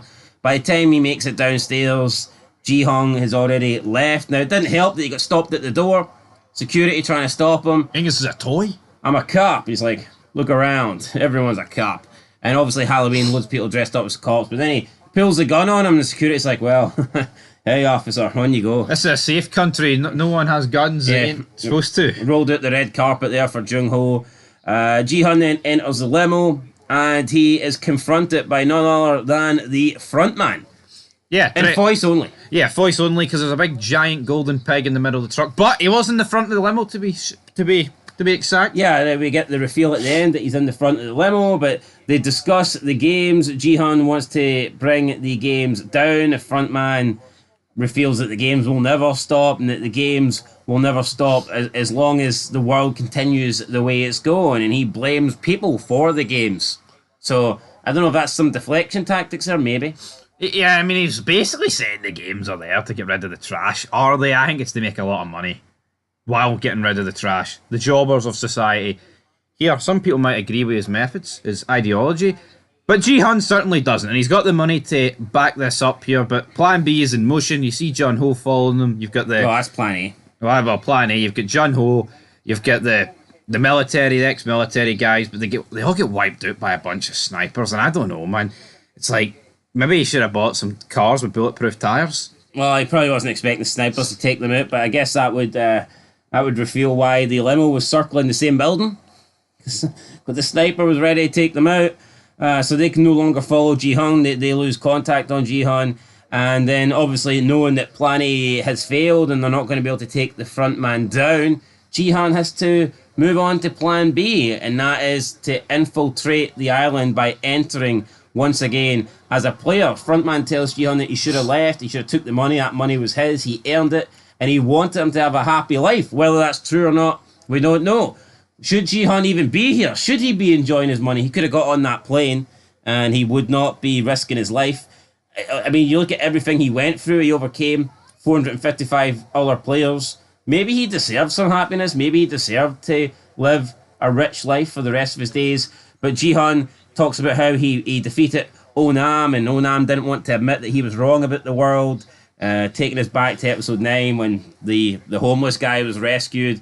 But the front man and Onam, they don't agree with Jihan's vision of the world. They think that it's full of trash and that the games are helping eliminate that trash. But, I mean, we see in the games, it doesn't necessarily mean you're trash. You just see some desperate people in there. I mean, the front man at one point went into the game, so is he referring to himself as trash?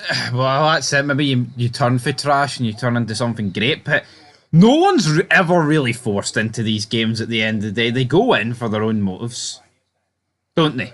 Yeah. It's not like people are getting picked up at the side of the street and forced in. That'd be different. And that's the thing. I mean, they have maintained that these games are fair and that they want everyone to have the same chance. We've seen in season 1 when there was cheating going on, it was cut out, and everyone they have the option of voting, and if the majority vote to stop, then the game stops. So yeah, it's not like these people are being forced against their will. And even when Jun Ho wants to go back in, the front man, he's reluctant to do it, and he makes him confirm that he's sure about doing so. Yeah, so they definitely follow the rule book, but essentially he agrees, and then the smoke appears and he's knocked out. So he's going to be re-entering the game. So I'm guessing with episode 3, folks, that's where the games are going to begin again. Looking forward to it, but the episode did end with Noel getting her uniform on and the wee truck riding off into the sunset. So we're seeing a lot of different perspectives. I've actually liked the beginning of season 2 because if you just begun with games, it's like, well, what are we doing here? Yeah, some people can't comprehend that. They just want it to be season 1 repeated, but with different games or in different characters. It's like, you can't have it be the exact same. It has to be different. That would only work if you didn't already have a story. But you've got a story about him wanting back in. You've got people that want to find the island. Now, if it was just a complete fresh set of characters, then by all means, then that works, but that's not the case. So yeah, I think it's been a good start, but not great. It's not blowing me away. Yeah, I mean, season 1, though, at this point, wasn't exactly great, was it? It was probably about the mid part that I thought it really peaked. So I'll give this episode a 7. I thought it was pretty decent. I'm giving it a 7 as well. 7, I think it's fair. I gave episodes 1 and 8, so I think a 7's pretty fair. And hopefully it picks up. But yeah, guys, let us know your thoughts down below. Let us know your opinions. And we will catch you in the next one. But that's it for Halloween Party. Up next, I believe, we have episode 3, which is called 001. So yeah. Oh yeah.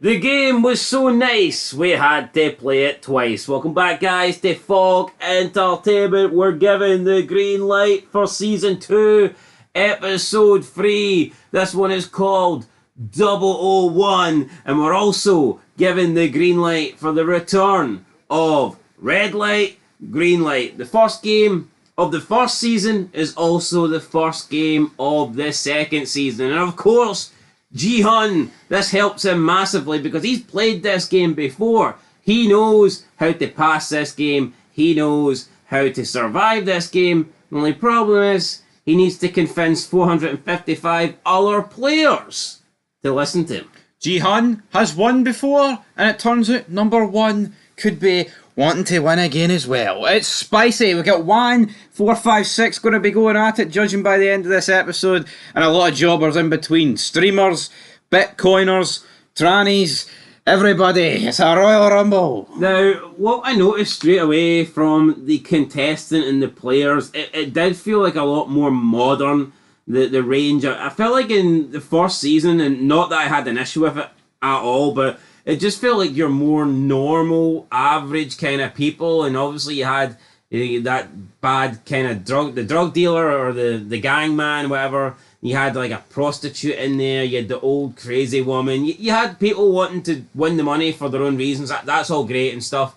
But in this one, it almost felt like they were kind of trying to like modernize it a little bit. with the fact that you had streamers and there's talks of like Bitcoin and all this stuff. But what I would argue is that it looked more like a hip crew, in my opinion. Yes, you would have to be something though in order to get in so much debt to enter these games, and therefore it makes sense for a bunch of people involved with Bitcoin and, you know, streaming and, you know, the rap game and betting all their money on Bitcoin to enter due to this debt. But then saying that, not all 400 odd players are going to be involved in Bitcoin. I'm just saying, based on the players that we've seen in Season 1 and Season 2, you'd have maybe thought there was a bigger gap than 3 years. But anyway... But I would agree, I think there is more than 3 years. I think you look at the main actor, he's aged. Now, the rumours are they finished writing Squid Game originally in 2009. I don't know how long after they filmed it. I wouldn't be surprised if this show was filmed at least 10 years ago, Season 1. Well, I don't think it was. But anyway, we're not here to talk about that. We don't really care if that was filmed 10 years ago, 100 years ago. Well, I don't think it was filmed 100 years ago. That's plenty. Maybe 001 for Season 1 was filmed 100 years ago. He's the only guy near that age. But here, how could Ji-hun ever trust anybody with the number 1? Anyway, how does number 390 suit you? We get introduced to Young Bae. And this, of course, is Ji-hun's friend from Season 1. Ji-hun used to go and gamble with this guy. I don't think either of them had much success. Although this man did own a restaurant and he had a wife, and we later find out that he doesn't have the restaurant anymore. His wife left him and she got custody. So he's not doing too good. And I guess that's why he's in the games. He wants to win some money. He doesn't know, though, why Ji-hun has just ignored him, abandoned him over the last couple of years. Says, we were best friends. Where have you been? Well, did you follow me because I didn't lend you that money? He doesn't know, though, that Ji-hun has been on a secret mission the last 3 years to try and take down this big, bad Korean evil gamer. So, well, not evil gamers, but... No, the big Squid Game guys. But no, my problem is with this. It's like, it's been 3 years since Season 1. I did not know who this guy was. Operation? What do you mean Operation? He's taking down the South Korean operation. He's taking down the South Korean Squid Game operation. But my point is, I think 3 years in between seasons is ridiculous. All in, it's about, 12 seasons? I can't accept that. Seasons of the years, by the way. I think we need a year in between each season. Look how much they've aged, for fuck's sake. Guy says it's 3 years. He's near as old as number 1. Come on. And then this guy, how am I supposed to know who this guy is? Ji-hun. Fucking reel in, buddy. Back of the line. But you know what? We get introduced to a few people. Thanos, apparently in real life, he's actually a part of a disbanded rap group for South Korea. Honestly, I see people that like K-pop outside of Korea. What are you doing with your life, man? Some of the shitest rap you'll ever hear. No Indian guy this time around. I thought they might have fired a few Indian guys. Lack of diversity, I noticed that. Yeah, we had a trans person being played by a non-trans person. That sparked a bit of fury in the media. We had number 333. He was Moon Jae. He is a former YouTuber who streamed and he promoted some form of Bitcoin. And it cost a lot of people a lot of money. And some of those people are in this game and they're not happy with him. They're demanding that he must win the money and pay them back or else he is going to get it. Call me old-fashioned, man. I'll never be interested in Bitcoin. It just sounds like a big scheme to get people money hoovered after. Yeah, look, Bitcoin, I mean, yeah, I'm sure people have made money from it, but to me, you can't beat cold, hard cash. You always hear about people making money. You never hear about their losses. It's the same with gambling. People don't brag about their losses. Yeah, they brag about the one win they get. I know all about that. See, for every one person that's made it big on Bitcoin, I bet you've got about 10 people that went fucking broke. Yeah. Investing in it. So, you know what? Take your Bitcoins free, and shove them up your arse. Anyway, we get introduced to all the players, and some of them get names, some of them don't get names. We get the explanations for what they're here for. Obviously, they're desperate, they want money. 3 billion won debt. Yeah, we get 4 billion won debt. Yeah, the soldiers come in and they basically explain why everyone is here and explain how much money everyone is owed, or everyone is not owed, mate. Right? You need to reel this in, right? They're not owed hee-haw, they're in debt. The big Squid Game operators are not in debt to hee-haw. They're here simply facilitating the game for these people that need money. Now, the problem for me is, right, normally, right, see in a normal society, being 10 million in debt would be an insane amount of money. But see with 1, that's like pocket change. That's doing the sofa change. And the problem for me here is that the jackpot's 45.6 billion won, and the guy in here for the highest amount of debt is 10 billion won. So it's like, this guy, later on in this episode, it's like, oh, this guy, 456, we can keep him alive, and we'll get 200s to win. It's like, well, hold on, here are 200s His name's fucking 100. His name's 100. So that's his number. He's not got. I don't think he's got a name. Well, fuck his name, the old guy, the oldest guy in there. Why would he want loads of people to win? If you divide 45.6 billion won by 200, you're not getting your 10 billion. This guy needs a maximum of 4 or 5 people. Aye, 5 people. Aye, any more than 5, he's not getting his debt He's paid not. off. So this guy wanting. I mean, he should actually want 4, 5, 6 to be an inside agent trying to kill everyone. But it's like, do you not honestly feel like the fact that this guy's 10 billion in debt almost makes these games not worth it? The risk for him, if you're a nobody, and it's like you can get 45.6 billion. Well, I disagree with that because the less you're in debt, the more legit ways you must have of actually repaying it. If you're this much in debt like this guy, then probably Squid Game's your only opportunity. I would take that back. That logic doesn't sit with me at all. You're trying to say because this guy's more in debt, it's not worth him playing. I'm going to disagree. The people that are less in debt would have a much better chance and more opportunities of paying it back in the real world. Yeah, but I think this guy. Well, maybe I fumbled the ball there. You know, unlike Patrick Mahomes or whatever. Did they play American football in Korea? My point is, it's like for this guy to actually do well, he needs the least amount of people to survive as possible. Well, look, I mean, at the end of the day, they probably all want one person just to win it. This whole rule where you split it after a game, that's only been introduced now. Yeah, I've no idea really what the future games hold, but I would say just due to the fact that they know that 4, 5, 6 is in there, obviously, they can't have games that knowing prior is an advantage. Now, you could argue green light and red light is an advantage knowing prior. Are they really factor that in, though? Because they say you get to the bridge, right? Say you get to the glass bridge. He obviously knows going last is a good thing. Unless the timer... They could switch it up, though, couldn't they? Where going first is a good thing? I don't know. They could just switch the number. Maybe 6th team means you're first. They could do it. I guess they could, but I think his knowledge breaks games like that. And to be honest, I think the drawing game in the honeycomb doesn't really matter with prior knowledge. But it's a tough situation. See, there was, I guess you could argue there was a flaw. One of the soldiers says that every single one of yous in here are indebted or in billions, millions. But we know that Ji-hun can't be indebted because he is a previous winner. So that would tell me that none of the soldiers know about the identity of any of these people. And I believe that the only man that knows Ji-hun is in here is the front man. Yeah, I'd probably agree with that, or else they could have just been masking this guy's identity. But then why would they? Because that would make it feel like he's an agent. But anyway, I mean, we go up the stairs to red light, green light. Ji-hun's like, right. They could be masking his identity, but that means what he said is factually incorrect.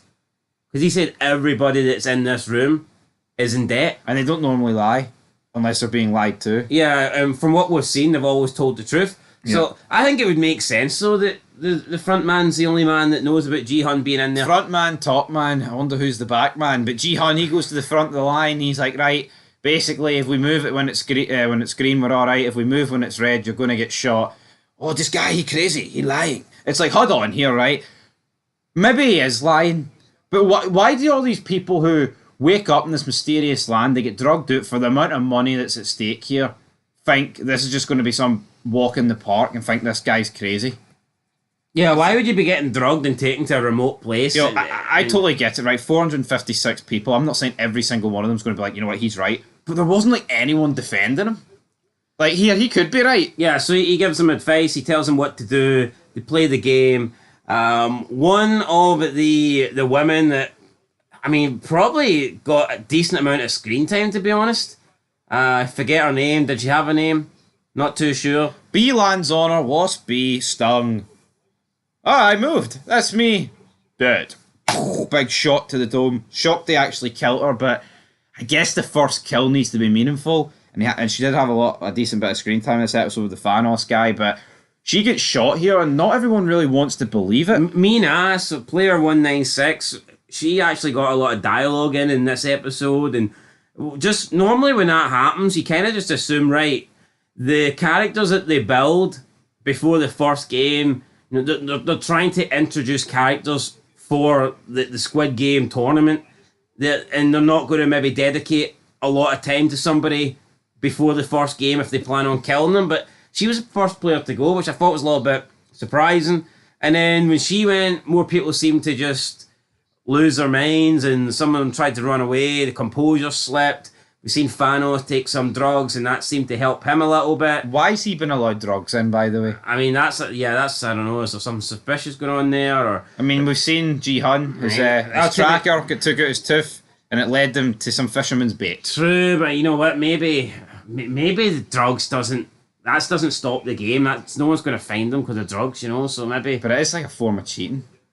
I mean, possibly, but anyway. I mean, they would have to test the drug in order to actually prove, like, is this a performance-enhancing drug? You know, we've seen Metal Gear Solid Snake taking diazepam to aim the sniper. Diazepam, while you're cutting the honeycomb, would help, my friend. Right, so, well, who knows? Maybe we'll get to that stage anyway. You're it. Thanos pushes 3 people, just kills them, doesn't really get called out on it. He continues to run.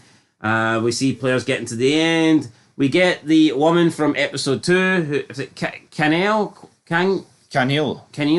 So yeah, she's shooting a few guys. She notices the man from the father from the kid that had the disease. He's in the game. He's looking for money. So we're getting a couple of recognizable faces here. One contestant is caught moving. He's shot in the leg by one of the male soldiers. At the end, our hero G1, he has to try and help him. Well, he doesn't have to, but he does. He comes back to get him. He tries to pull him over the line. The transgender character has to save the day as well. Good person, I guess, to help him over the line. So they both help this man over. I forget his number. 44. 40. Is that what he was? 44? I think he was 44. Again, I think the problem with this is, though, is like, I wonder why the guy... 44 was that crazy woman. It was something ending in 4.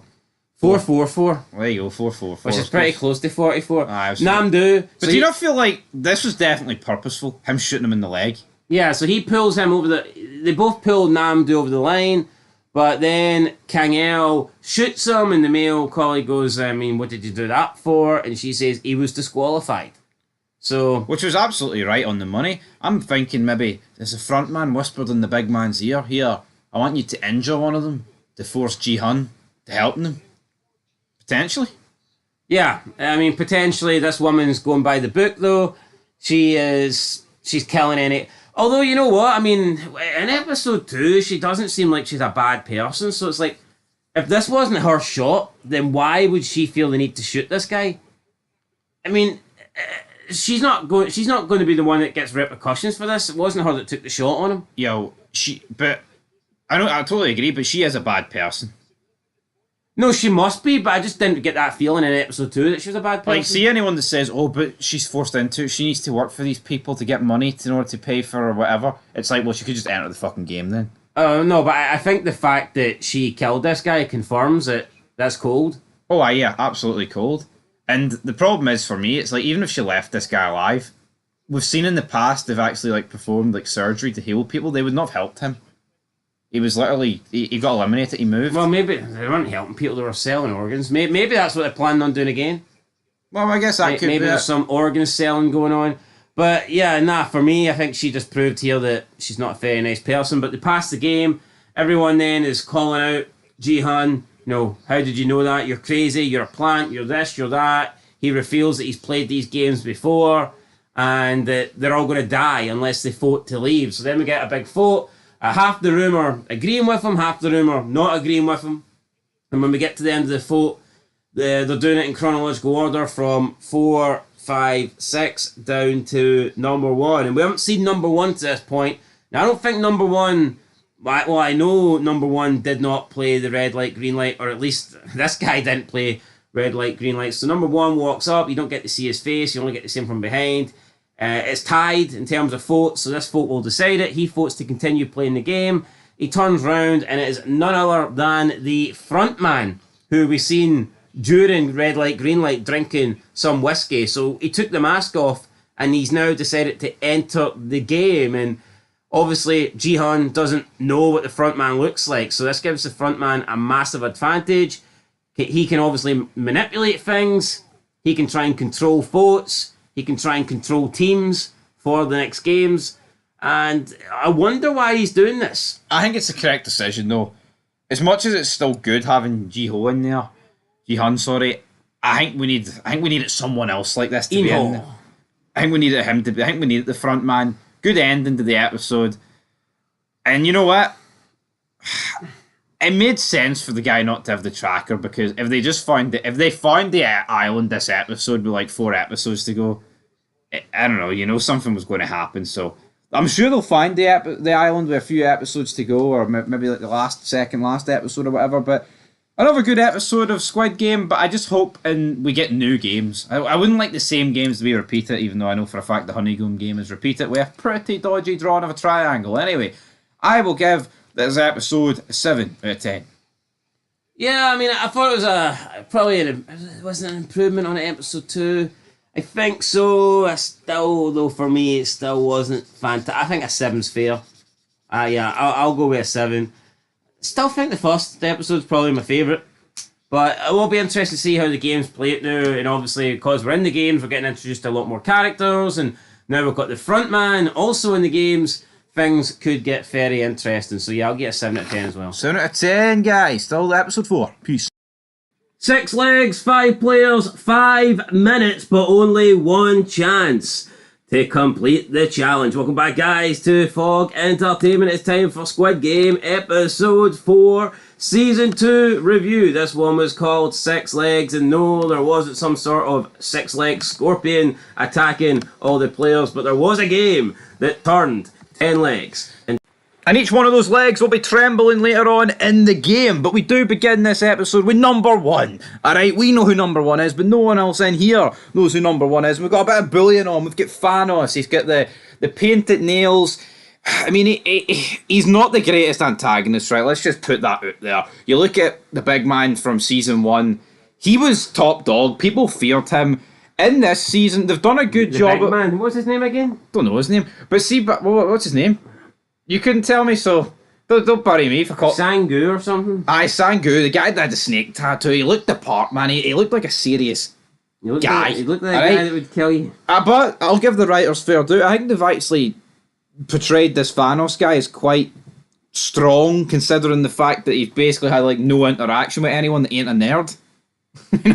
And when you actually when you look at number 1, you look at Ji-hun and guys like that, the guys that are in the Marine Corps, have they bottled Thanos at any point? Hell no, they haven't had any interaction with him, so they've kept him safe in that regard. But they're bullying the guy. Oh, the Bitcoin, you shafted us. I mean, how long are they going to go on at this guy? You know what? I don't think Thanos feels like the antagonist, but I think the reason for that could be the fact that the front man is in there, and they don't want a real bad antagonist in the games because it maybe would overshadow him. I mean, is that the reason? I think so. Possibly. But, I mean, we've seen in the original But does it not make sense, though, to have an antagonist still, even if you are going to turn this guy? Well, I do think, like I said, I do believe Thanos is an antagonist. I just don't think he should be the antagonist. We've got that old guy as well, number 100 or whatever. And again, he feels like a bad guy, and maybe they will develop a bit more. But as for right now, Thanos and his little sidekick, they feel like the only 2 antagonists of the players. And, you know, it's just a different dynamic because, I mean, in the original game, you did feel like the players, you feel like Jinhu wasn't really safe. And this you do kind of feel like he's alright. I just don't think Thanos is going to walk over and start beating him up anytime soon. Yeah, like when you've got... Thanos might pick on Mr. Gamecoin that owes him money, but he's not going to... Like when Ji-hun whips out, I'll be first watch, we need to keep safe. Like, I don't think it was this episode, it might be episode 5, but it's like... I hadn't really seen anything up to that point. To suggest that? No. You could say it's PTSD from his first time go around, potentially. Or you could say it's because he noticed the fork inside the food, but that's episode 5 and we're not here to talk about that, so... Fuck, the fork inside the food was episode 6, so we're even jumping further ahead well, there. I mean, that's just boom. But he was protecting people in like episode 5. He was keeping guard in episode 5. Is what it is. Anyway, let's go. Nothing happened in episode 5, so maybe it was wrong to feel that. But in episode 6, he was right, wasn't he? 'Cause... Yeah, absolutely. But as I say here, number 1, he deals with these guys, and you quite clearly see that this guy's a serious guy here, displaying his ability. Like he was a part of the Marine Corps, because he's whipping out all these manoeuvres, and honestly, he's a man to be scared of. And when he tells these guys his backstory, Young Seal, that's not his name. We know him as the front man. We know him as the cop's brother. He's a serious man. Speaking of the cop, right, to sum up those guys, they go out on the boat. Turns out the weather's too bad to move, but they've got a decent team. They've got Team A and Team B. We're going to go out to these islands. We're going to investigate rather quickly, but we can't do it yet, can we? Because guess what? The weather's come in. And also, they can't find the island in episode 3 when you've 4 episodes to go. You understand where I'm coming from? Because we need these games to go through. They're like, oh, 6 days remaining, or 5 days. We've only got 4 days to find out when these games end. And you go, but as for them, do you think the cop and the loan shark guy have kind of went down a wee bit in the last few episodes? They felt so prominent before Ji-hun went in, and now they're just like, they're just sitting on a boat. They've taken a back seat. And it makes sense. You can't have them, like, we're not going to spend 20 minutes of the episode of them catching fish. No, we're not, but I mean, I do feel like a lot of that stuff is filler. We get a bit more bonding between the frontman and Ji-hun. Despite their differences, obviously one wanted to go home, one didn't, but it's always a close vote. Number one, he's the guy that essentially made them stay. I need to fight for my wife that's sick. It's interesting that he's using the same, story that actually happened to him in the original game. So we've got 2 original winners here. How great is that?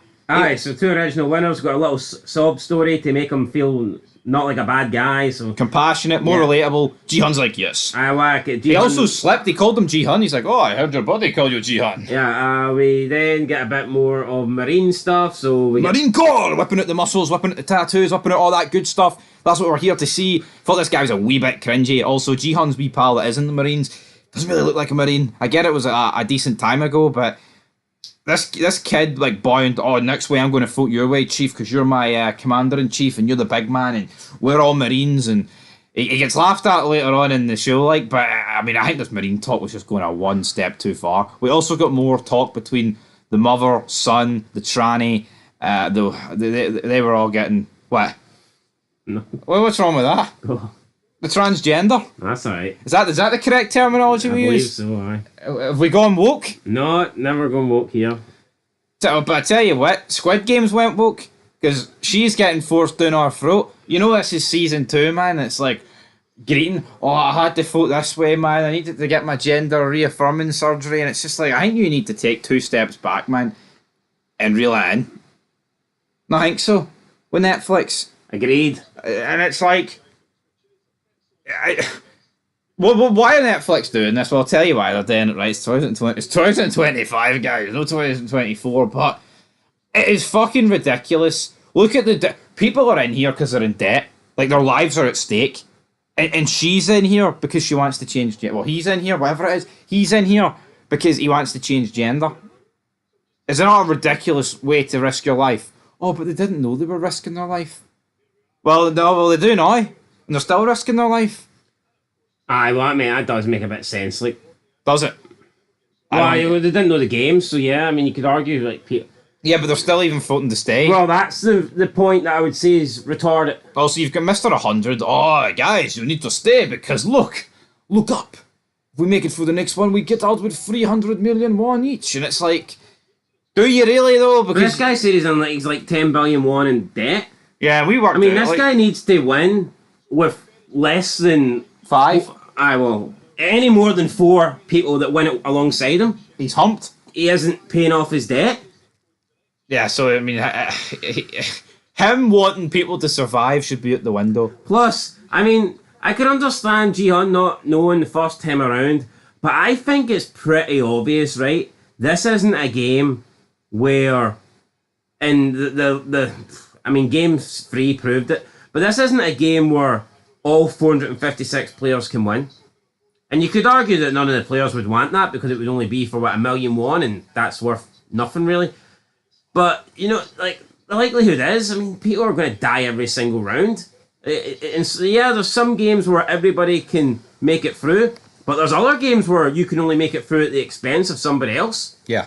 And that's why I just don't, like, see if you're wanting to continue playing, I don't think you can be a good guy. I don't think you can be nice or compassionate or consider yourself to have friends in there because, like Jihan says, like I think it's in episode 5. It's like, you know, what if the next game we're having to kill each other to survive? It's like, well, that's true. If you're voting to continue, then you are voting knowing that it may come to you having to complete the game at the expense of one of your players that you've been, you know, bonding with over the last few days. So, I mean, I don't think you can continue voting in the game and still be a good guy. I mean, to this point, maybe, but I think after we see in the third game where people are guaranteed to die, then I think after that it becomes, morally you're not a good person if you're continuing to go on. I agree. G Hutton then explains how he thinks the next game is going to be the game where, what's that bread they have to lick? I can't remember. It's not the bread. It's like a gin. It's like some sort of cookie. The cookie game, right? So he's like, oh, it'll be a triangle, but then he has a nightmare where it's like the most complicated triangle of all time. And I actually thought they were going to have to draw this. I actually liked this game. Did I enjoy it? But then you can't just repeat the same games, I guess. You do need to spice things up. So when they eventually get there... Well, I think that new shape would have spiced things up, absolutely. But I still thought it was a pretty good scene where they did it in a dream scenario. A hallucination or a dream. So, who fucked us, G-Hunt? And everyone's looking on thinking, you know, why the fuck did you tell us to pick that? So, no, I mean, I did enjoy that. Yeah, I mean, as for the 6 legs game, they all had to split up into teams of 5. I mean, game 1... was throwing a rock at another rock. Game 2 was the 5 dice. Game 1's Kadeki or whatever it's called. Game 2 is the rock throwing one. Kadeki, throwing your blue thing and hitting the red thing, and then it flips it. Game 2 is throwing a rock. Game 3 is the dice things. Game 4 the spin top is the spin top, and Game 5 is doing like 5 keep you up essentially. So what would you want? It's the rock or the keep you uppies? The rock. The rock. Yeah, I want the rock as well. But honestly, man, I think the hardest. I wouldn't like to do the first one, the cadet. I don't know, because we've seen Ji-Hun play that in the subway, and he fucking took. He must have took about half an hour. How many attempts did he take? How many times did he get slapped in season 1? A lot. I'll admit, like, see the dice one. That's hard. That's a tough one. You've also got other ones like the spinning top one. That's about technique.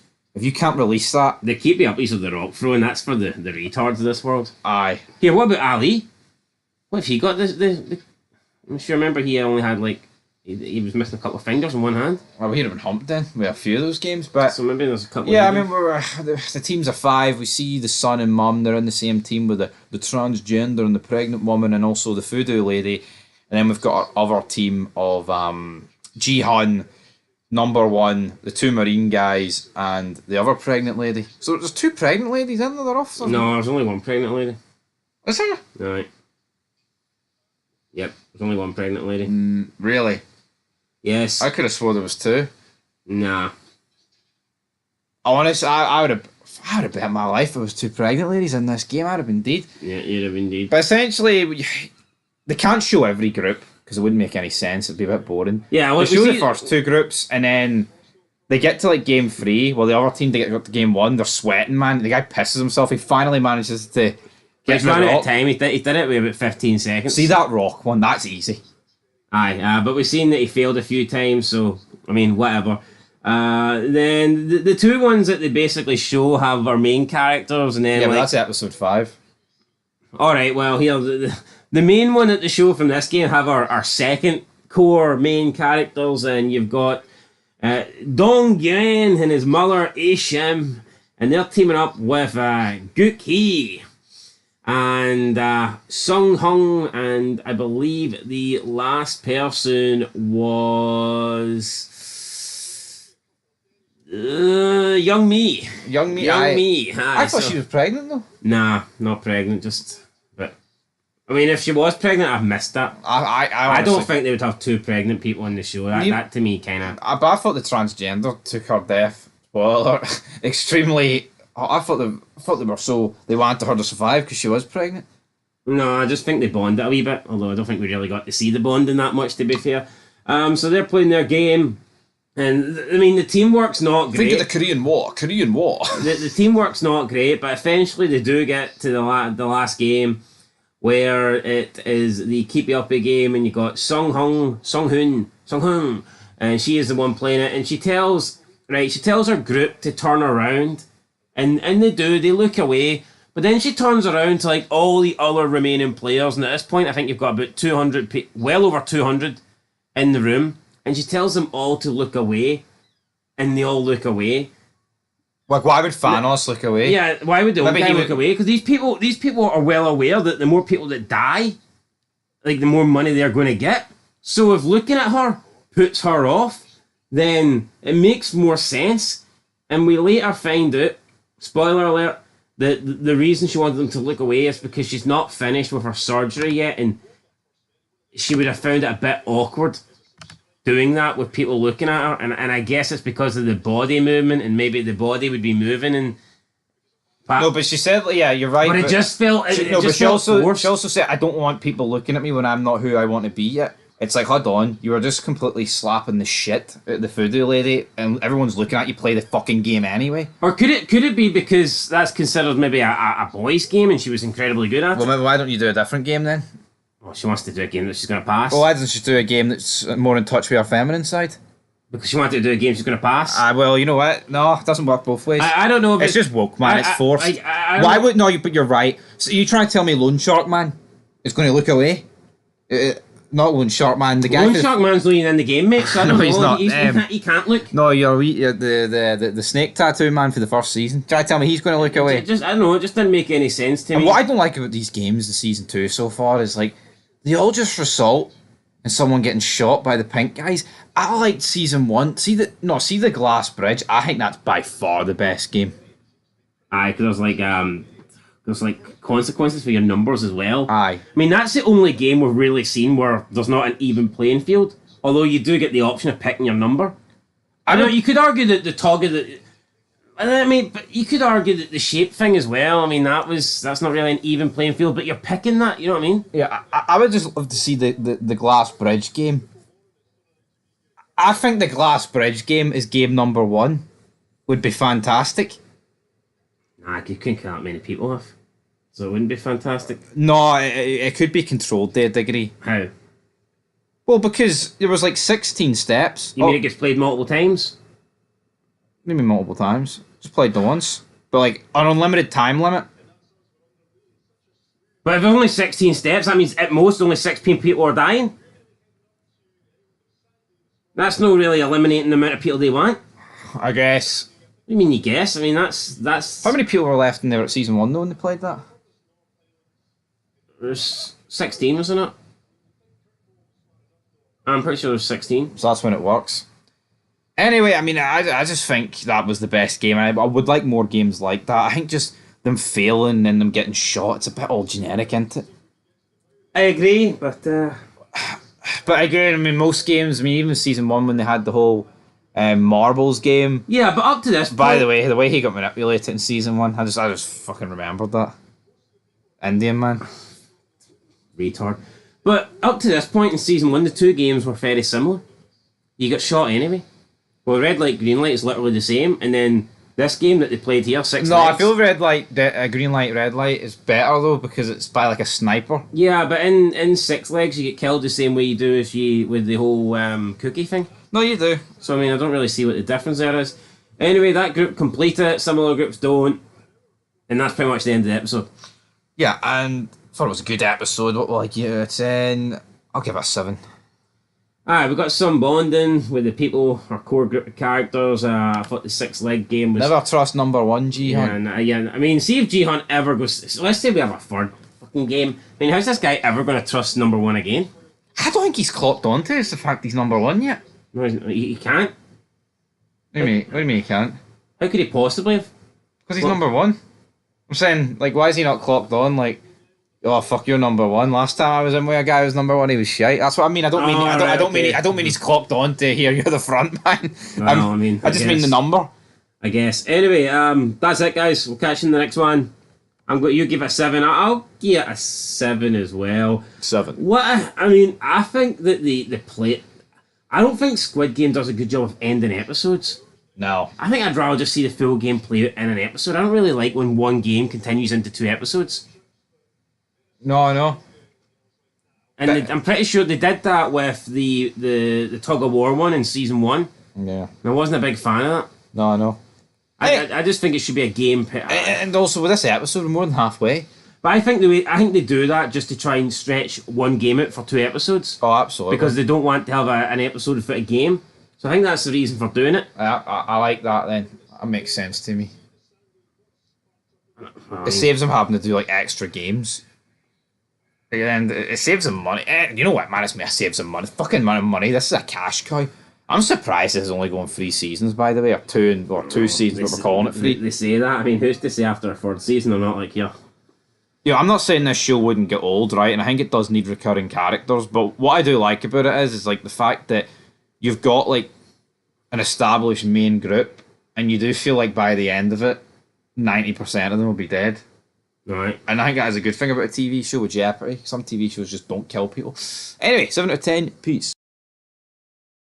One more game! It echoed throughout the Squid Games arena. Welcome back to Fog Entertainment. It's Season 2, Episode 5. We rejoin our heroes and our one villain, one in particular, 001, not quite 007, but I tell you what, you take away 2, you've got 5 members of the group trying to survive, trying to make it through. We see an action-packed montage this episode of people dying, people living. They get to game 1, they get to game 5. Some people barely make it, some people barely don't, right? It's just, you have to kill people off. The spinning top, that's probably the worst one for me. What do you mean you barely don't make it? If you don't make it, you don't make it. Yeah, you barely don't make it. I.e., you get close and they shoot you. That doesn't make any sense. Says who? Me. Well, and anyone who can grasp the English language. well, you're not one of them, right? And these Koreans certainly don't grasp the English language, alright? Because we don't grasp Korean. We know how good we are, folks. We watch it in English dubbed. Do you know, there's not one person I know that watches it in English dubbed. The good people watch it in English dubbed? No, it's dumbed down, man, to like Somalian level IQ. It's not that bad, come Jihan, on. do you take milk with your tea? It's like, alright then, Jihan. No, it's awful. I watched the first... To be fair, one of the best, probably the best Korean show I've ever watched didn't have dubbing. I watched the first episode and a half with no dubbing, and it was better than what I've seen since then. Nah, I think People are getting killed and Jihan's like, oh. It's like, come on. Reel it in, Jihan. Anyway, essentially it comes down to 2 groups. Oh, there's no pressure on us, guys, because no one's looking. I don't think he's actually pronounced the H in it, by the way. Jihoon. I think it's more like a silent H. Jihoon. Jihoon. Jihoon. Jihoon. Jihoon. Jihoon. Jihoon. Anyway, right, they're down to the last 2 groups. There's 10 of them left. We've got our good group and the other good group, but we don't know any of their names. Oh, we'll see yous at the end of it. So the first 3 pretty much passed with ease. The Rock, bang, smashed. Gachi smacked off the floor. Then the whole dice picked them up, bang, bang, bang, bang. Then it gets to number 1. I tell you what, I like the wee theme that was playing during this. I liked it too. But the arse went with number 1. And when you had, what was his name? John Hee. Oh no, Deho. When he was doing the whole... Marinko! When he was doing the whole dice thing, man, he just made it look like, I mean, it was flawless. Oh, he did. It was probably the easiest looking... I know the other 2 did theirs on the first attempt, but it's just the way he done his, man. It's probably the easiest anyone's ever made a Squid Game look. Although I will say that number 1 in season 1 did make a red light, green light look pretty easy. He did. I knew something was up when he was bossing that, man. Now, apparently, if you watch back, there weren't the censors. He wasn't even being censored. I don't know. I don't know if that's true or not. Heard that could be true. Maybe it doesn't go near Pish. Well, apparently he couldn't lose. Even in the tug of war, apparently he wasn't even tied to the thing, which I never noticed. Like, but is that not bullshit though? Oh, I wanted to feel the rush of the games. Couldn't they fucking die? Come on. Well, what would have happened if he picked Umbrella? He'd have been absolutely screwed. No, I tell you what, though, I honestly get the feeling here with number 1 that he is willing to die. Now, bearing in mind, we haven't really played any games that's put him at serious risk. Well, he put himself at serious risk here because it's his time to do the whole spinning wheel deal, and he just can't do it.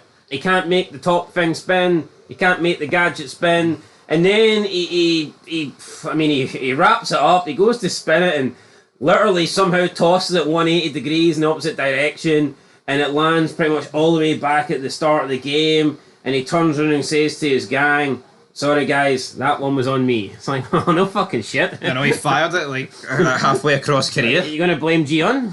Jihan, but they make it through with about 19 seconds to the next game, and then he's doing the keepy uppies.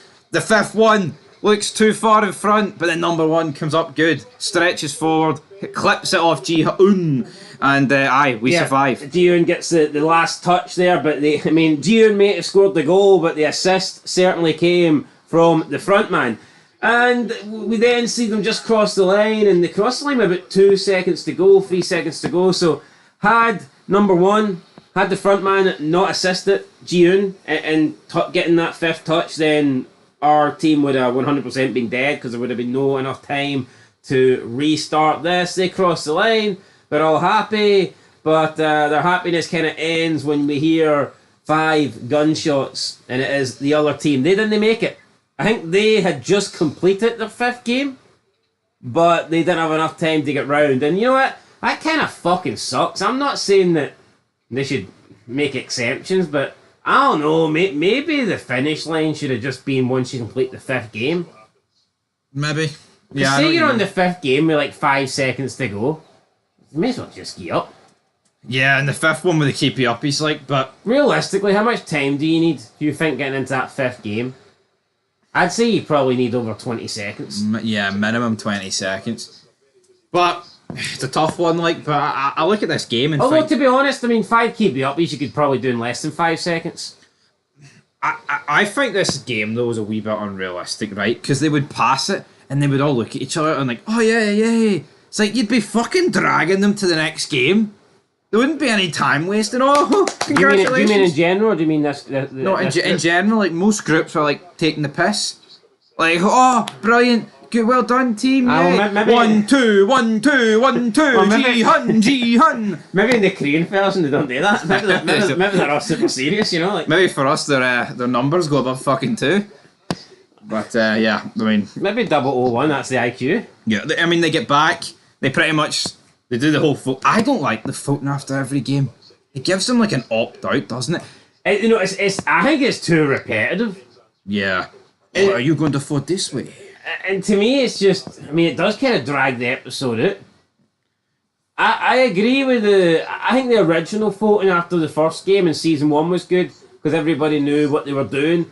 And I think that it should be a thing after maybe the first game, once players actually realise what's in store for them. But if you're willing to say yes after game 1, you've seen people die, then you're probably willing to go all the way, aren't you? No, I agree. And if you're willing to say no after the first game, then I'm going to bet that you're because if you're willing to, let's say you do survive, the money, your share's just going to go up and up and up.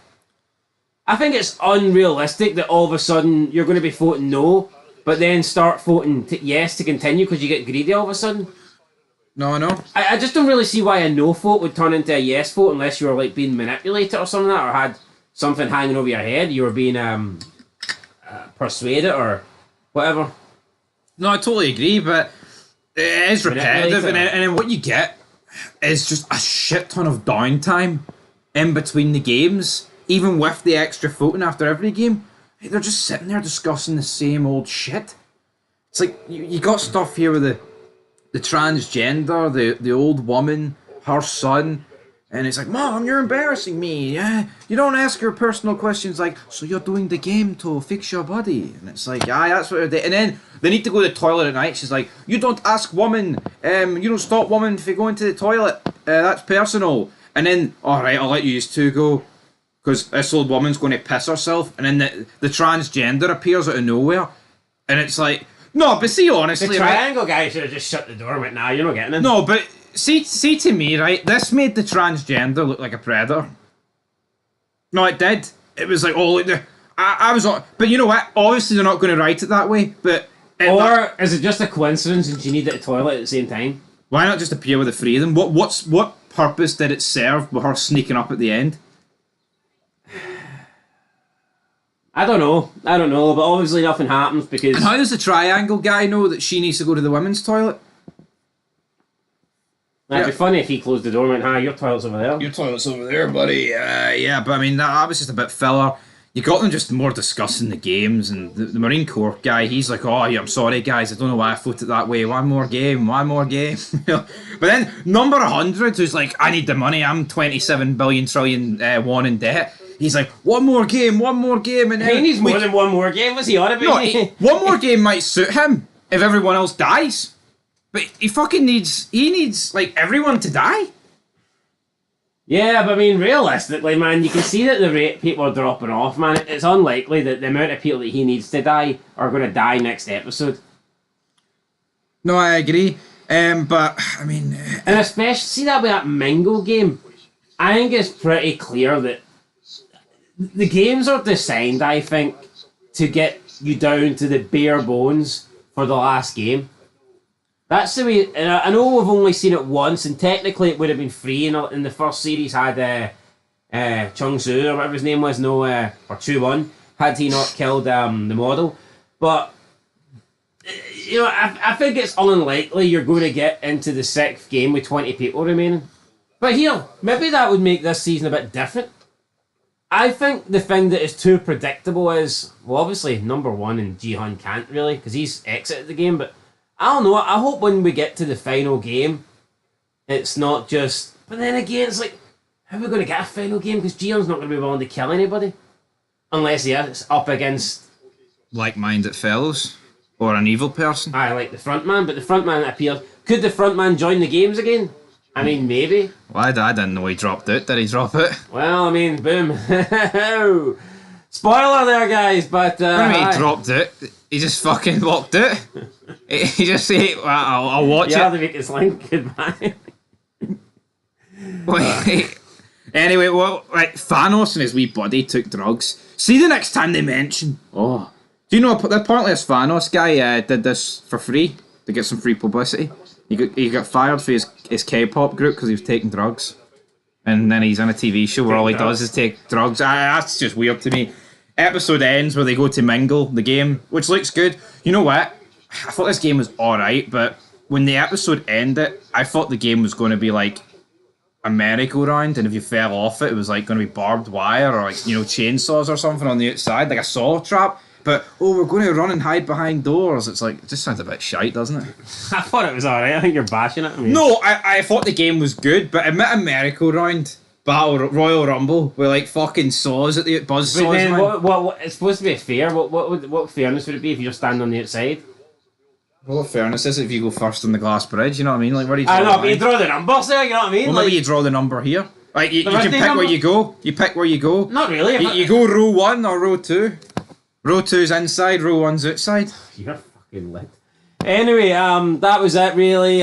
We get another vote, don't we? Yeah, and pretty much that's it. They vote to stay because that's what we do. Yes. Anyway, I'm going to give... Well, all the main cast, the good guys vote to go because they want to leave, they want to get here. Tell you what, there's a lot of main characters left. So, we'll see how that plays out. Yeah, there is a lot of main characters. I'll give it a... We'll see what happens. I'll give it a 6 out of 10. I thought it was pretty basic. One more game. I liked the actual game that they played. And I thought it was cool seeing the frontman fuck up on purpose. I mean, just I don't know, I guess they put Gian under pressure. But yeah, I do think that after that, it did kind of drag, wasn't it? It was just more discussions about another vote. Yeah. Then, you know, by the time they do get led into the game, it ends. I mean, if we compare... if we compare Season 1 to Season 2, man, there was just more games in Season 1. And you feel like with Season 1 being the introduction season, so I feel like Season 2 should have had more games, because you already know what you're getting. True, but I guess the whole gimmick is that it's supposed to be a game system that... It's flawed, because how can you make the games harder for the new round of contestants when it's supposed to be like an even playing field? You know what I mean? It's not supposed to be like, oh, this is Season 2. It's supposed, like, obviously we're watching it as Season 2, but in the actual Squid Game world, it's not set up to make the games harder. No, I'm not for saying us. the game should be harder. I just think at this point, after Episode 5, we should have seen more than 2 games. I agree. Or we're about to get the third one, but Yeah, we'll see how it goes, Yeah, guys. we ain't I'm wrong. getting a 6 out of 10. What are you getting it? I'll get a 7. Like, but I mean, Ooh, it's 6.5 out of 10. 2 episodes to go. We'll review them soon. Till then, peace. Are you an O or are you an X? But the big question is, who's going to die before they get to vote next? Welcome back, guys. The Fog Entertainment here for Squid Game Season 2, Episode 6. This one was called OX, and we got the continuation of the third game from Season 2. I say we got the continuation, essentially we got the full game, because in the last episode we were led into it, and the game was about to start, but it didn't really start, and then we got the full Mingle game here. So I like it when we get to see one game an episode. I know that sometimes they can drag an episode into a game into 2 different episodes, but for me, I like it when they kind of focus on one game per episode, and that's what they did here. It was an interesting game. It was a new game. It's not what I was expecting, to be honest. I don't know what I was actually expecting, but this wheel where you have to run into doors, that wasn't really it. No, I mean, as you may have heard in the episode 5 review, I was expecting a merry-go-round with buzzsaws at the side of it, but here you don't get what you want. It was like Takeshi's Castle, wasn't it? Pick the right door, smash through the right door, but I think this was the game to kill more people off. Only one person we really know died. And to be honest, who even is she? Yeah, but they did kill off a lot of the and a lot of the numbers dwindled, but maybe not many characters and maybe not any name characters died, and in fact she's the only one that you'd argue we had any idea. Everyone else was just like random numbers at the end of the day. But we get the Mingle game, so basically they give you a number, then that said number, a group of that said number have to go into a door, and if you get the right number, if you got the right amount of people, then you survive, and then you play the next round. If you don't have the right amount of people, then you die. So I mean, we start off where they're in groups of 5, essentially, because they won the last game, which was a 5-game person. But unfortunately for them, none of the numbers in this game were 5. We started off at 10, and then we had like our 2 main groups. They joined up for the first game of Mingle, so you get 10 people into the one door. And it's like, see at the beginning, there's like, what, 50? Many doors is there? 50 doors? Yeah, 50 doors. So that means there was room for 500 people. But we see that, what's it, Budok? What's the military guy called? The guy with the hair? Kwok-do. The Marine Corps!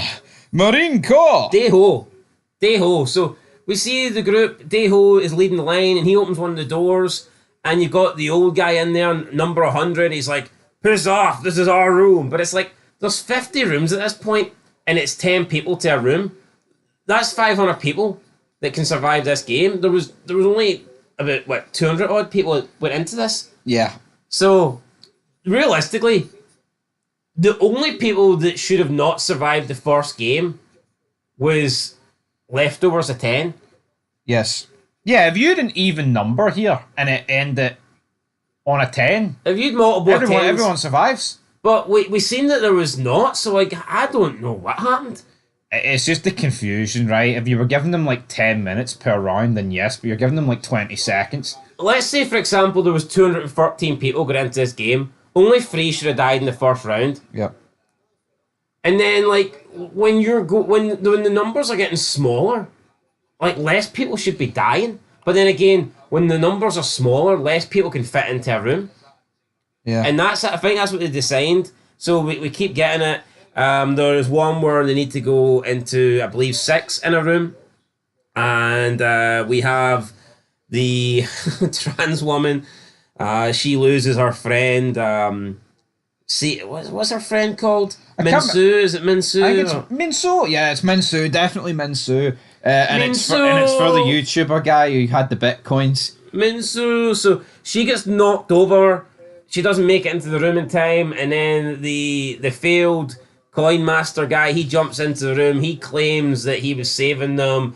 The trans woman thinks that he was saving himself, and he killed Minsu. but then his pregnant girlfriend says that no, he's telling the truth and that there wasn't enough time. Do you think he sacrificed Minsu? Do you think he did the right thing to save himself? He did something they would all do if they needed to. Yeah, I mean, what's this? I'm sick of this fucking Oh, you killed Mensu. He beat her to the door. No. He saved himself. Minsu volunteered to sign up for a game that can lead to death. Yeah. This guy's It's not like Thanos in Red Light, Green Light, where he fucking just pushed 3 people and got them killed. Yeah, so Minsu dies. We get down to the last game, and you know we get different combinations, different characters switching up. We get down to the last game, and we have Ji-hun's best friend. He has to go with the front man. They manage to get into a room, but it's already been occupied. The front man tells the guy to get out, but the man's not leaving. He's like, nah, I was here first. So with less than 10 seconds to go, front man grabs him in a chokehold, and with a few seconds remaining, snaps his neck. And obviously killing him renders him unable to continue, so it only counts as 2 people in the room. I didn't really get Ji-hun's best friend here. You know why? Because it's like, if he leaves him alone, all 3 of them die. The front man could have been like, right, Fatty, Marine Corps, you go. I mean, I guess the front man could have been like, right, I'm out myself, but at the same time here, why did he take this so thick? I know he just killed a guy, right? And that's mental. But is it not as justified as you're going to get in the Squid Games? Well, I'll put it this way, if he doesn't kill him, all 3 of them die. Yeah. I mean, I guess you could say he could have fucking dragged him out the room. And I think Frontman's easily got the ability to do that, but that would kill him anyway. I mean, he probably did, but let's be honest, what made for a better television? What made for a better scene? If he just bundled the guy out the front door, if he actually kills him. Yeah, but also dragging him to the front door might take longer than like the 9 seconds and choking him out, so... And what if you it's a risk. And what if there's a second to go and he actually manages to push you out the door? Yeah. I think this was as justified as you can get. But Minsu, like you said, she's dead. This guy got choked out. He's dead. But no one else really dies. I thought this game had a lot of potential. I thought it was alright, but I feel like... I mean, a lot of people died, but nobody that we knew. Yeah, like everyone that's alive, and then like you get the vote again, and then they all decide to stay. Yeah, so Young Bae, G1's friend, he's obviously now got doubts about the front man. He doesn't trust him. He tries to tell Ji-hun. He tries to tell Dae-ho, but he can't really say anything because every time he tries to, they get interrupted. They have another vote. They realise that they need 6 people to turn. Ji-hun thinks that they should try and get everybody to change their vote, but the front man thinks that's a bad idea. He thinks that they should just let it naturally play out, or else it could start a riot, it could start trouble if the O's see that the X's are trying to get the game stopped. Dae-ho kind of sides with the front man, and I mean it makes sense. I think it's attracting unnecessary attention if you're going around and basically asking all the... I mean, because then you're going to get the O's are just going to kind of do the same to the X's, aren't they? Yeah, no, so, absolutely. I mean, I think the money's went up. I think the smart thing to do is just hope that 6 people change their mind. I just think they've created, though, this like forced antagonistic feeling between the groups. It felt natural in season 1 because you had evil people, but in this it's more just their mindset rather than like who they actually are, if you know what I mean? And that is, I mean, it sucks to a degree, I guess, but we see also let's talk about Jun-ho. Haven't really talked about him in a while. Aye, so Jun-ho, honestly, We open a booby trap, he blows up, hey, should we not go back to shore? This guy needs proper Medical burial. attention. Oh, he's dead. Well, the other guy. Well, yeah, but I think something about this sailor is off. I think he might be in on it. He wanted to go back. He doesn't want... I don't know. I'm not too sure about that. I mean, he did rescue Jun-ho. He could have just killed him if he was in on it. Maybe he's been in on it since. I don't know. Yeah, maybe he's been paid off. Maybe it's just the English dubbing. Something seemed off. That could certainly be it. But, I mean, for me, I think the Jun-ho character's been a big disappointment. I would have liked him in the game. Yeah, I think... Imagine him with his brother. I know that would have ruined... But then, he's not revealed to Jun-ho that number 1 is his brother. You know what I mean? Like, he kept it quiet to the authorities and things like that, so I guess you could have put him in the game. I know, but Jun-ho doesn't know that number 1's his brother.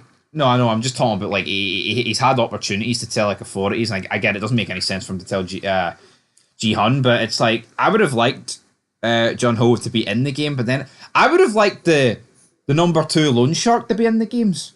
He's quite funny. Yeah, no, I like him. I think he's a good addition. I like the other loan shark as well. I thought episode 1 was... I think episode 1's the peak so far. Yep. Seen a lot of people hating it though. No, yeah, I know a lot of people saying, oh, it was crap and they just want to get straight into the games. I mean, sometimes you need... I thought episode 1 did a very good job. I personally thought episode 1... I thought it had a great ending as well. I thought it like built up and there was tension as well. So I did enjoy episode 1. Very disappointed though with John Ho and just basically the group that are trying to find the island that the games are being played on. It honestly does feel like filler. No, it does, but what I would say is as well here, I mean, that's wrapped up there, but episode pretty much ends with the X's and O's getting each other's faces in the bathroom. Well, we have a vote before that. We do have a vote before it. You know, but again, it's like these scenes are just fucking repetitive. Like, what is there to say? Like, number 1, oh, is he going to vote that way? We can't oh, he's voted our way, it's alright. Let's go to the bathroom. Yeah, so we need 6 votes to tie and 7 votes to win. So they know that they're getting a couple of guaranteed votes because Young Bae, he G1's best friend, he says he's going to change his vote. He's going to be an X. We have the son of the mother, number 7, Young Seek. He's going to change his vote. So they know after that they only need 4 more to tie. And we get down to like the last 4 people. And one of the... I think so at this point they're tied, I believe. I believe they're tied, aren't they, at this point? Yep. No, they're not tied. They're one behind or something. Yeah, so, I mean, they're one behind. Yeah, so they're one behind. And then... Number 1, he thinks number 1 ain't going to vote for them. He's in mid explaining that he can't be trusted. Then he does vote for them. No, that's not what happened. They were one behind. 3 votes to go. Now, Young Seek was up next, number 7, and he was an O. Now, if he switches, that ties up the game, and he promised his mum that he would switch. And the 2 remaining players were the front man and I believe number 4, a female that had also voted X. So they were going to assume the last 2 votes were going to be an X. So if Young Seek keeps his vote, if he continues the game, that would put the O's 2 in front, but with 2 X's still to go. He changes his vote like he said he would. That ties up the game. That makes it a level vote with 2 votes to go. And Team X, they're celebrating because they believe that the last 2 remaining votes will just continue to vote X, and they will be able to lead by 2 votes. The games will end, and you just kind of see the front man in number 4 in the background, but it's like the front man's standing behind her, and it's like it's not really that noticeable, but you do notice that they're both in the background, like kind of in the distance. And while the X team are celebrating, the next minute the woman walks up, hits the button, and then you just see all the O's celebrating, and they go 1 point up. She switches her O. She switches her X to an O, joins the O group. This means that the O's are 1 in front. The front man then goes up, keeps his word. He continues to vote X, and this ties things up. And in the end, we have to settle for a tie. They're going to do a revote, but it's not going to be until the next day. I personally think the front man must have threatened this woman, or at least that's what I believe, because obviously he's not going to allow the games to end, and I think he would rather her vote O than him do a betrayal.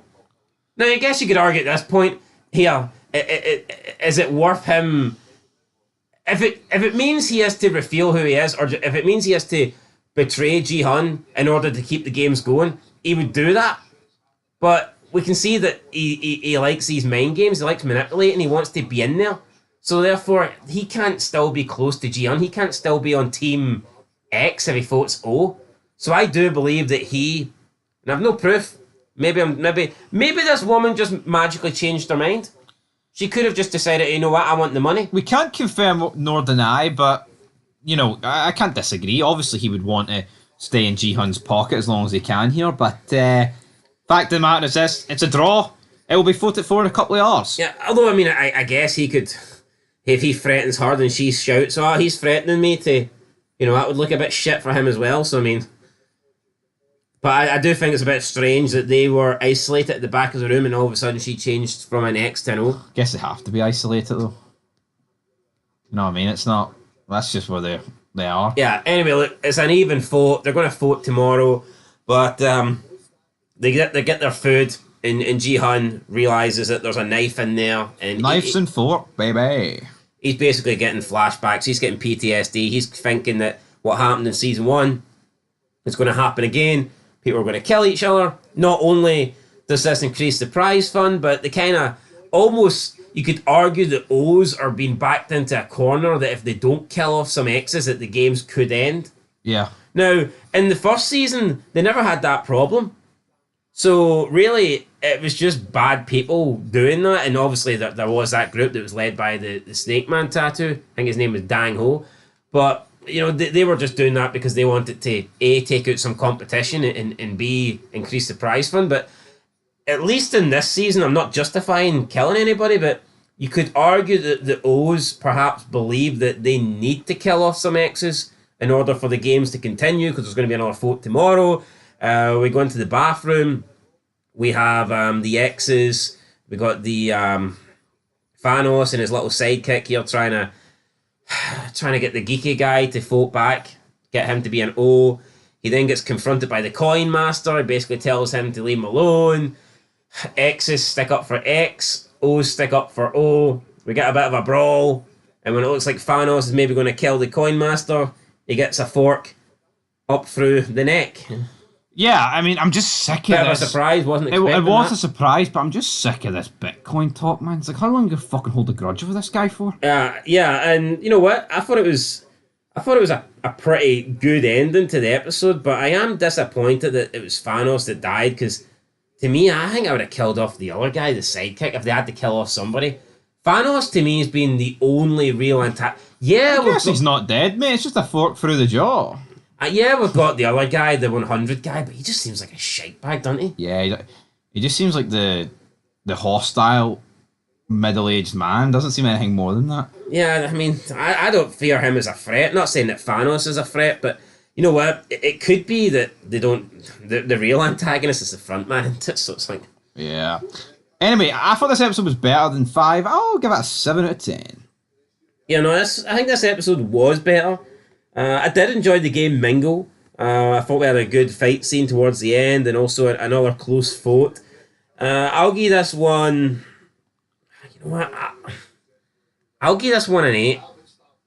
8 out of 10. That gets us a 7.5er. And I guarantee that'll be higher than the final episode. So. I'm looking forward to the final episode. I had a bit of intrigue going in. I thought Thanos might have lived, and and that's 2 episodes refused. Well, here, maybe he is alive, but normally when you get a fork through the neck, you're dead, like. It was more the jaw than the neck. And that doesn't kill you. You have more chance of surviving through the jaw than the neck, mate. Well, here, we're going to go and watch episode 7, guys, and we'll find out who's alive, we'll find out who's dead, we'll find out who's continuing the game, and we'll find out who's saying Saranara. We'll also find out who's got a dick and who's not. I'm looking at you, trans woman. Anyway, till next time. Peace. Friend or foe? Stay or leave? Dead or alive? And unfortunately for young Bay, he is the former. Welcome back, guys, to Fog Entertainment here for Squid Game Season 2, Episode 7. You can call it the Season 2 finale, or you can call it the Season 2 mid-season finale.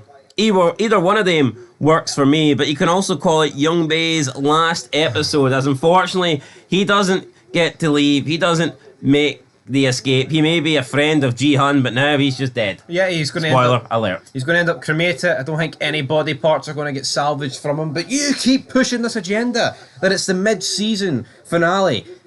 They are labelling it season 3, so I'm just going to call it the season 2 finale. As underwhelming and shit as it was, I'm just going to have to call it that. You can call it whatever you want, but I think we all know that it's just season 2 split into 2 parts. But here, Well, we all know. Name me one person that's agreed with you. Anyone I've seen is like, oh, I can't wait for season 3. me, myself, and I. Me, myself, and I. Well, let's get into it, guys. This episode for me, I can't remember the last time I was so disappointed with a TV show. Honestly.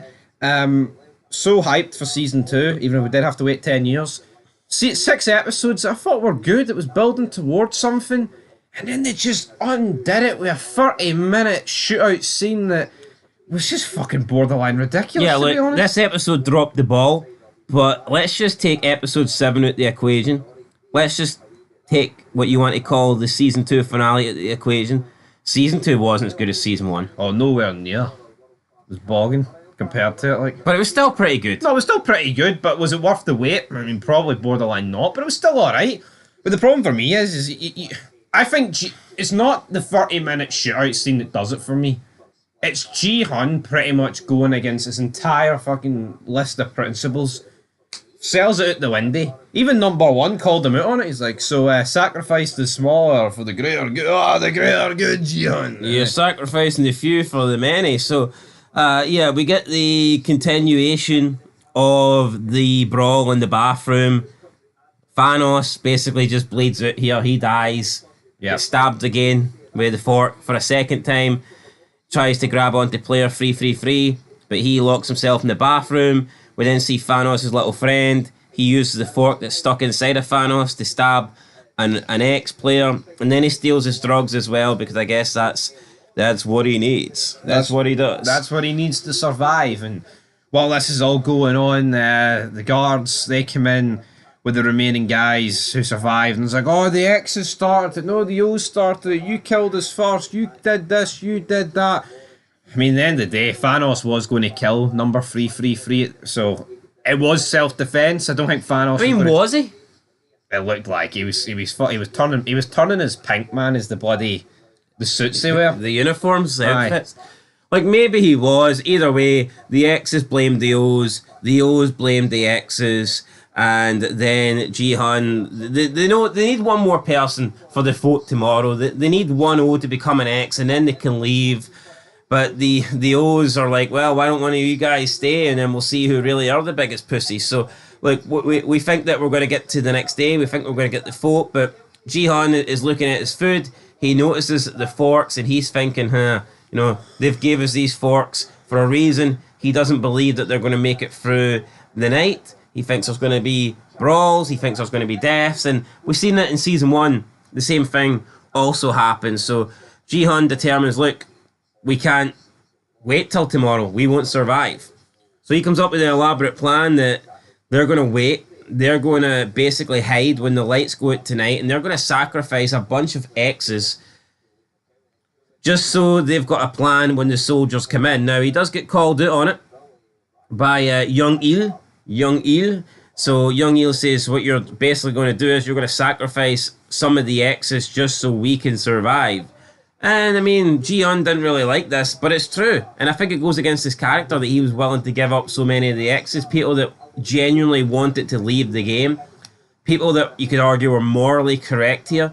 And Ji-hun's willing to let them get stabbed to death by all the O's just so his plan can come into play where they can take the guards by surprise. I thought it was bullshit for Ji-hun, and I'm not going to say it's ruined his character, but up to this point, I think in season 2, he's been very honourable. Yep. And for me, this wasn't honourable. It wasn't honourable. Ned Stark would be turning in his grave at this manoeuvre here, but tell you what, you say it hasn't ruined his character. I think it almost has ruined his character. For me, it did. I mean, obviously we've hinted at the start that Young Bae's dead. It made me not feel remorse when he got killed for Ji-hun. It made me think like, you are a stupid bastard. Yeah, so Ji-hun's plan is we'll hide, the guards will come in, we'll pretend that we're dead, and then we will try and jump them, we'll get the guns off them, and then we'll storm the place and we'll try and get to the control unit where the big bosses are, and we'll end these games. It's like, look at how many soldiers are playing in this game. I think it's very dumb that Ji-hun believes that they can just simply take over. And also, you'd have to assume that these soldiers are somewhat trained. Also, they'll have backup, which we clearly see. I mean, literally, how many X's did Ji-hun have here? Well, hold on, isn't the backup the soldiers? No, but he can't put a number, right, on the amount of soldiers. So you're saying once there's an attack here, they're going to fucking fly in more soldiers? I honestly think so, yeah. No, but not even fly in. We've seen that they wiped out a decent portion of them, then whoever, the big guy leading them, that's not the front man right now, phoned in like the extra guys, and then they were The masked man. The masked man. That's what caused the 30-minute shootout. It's just a ridiculous fucking plan for Ji-hun, man. To me, honestly, it's almost ruined the show for me. I'll be honest. Yeah, so like that happens, we get the brawl, a bunch of O's start killing X's. We And had the death of Simi. We had Min Soo. He threw the knife down to her, and then he kind of just fucking bottled it. yeah, he bottled He it. definitely could have saved her. Min Soo could have jumped down and saved her, but he didn't, and then she got stabbed to death by Thanos' little friend and the crazy guy on the drugs, so I wasn't expecting her to die there. Yeah, I thought once he threw the fork down or whatever, she would have lived. Yeah, or I thought Min Soo was maybe going to jump down and do something, or maybe get himself sacrificed. I just don't really see the point of him surviving, just a shite bag. Maybe we could have seen some sort of redemption, but we didn't get to see that, and Simi gets, stabbed to death brutally, so that sucks for her. Thanos' friend is now a complete killer, and he's on drugs as well, so it's a pretty good combination. Then we see the soldiers come in, the guards come in, Ji-hun's group takes them by surprise. I mean, even then, it's like, it's a bit unrealistic that all these guards come in, at least a dozen guards come in, and Ji-hun's group have fucking no weapons, but somehow they synchronise an attack and manage to overcome all the... You'd think that maybe Ji-hun's group could maybe get a couple of guards down, but then they would just get shot before they can fully take over initialise the I mean, process. they probably killed about 50 guards in this episode, something of that number.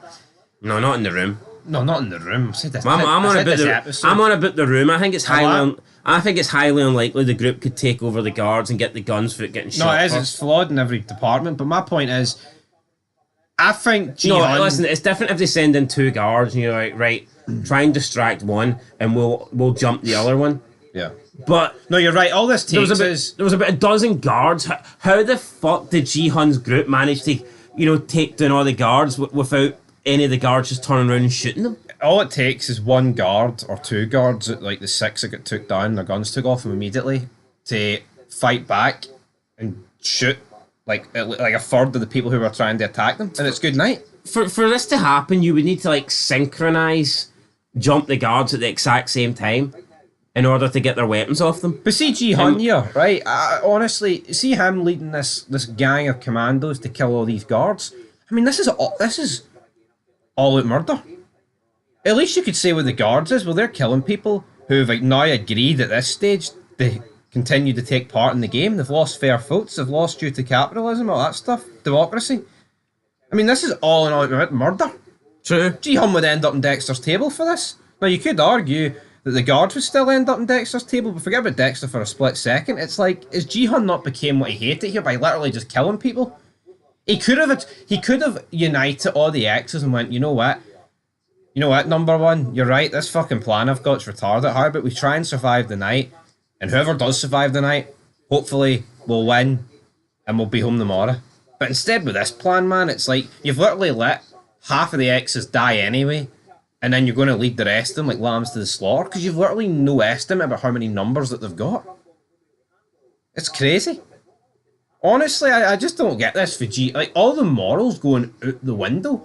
Like, we've seen how much he cared in red light, green light. Oh, don't move, you'll die, and all that stuff. And then he's like, right, I think the next game's going to be the biscuit game. We need to draw this shape. And obviously that didn't come to fruition. But it's like, yeah, just crazy. He's willing to put all his money behind to go in and save people, and then come episode. And it's not like it was built up over time where he lost his sanity. Like, it's not like Jung Bae died in episode 5, and like over the next 2 episodes, he's went, fuck it, I just need to get out of here, killing guards is worth it. Like, who really died close to him in this season that warranted this, like, flick of the switch to just go fucking Rambo and sacrifice people and kill, like, 50 guards? Nothing. It's almost like the writer wrote 6 episodes and went, fuck, I've only got 1 more. Yeah, I mean, he was willing to sacrifice all the X's to get the guns, and then, like you say, just slaughtered all the soldiers, so it's like, For a guy that wanted to end the games and not kill anybody, It's out the window. And that's why I can't help but feel they have ruined the character. and then when they get the guns, you've got some of the X's that want to shoot the O's, and I think that's justifiable because the O's were just literally slaughtering them. in the middle of the night. And then he's like, no, don't No, do it. no, that's not the reason we done it. It didn't make logically didn't make much sense to me. No. Now, what you could argue he could have done, which might have been smarter, is they could have kept the guns till the foot in the morning. You know what I mean? Held the O's at gunpoint and be like, right, you aren't killing any more of us. Now we're going to... That's actually not a bad idea. So why couldn't he have done something like that? But then enact your plan... I don't know. I mean, something like that, because that would have saved a lot of lives. And it would have forced an end to the games. Like, see this Rambo fucking tactic trying to break through the entire compound to get to the map? Yeah, but would they really end the games on the votes? Would they not have said, these votes, this is bullshit? Would the game master kept his word? I know, but I feel like it makes more sense for Ji-hun to do that, than literally go on a fucking killing spree. Yeah, so... It just felt so out of pocket in character. Yeah, we then get Hyung-ju. Turns out he was a former military leader or whatever, so yeah, she knows a lot about guns.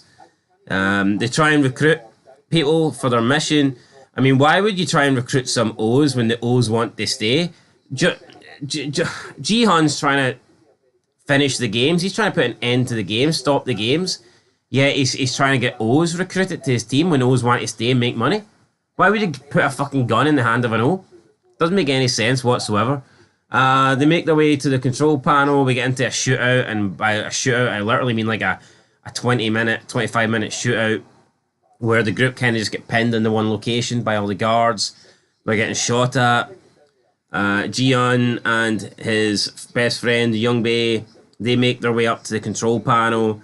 Young Il says that he will cover them with the rest of the group, so they try and stay behind. Ammo's running low. We get Ji-hun gets pinned down on his way to the control unit. So Young Il and two other guys make their way up to try and give help. Ammo's running out. Hun-jae is like, I'm going to go and get more ammo, but Daeho is like, no, I'll go. And at this point, he's completely folded. He may have been in the Marines, but his arse has dropped. He may have been in the Marines, but his arse was not in the Marines. I mean, honestly, I don't know what happened to this guy here. It just felt forced. Yeah, he runs for him not to be able to like help them out. He runs back down to the game room where they keep the waiting room where the players sleep. They collect all the ammo, collect all the gun clips, and then he just hides in the corner. Eventually, Hun-jae goes down to see what he is. What's keeping him so long? Turns out that he's just in the corner shaking. But of course, he's the one. You know, she's the one to be the strong one. Oh, look, no, you're all right. You've got to do this. And then when all the guards come in here, it's like game over. She's like the only one with a gun that's willing to fight them to the end. Because I need this gender surgery. Yeah, but Jim Ja says, no, don't do it. They'll kill you. So, yeah, we then see the rest of the group getting taken out because their numbers have dropped, their ammo has dropped. Young Il meets up with Ji-hun. He says there's a way in the back. He's going to go there with two other guys. He does go round, but then he takes the two guys out from behind, shoots them. He puts the radio on, and then he lets Ji-hun hear one of the guys he just shot die. Ji-hun obviously though thinks it's Young Il that's dying, taking his final breath, and then bang, we hear a bullet. So at this point, Ji-hun believes that Young Il is dead. Probably believes that everyone else that followed him up in this group is dead.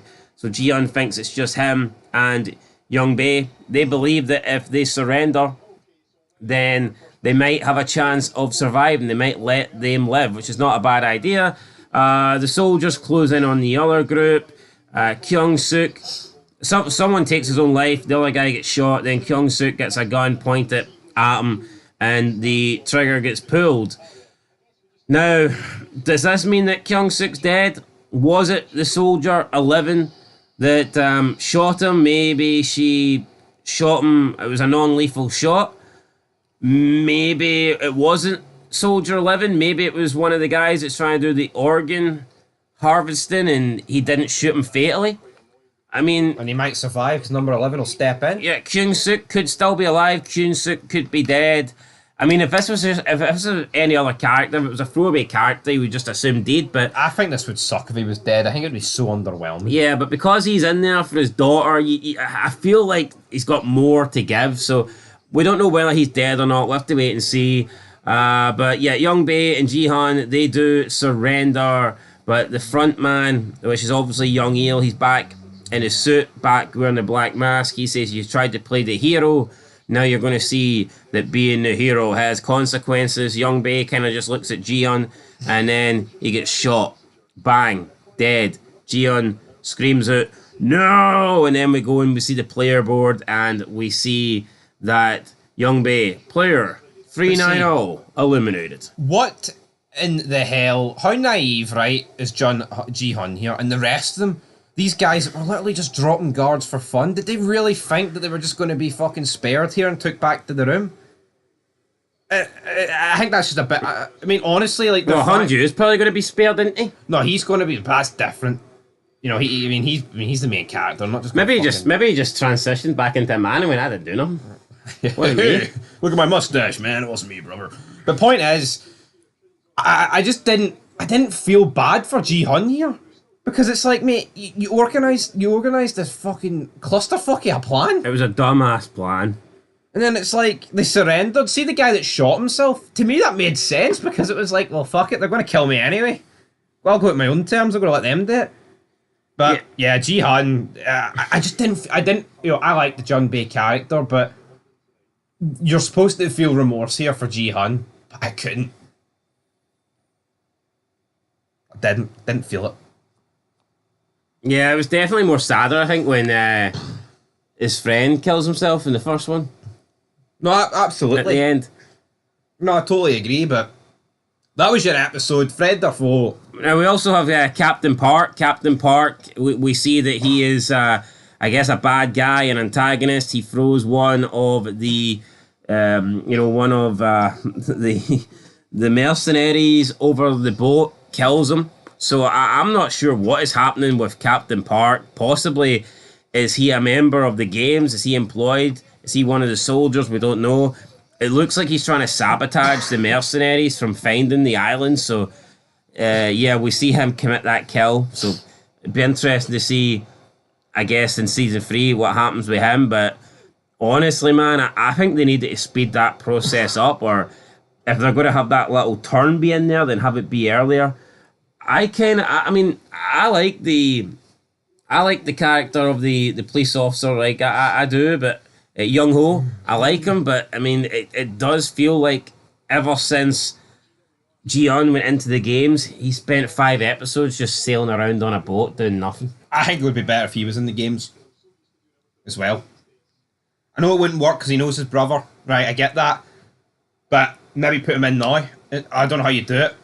But I just don't really. He's fucking been. You're right. He's literally been sailing around doing nothing. I'm not saying that they couldn't. They could have had the Captain Park turn into an attack. Why couldn't Captain Park have maybe betrayed them and took them to the island? But they had to surrender and they got entered into the games for Season 3. I think something like that would have been better. Yeah, like late entry. Are we going to... You fucking idiots killed each other. We're putting him in the game. Also, we did see number 1 get recognised by one of the guards. It would be weird if one of the guards did see the front man's face. Maybe could the guard have recognised him from his playing days? Who knows? What guard? The guard they took hostage recognised him. Then he got shot in the head. Oh, true, yeah. That's true. Maybe he recognised him from his playing days. Who knows?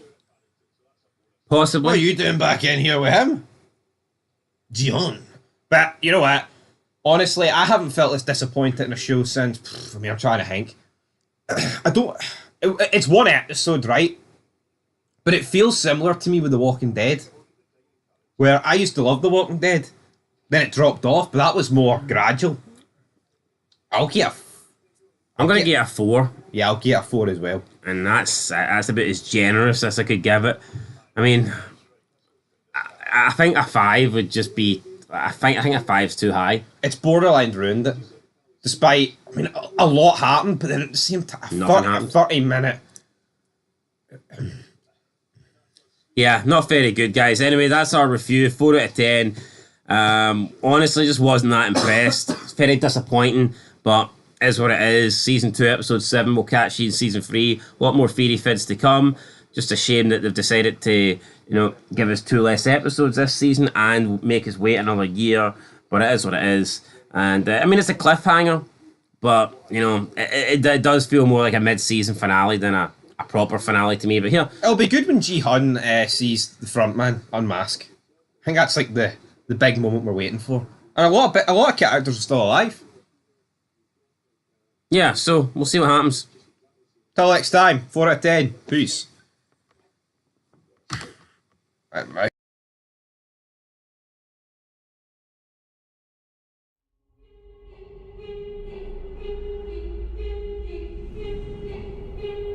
We waited a long time and finally the third and final season of Squid Game is here. But was it worth the wait? Welcome back, guys, to Fog Entertainment, here to review season 3 episode 1 of Squid Game. But let's just be honest, this doesn't feel like season 3 episode 1. It pretty much feels like season 2 and we've just returned from a mid-season finale. And before we get into the actual review, I just want to point that out. I think that season 2 was hurt, and I believe that season 3 will probably suffer from the same problems, and that is the fact that it basically feels like they have taken one season, being season 2, and they've just split it into 2 seasons just to try and prolong this show rather than condense it or just make season 2 longer. There's no reason why season 2 couldn't have been a 12 episode season, but when you look at it, they've slowed the pacing down. Season 1, you were pretty much getting almost a game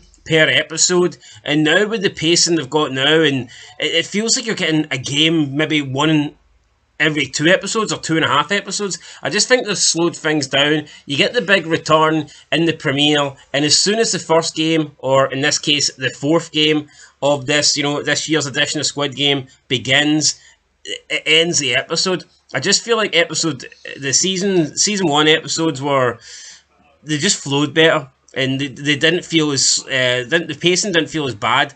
Whereas it didn't feel rushed, but it definitely feels slowed down in season 2, and I think the same thing's going to happen in season 3, because I believe this is a 6 episode season, and I would imagine that the final game's going to happen in the final episode. So you're probably looking at 2 games then spread out over the first 5.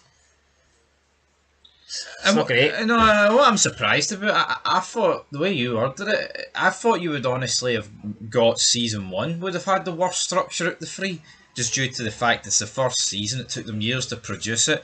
But you're right, season 1 was much better with the format of the games. This is just season 2 part 2, and this episode felt like that. It didn't feel like, a brand new season and business is about to pick up. I don't know, it was underwhelming to me. Again, it's like the fallout of episode 6, and it's just people moping around and walking to the game getting dumbed down for about fucking half an hour, and when we got a vote, which again thankfully only took about 2 minutes. Last season would have took about 15, but I can't help but feel I want more. Yeah, and are we going to get more? Maybe, but here, episode 1 starts with the soldiers being killed, obviously from episode 7 of season 2, and Triangle Soldier, the woman Kyang Yul, she shoots player 246 but doesn't shoot him fatally, shoots him in the stomach, and then she agrees to join with the organ trafficking team. And yeah, she's going to try and save this guy, I guess, because she feels bad about his kid and whatnot. So she says that she's going to join them, but she needs to actually see the process. If we're on the same team, we need to trust each other, essentially. So I think it's a guard 11. He takes her down. She sees how it works, how they harvest the organs and they just cut people open and shit like that. She then decides to elbow guard 11 in the face. She shoots a couple of the other doctors. And then she says the reason she ran from North Korea was because of arseholes like you, to number 11. Shoots him in the head, revealing that she shot her commander in the head in North Korea. And then she gets the last remaining doctor to keep player 246 alive, which he does. She says, if you do anything, I'll kill you. He takes blood. She says, if you try anything, I'll kill you. The guy saves him, patches him up, gives him a blood transfusion, just like she asked. And then she shoots him in the head. Not keeping her word. But I wasn't expecting that. But at the same time, Kang Ul doesn't really come across as a nice person. She wouldn't be there killing people if she was. She signed up to be a guard. She knows what she was getting herself into. So I don't think we should be surprised that she wasn't a woman of her word and killed the last remaining Doctor. No, I absolutely not. I was not surprised in the slightest when she pulled the trigger and killed this guy. But again, we knew this guy was going to live. I thought, it was pretty obvious going into episode 7, season 2 when he got shot. He survives. How is he going to be incorporated into the rest of the games? I doubt he's going to be coming back as a player. Yeah, he's eliminated. So if he comes back, the higher ups are going to be the masked man. They're going to be looking at it and going, "Holy shit, what's happening?" He'll be grateful that he's alive, but he needs the fucking money. He does, but I just don't see how he re-enters the game. No, he can't. So he will probably just team up with. I think he's going to have a minor role. What can they really do though without getting him? I mean, could he wear one of the suits and become one of the security teams? Could he become a triangle? Well, a couple of the security guards are down now, so they're probably going to catch on to that. I mean, I think that probably could happen.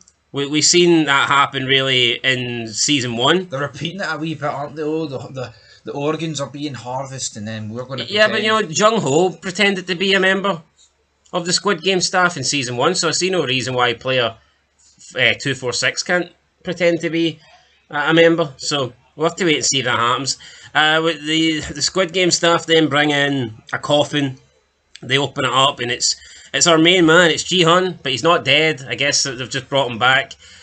He's upset once he wakes up. He wants to know, why didn't you kill me? He killed everyone else, but why didn't you kill me?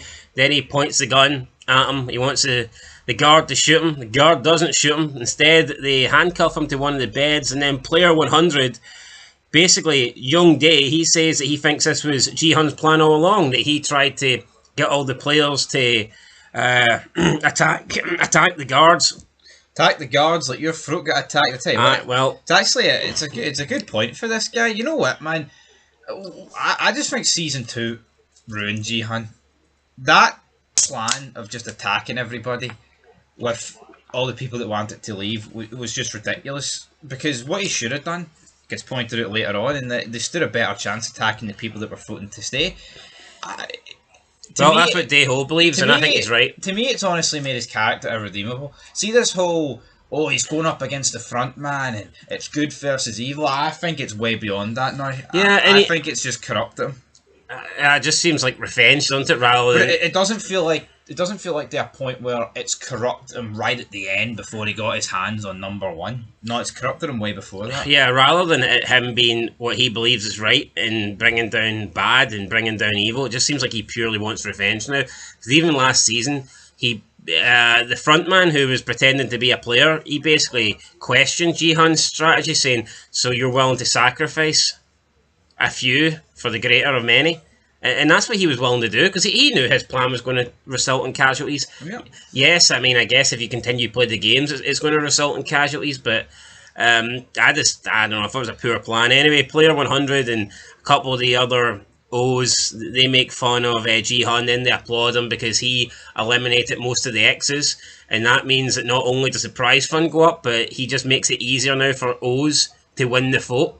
So yeah, they're mocking Ji-hun essentially, and Ji-hun really, rather than being pissed off with AIM, although he was pissed off with the crazy religious person, Sion Neo, but rather than being pissed off with player 100 and the other O's, Ji-hun really has a problem with Dae-ho. He would not stop staring at him. I mean, you'd half expect him to be gay. The fact he wouldn't take his eyes off him. He's been staring him out the entire episode. Dae-ho finally confronts him, accusing him of, "Here, do you blame me for what happened? Wasn't my fault. We were going to die anyway." And then he basically says that your plan was shit, and that you're the reason all these people are dead. Which I actually kind of do agree with Dae-ho. Was he a shite bag? Did he, let them down in a sense? But you know what? He's got PTSD. Now, we might find out that's all bullshit, but PTSD is pretty fucking serious. And I tell you what, see John Seek, the son to the old woman, he was acting the fucking big man. He could have took the ammo. Yeah, he stayed in there like a absolute shitebag, young Seek. So I don't really like him, and I don't think he's in a position to be saying anybody, let down, whatever. He's the one that's been letting people down. So yeah, Ji-hun, he's pretty much broken. The ship team that are trying to get to the island. Captain Park, we know that he's corrupt. We know that he isn't to be trusted, and now neither does Woo Seok. He tells Young Ho later that night that he has suspicions about Captain Park after Captain Park basically painted a picture of the guy that died, essentially just drinking too much, falling overboard. He said there was heavy waves and that he probably got intoxicated and fell over in the waves, took him away. But in reality, we know that Captain Park was up to no good. He is communicating with the island. He obviously works for the island. He doesn't want Young Ho and his team to find the island, and that is why he killed the team member of Young Ho who found out the truth about him. So yeah, Captain Park, he's under suspicion from Woo Suk, but Jung Ho doesn't believe Woo Suk. He thinks that he's just paranoid. He says Captain Park found him originally when he was on the island and that he saved his life, but he doesn't remember any of it. His mama told him. They missed a good line here. Woo Suk is sitting talking to Jun Ho, and Jun Ho's like, he's been helping me look for the island for a number of years. I ain't found it. Why doesn't Woo Suk go? Maybe he's been working to not find the island. Yeah, maybe that's the problem. Young Ho says no, he wouldn't. He's not on the other team. He wouldn't betray us. He's been helping me for years. He's been helping you for years, and you haven't found the island. So there is that, and also if he found you, how far away could Young Ho really have been from the island in the first place? Well, that's it, right? Young Ho was probably actually really close to the island, and this guy knows where the island is, and the fact that he works with him would suggest that's why he was close enough to the island to even pick him up in the first place. That is what's a bit unrealistic about it. I mean, I know the whole gimmick is with Captain Park is, well, he's not actually helping them find the island. He's like, distraction tactics, get them away from the island. But we're not looking at a lost situation where it's like this magic factor. I mean, it's literally an island off the coast of fucking Korea. And I mean, this detective guy that found the island in the first place managed to get in. Now he can't seem to get back in. And he's buying that it's taking years. Come on. Well, hold on. He managed to get in because he was literally on the boat that took them to the island. It's not like he found it. Yeah. That's got nothing to do with it. Which proves that it's easy enough to get to. It's not that far. No, it's not. They were on the boat. The reason he got to it because he was on the boat that was going directly to it. Yeah, which proves that it's not overly... It's not like it's a fucking... You have to travel for 10 weeks or something. No. Maybe no. First of all, we don't know how long... First of all, we don't know how long they were on the boat, okay? And for you... the same amount of time did not pass, I remember. You're talking absolute shite. Or if he got there on the boat, so he should be able to get there again. He doesn't know the crew. He doesn't know where it is, but he knows that we shouldn't take that much a length of time. He knows the distance. But we don't know how long the boat journey lasted. It could have lasted... But he does! But we don't know how long... We don't, but he does. Yeah, but we don't know how long he was on the boat. But he does, so he should know. But I know we don't, but he does. But you're suggesting he wasn't on the boat for a long period of time. Maybe he fucking was. But maybe that should be discussed. I agree with you in that sense. I think he should say, look, That's my point. I'm not saying we know. I'm saying he knows. Wait, were they not gassed out? I don't think he was gassed out. I don't know. I think maybe they got gassed out.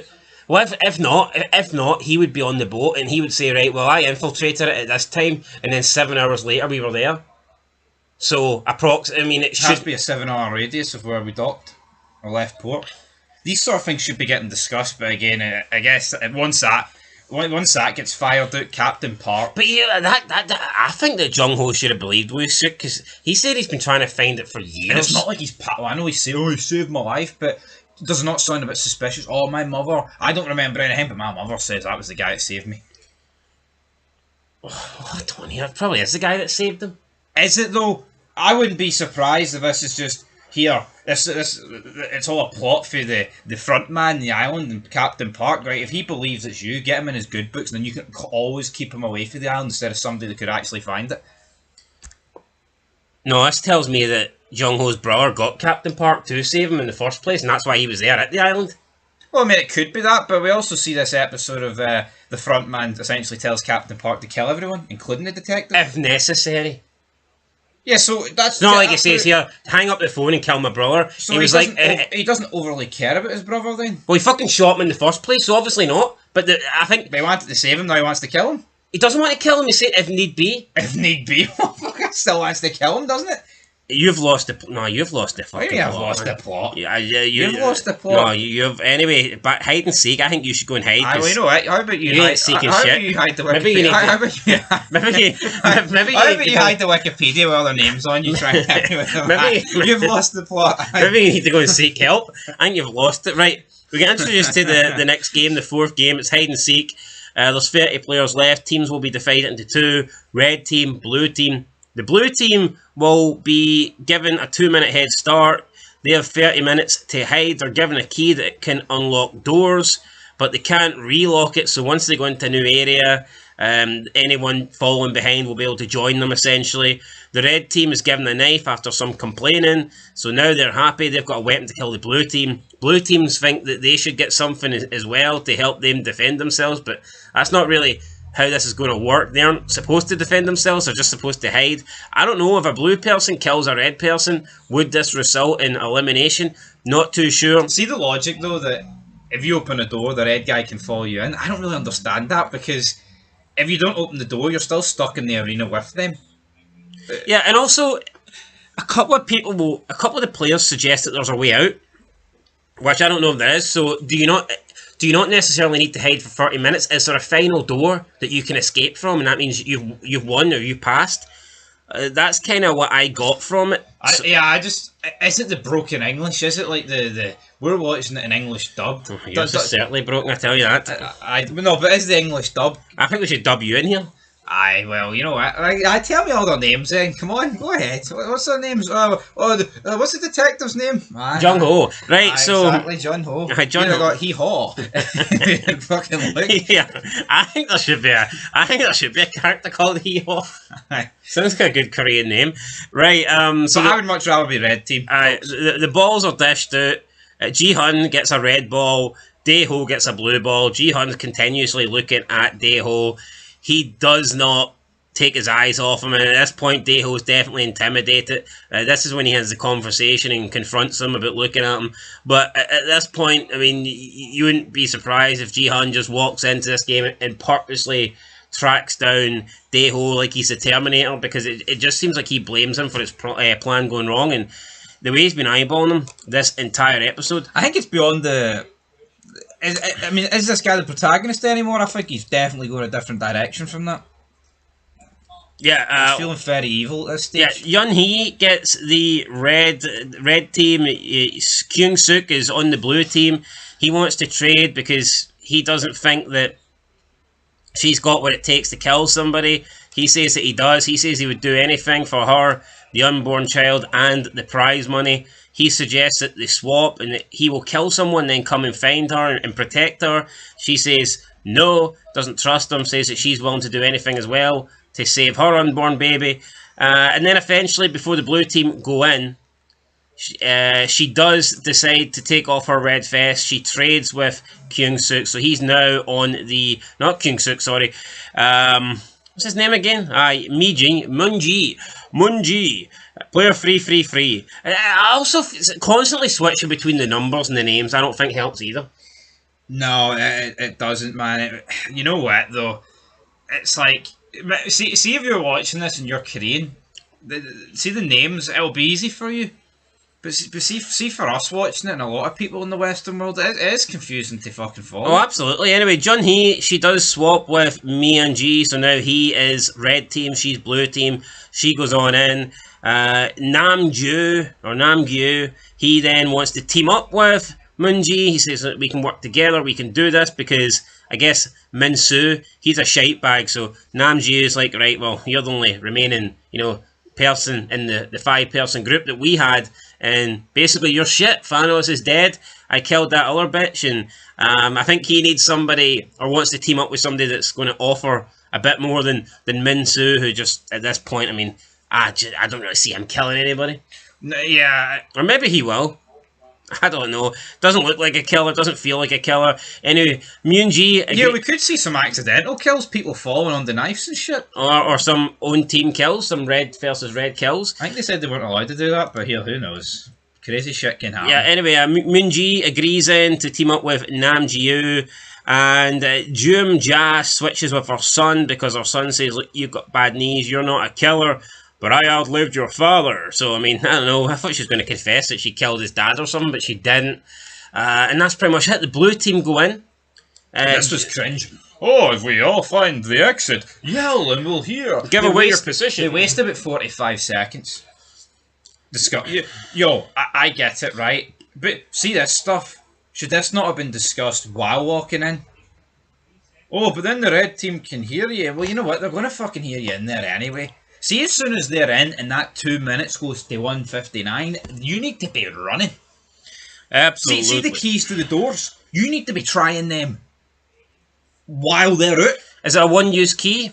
Or does one key only open certain doors? They said once a key opens a door, that door remains open forever. But see, there has to be a significance in that. Is there going to be a door that fucking unleashes like a horde of like 10 tigers or something? I don't fucking know. But we'll have to wait and see. I mean, it sets up episode 2. I can't deny that. Yeah, anyway, Young Hee, she is having trouble with her baby. Young Ju helps her, as does the old woman, Ji Ja. And then those three stick together. And that kind of just leaves the red team then to go in. They all go in with their knives. And then Jihan gets up, gets his knife ready, walks towards the gates, I guess, or the door to enter into the playfield. And that's how the episode ends. So, yeah, I mean, I don't think it was a bad episode, but for a premiere, especially after you wait like half a year, I tell you what though, it's a good job that season 3 came out only about 6 months after season 2, because I think if you waited 3 or 4 years for this, you'd have turned your telly upside down, man. Absolutely, but you know what? I don't really recall the premiere of season 2 blowing me away either. No, it was good. The Russian roulette. Oh, it was actually, aye. Take that back. Reel that in. I was thinking the first episode, but there you go. Like, the first episode wasn't even really showing the game. Okay, it wasn't, but it was still a good episode. I just feel like this was very much of the same. Right, I'm going to get a 6 out of 10. I'll get a 6 out of 10 as well. I mean, it's set up episode 2, but I don't think in the final season the premiere should be used to set up episode 2. But that's what it did, guys. So 6 out of 10. We'll catch you in the next one. Let us know your thoughts down below, and peace. Hide and Seek officially began this episode, and the blue team certainly were not good enough at hiding, and Myeon Jae and Nam Ju were seeking to take out more participants than necessary. Welcome back, guys, to Fog Entertainment. It's time to review Squid Game Season 3, Episode 2. It was the continuation of the game Hide and Seek, which pretty much takes up the entirety of the episode. But before we get into that, we start with Noel taking out the remaining doctor after he completes the blood transfusion to keep player 246 alive. And then we see her looking at one of the triangle masks, and she looks at the uniforms, and at this point it looks like she's going to disguise him as an officer, and those two, I guess, will go back into the games. Maybe try to save more lives. I don't know, maybe try and take people down.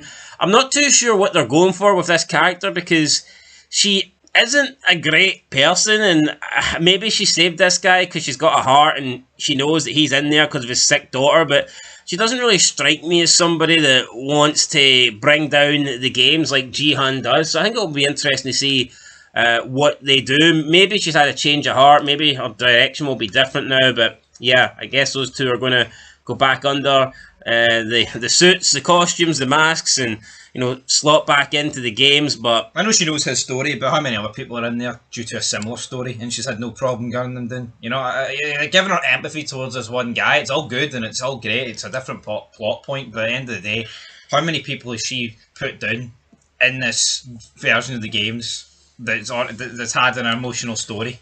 Yeah, I mean, like, they're all there for a reason. Yeah, some of them are there for pure greed, but some of them are there to help out family members because they're sick or whatnot. They need operations, they need money, is what it is. I'd say most of them are there for a good reason, other than just to get rich or to do something selfish, like, transition into a woman. But anyway, speaking of that, so we do see some people like team up here. We get some allies that are confirmed, and the red team give chase. I felt like it was about 10 minutes of nothing really happening. I think this game was a letdown, to be honest. I don't know. I expected a lot more to happen. It was because the door opened and you kind of just saw like the entrance, you're thinking, right, are these doors going to lead to like trap rooms? I mean, there was a couple of things where if you opened it, you could fall down, or exit doors and like stairwells, but it was all a bit basic, wasn't it? I feel like for Squid Game at this stage, final season, I expected something a wee bit more. It was like a shite version of the Honeycomb Maze for Takeshi's Castle. Yes, that's what it reminds me of. I preferred I preferred that. The guys doing mad manoeuvres on the exits. This one, swinging round doors. This one was just kind of people walking around in circles. Yeah, and another thing, it's like, I know it's fairly obvious, but see once like some of the blues started fighting back and then getting knives, that kind of just took the element of it out for me. Yeah, I'm not saying there should have been a rule, right, where the blues can't fight back, but it's like, if you're a capable man and a woman wearing a red bib rocks up to you, are you going to really... I mean, I'm not saying you've got a 100% chance of succession, but it kind of loses the fear and element of the game for me. If you're allowed to fight back and possibly retrieve their knife and kill them. No, obviously at the same time, there can be a 6'4" guy wearing a bib and he's confronting a 5'1" woman, right? That's just unlucky if that happens to you, but I feel like the game had too many loopholes to a point for it to really succeed.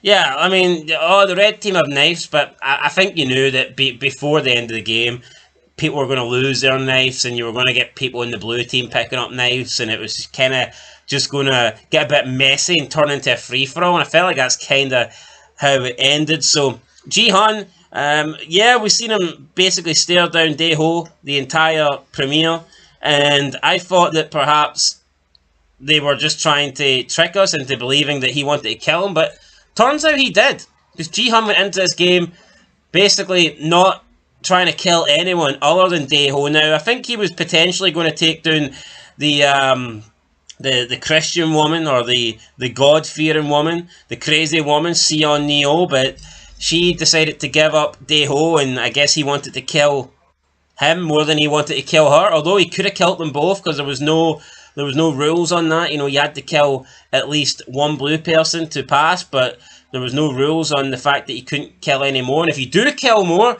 it's like a double whammy, because not only are you killing another blue person and eliminating them from the games, but you're also stopping a red person, because if you kill another blue person, that means there's one less for a red person to kill. So therefore, for each additional blue person that you kill, you're also eliminating a red person. And it was Namju that came up with that idea, or came up, obviously thought that logic through when he was teaming up with Moon-jae, and I think that was actually very good. If you're in this not to survive, if your goal is here, I want to win, and the easiest way to win is to kill the most people as possible, then it makes sense, I think, to just go on a killing spree. If you're in this and you've been given the red bib and you're not a killer and you're not a bad person and you simply just want to survive to the next round, then I get it, just try and kill one person. But if your goal is to win the money, any means necessary, then killing as many blue people that you can possibly find is the right thing to do. No, I totally agree with that. But, I mean, it's kind of hard to review this episode because it's kind of just running about. Odd fight scene running about. I don't think they utilised the middle of the room with the big elevator shaft kind of chamber where there was doors that led to the outside with like a 10-foot drop. Yeah, nobody fell or nothing. Nobody fell, nobody hid it on the ledges. I mean, I'm not saying they need to make it, WWE or whatever, but I think a good fight. A red person could have chased a blue person through the door and fell to their death. Yes. We could have got that scene. Or like when, I thought when Ji-hun and the guy were fighting, I thought it was going to lead to like one of them, well maybe not Ji-hun, but the other guy falling, but you're right, no one even attempted to hang on to the ledge. Like, you could clearly get round and hide. Perfect spot to hide. Yeah, I mean, it was all a bit messy. Did it remind me a little bit of the Season 2 finale when they just had like a gun shoot and it felt like it went on for half an hour? Almost, yeah, because this game, it did last almost the entire episode. And for me, it was, I wasn't a big fan of it, honestly. We get the three women, Jumja, Hyunju and John Hee. So they all team up, and you got Hyunju. She's trying to protect them because she's the most capable. She's a man. They've all got 3 different keys as well, so that helps them get through all the doors. She has to kill a couple of people. And then one red guy with not long to go looks in. He just sees her killing someone, and then with less than 5 minutes to go, he decides, fuck it, I'm going to go and try and find someone else. See, at that point, with 5 minutes to go, I think you'd take your chances. No, I totally agree. I didn't understand that, to be honest, but they were trying to make her seem super strong, super heroic. I mean, what she was. We get Myung-jae and Namju. They team up and say, right, well, let's work together. We'll kill one person and then we'll kill another one.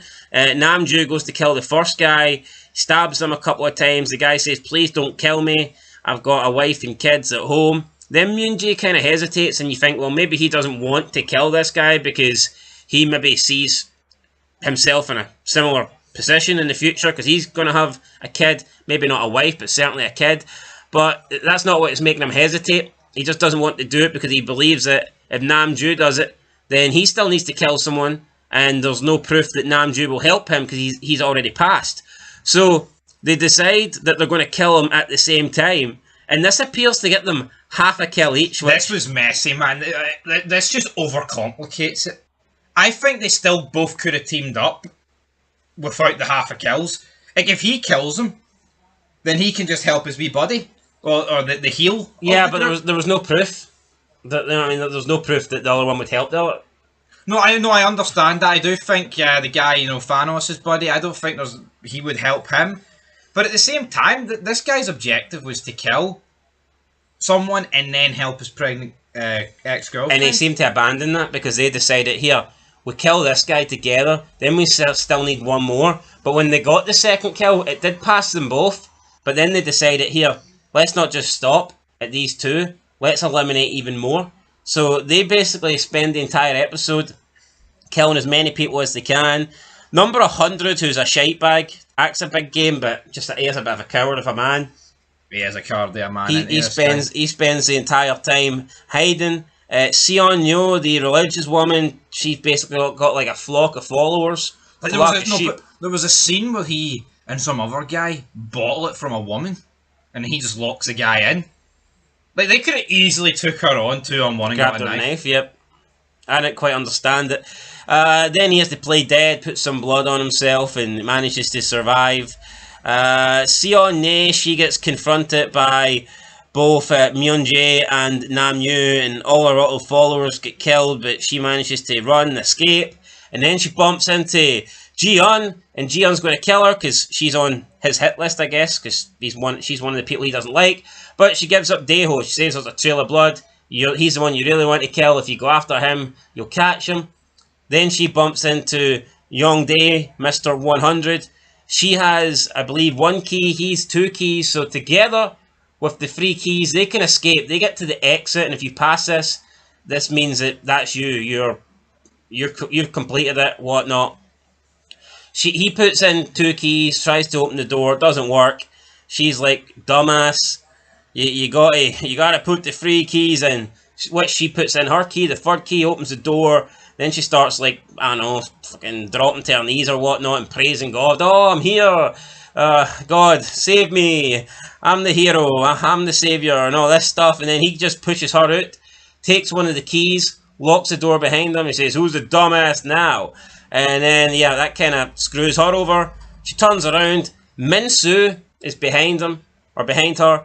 And he thinks that his old friend for season 2 is still alive. He's been taking some of Thanos' drugs. He's hallucinating. He spent the entire game trying to save her, despite coming into contact with multiple red team players. Blue team players, could have tried to kill someone, never. She then basically runs him down, verbally assaults him, but he begins to see things, and instead of seeing the religious woman, he sees Namju, and that's the guy he was looking for the entire time, and he ends up stabbing her, thinking that she was him, and that's her dead. So, big death there. Then back with Hyunju, she finds a way out as well. I think there's multiple exit doors, but she finds another one. She then opens it, she's about to go through, save herself, but then she thinks, oh no, I need to go and and save my two friends who were still alive, and we'd just seen John Hee give birth to a child. So we had that. She goes to save them, and then at the door she gets stabbed from behind by Myung-ji, and obviously that is the father of the kid. He looks at John Hee. Then Namju appears, and he feels that he is maybe going to kill his baby, maybe kill his girlfriend or ex-girlfriend, so he locks the door pretending that there's nobody in there. But I think Young Hee maybe seen something inside of him and thought, you know what, I don't know if he can be trusted. Is he too far gone? He said he was only going to kill one person. And she already knew that he'd passed because his number was announced earlier. So at this point, he's just killing people for the sake of it. He is, and it's also the person that he killed. I feel like if he just killed some randomer, he could be like, well, it's one less person we need to worry about. The one person he killed was someone that actually helped give birth to his child, so... Suppose he doesn't know that. He didn't know. He didn't know she was in there. Yeah, I guess he can claim that. But you know what? I thought this was probably scene of the episode. Yeah, so then he lures Namju away. Then Yun Hee and Jumja, they go to the exit. We then get the fight between Dae-ho and Ji-hun. Ji-hun attacks him, finds him. The blood trail led him to him. He's got him down. Dae-ho says it's not my fault. He admits that he was never in the Marines. He admits that he's been a loser his entire life, but he just wanted to say he was to try and fit in with the rest of them, because maybe if he did, he would be saved. He wouldn't die. Then he's got a knife of his own, and he stabs Ji-hun. Ji-hun then stabs him, and we get a bit of a knife fight. Ji-hun chases him down, gets on top of him, starts choking him. Dae-ho's final words are, "It's all your fault. It's all your fault." But this doesn't stop Ji-hun. He chokes him out, strangles him, kills him. Notice the way though they had to try and spin this into a way where he was kind of provoked into it, when it looked like the whole episode he was bloodthirsty just to kill this guy. Yeah, I think he was going to kill him anyway. But as soon as he does kill him, he pretty much accepts it is my fault. Now, whether he's accepting it or if he's just repeating, maybe he's just repeating what Dae-ho said, but he sits there after strangling Dae-ho and he says, "It's my fault." But the game at this point has already ended, and he goes to stab himself and a guard shoots the knife away from him. Meanwhile, at the remaining exit, we have Jumja and Jun-hee. They're about to complete the game. And then all of a sudden, her son, Young Sik, comes in. He hasn't killed anybody yet. There's like a minute to go. He tells his mum that he still needs to get a kill. He's not a killer. He couldn't do it. So therefore, he's going to kill Yun-hee. His mother says, "Don't be killing her. You can't do that. Kill me instead. I'm old. I've lived." But he can't do it. He can't kill his mother. So therefore, he pushes her aside. He goes to kill Yun-hee. And then his mom, Jumja, stabs him with her little, I don't know, she's had like some sort of blade in her hair. And momentarily this stops him. And she apologises. The time runs out. And then we get the guards coming round. And they basically end him because he failed his objective. And he wasn't able to kill anybody. Therefore, he did not pass. And she cries out as he's gunned down. And that was pretty much the end of the episode. But you know what, though? He could have avoided this. There was a few people he could have killed this episode, and his arse folded. Not that it's an easy thing to do, but you know what? Did his mother job him out here? I can see why she did what she did. She didn't hit him with a killing blow, put it that way. She did it in a way to stop him from what he was doing. Yeah, but I mean, technically, with less than a minute to go and no other blue shirts in sight. I mean, this was... Did she do all she could, though? She literally said, "Kill me. Don't kill her, kill me." Even grabbed the blade and put it into her a bit. True, but I mean, at this point, I think the blow that she dealt may as well been a fatal blow. Aye. Anyway, that was it. That was pretty much a full game. I don't know. I thought the game was okay, but I was expecting it to be better. I was expecting it to be better. I think it was just a bit... It was all of it. It was too chaotic. I think the best games in this show have got a bit of structure to them. And I think this was just... You realised after like the mundane opening 10 minutes that this is just flawed. There's so many like loopholes. Like they can kill each other, they can take knives and shit like that. People can team up. 60, people can get half the kills. 60 people entered. How many people do you... I would say at least... I'd say we're probably down to about 20. Yeah, I'd say yeah. If not, maybe less, because there was 30 in each team. It's at least more than 30 have been killed easily. Well, no shit. You had to have a minimum of 30 die. Yeah, that's what I'm saying. 30 is the least amount of people you could lose. If ever double kill that those two were doing, that was stopping someone else from getting a kill. So I'd say there's probably about 22, 23 left. Yeah, possibly something. I think that gives you a decent amount. But again, we lost a lot of big hitters, but I wonder in this. It's the final season, man. We've seen in season 1, they fucking risked it all. They killed a lot. They killed pretty much everyone. They did PUBG on. They kill everyone. Is there going to be a game that just decimates everyone? I have to wait and see. Well, there's only What's two. going to happen with the kid? There's only 2 games remaining. I don't think they'll repeat the same thing that we got in season 1, where it's just 1-on-1 at the end. I think the final game could see multiple people in each that's what team. it should be. It should definitely. Now, the final game, there should have been 3, but obviously, one of them got killed just before the final game started. But like you said, we don't know how many people's in it. I mean, look at that bridge game. There were 16 people left, and after that wiped out 13. So the penultimate game could wipe out pretty much the remaining cast and leave 2 people. But I don't know. I think maybe rather than do that, I think it'd be a bit more interesting if they change up the final game, change up the finale. Because it's not like the final game's going to be Squid Game again. No. And I know that's the name of the TV series, but I'd be very surprised if we just got a straight 1-on-1 Squid Game finale again. I think we could see opposing teams, maybe like 3 versus 3 or 4 versus 4, something along those lines. I'm not too sure. That would be my guess. Yeah, I think we'll get something like that. But I think it was better than the premiere. But the game is just. It lacked a bit of structure. Honestly, man, and I get it. I mean, people are killing each other. But I just expected this game to play out differently. Yeah, I expected more. In terms of who's dead, Daeho, he is gone. Hyunju is gone. Youngsik is gone. And Seon Neo is gone. So I'd probably say, that is 4 main characters eliminated. Yep. 4 down. And there may have been a couple more where, I've got a feeling, though, that episode 3 is just going to be a briefer episode. I think that... It's going to be I think it's going to be focused more on the island rather than the game. True. Will episode 3, the ending, will that begin the next game? Or will the 5th and penultimate game, maybe that'll be in between season 4 and 5? Or episode 4 and 5? I don't know. Anyway, rating time, what are you giving it? I'll give it a 7. Better than the premiere. I don't know. Was it? It was.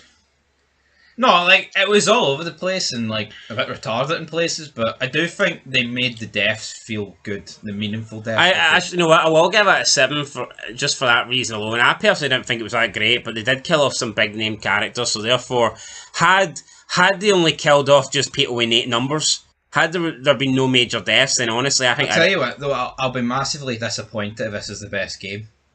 Yeah, it sounded so good, though, didn't it? It did. I actually probably thought the build-up to the game was better. The people picking the numbers and the discussion over the knives. I thought the actual idea of the game was better than the game itself. It was, pal. Anyway, great. Maybe a good idea. Poor execution. Something along those lines. Anyway, guys, that's it. 7 out of 10. Until next time. Peace.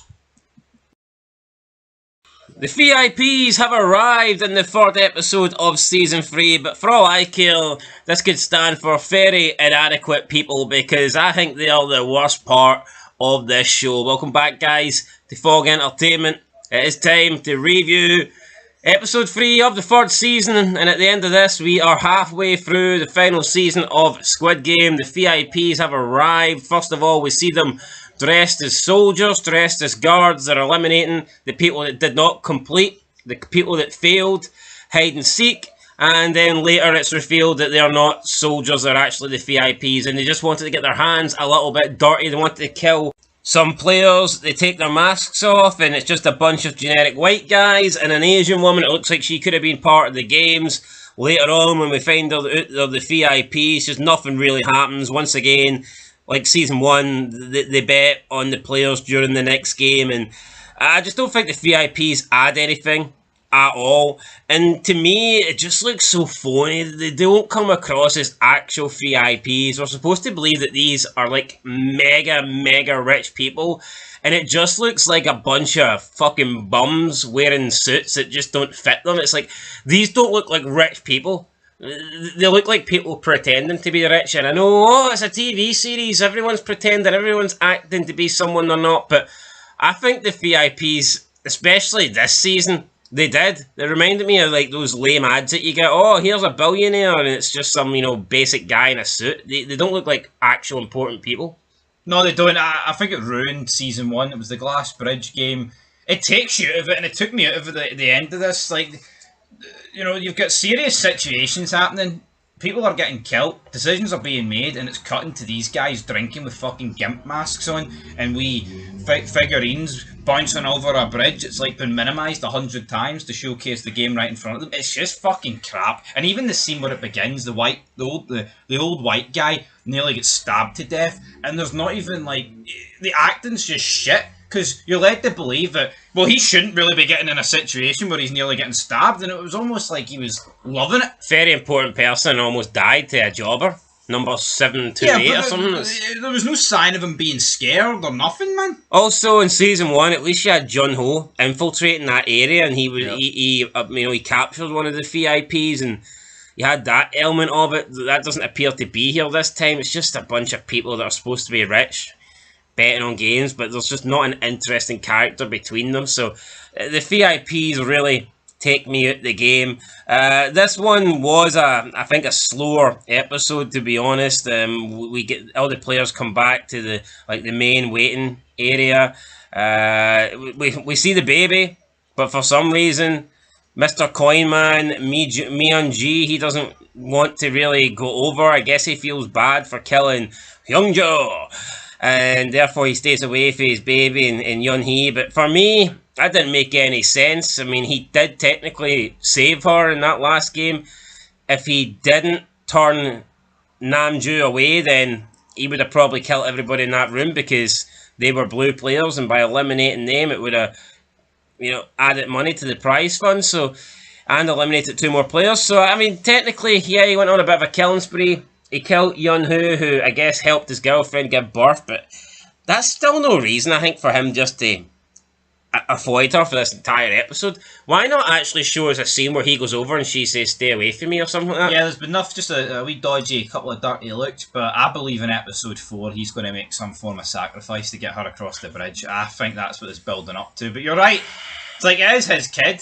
And as we talked about in the last review, yeah, he killed her at the door, but he didn't really know what was going on.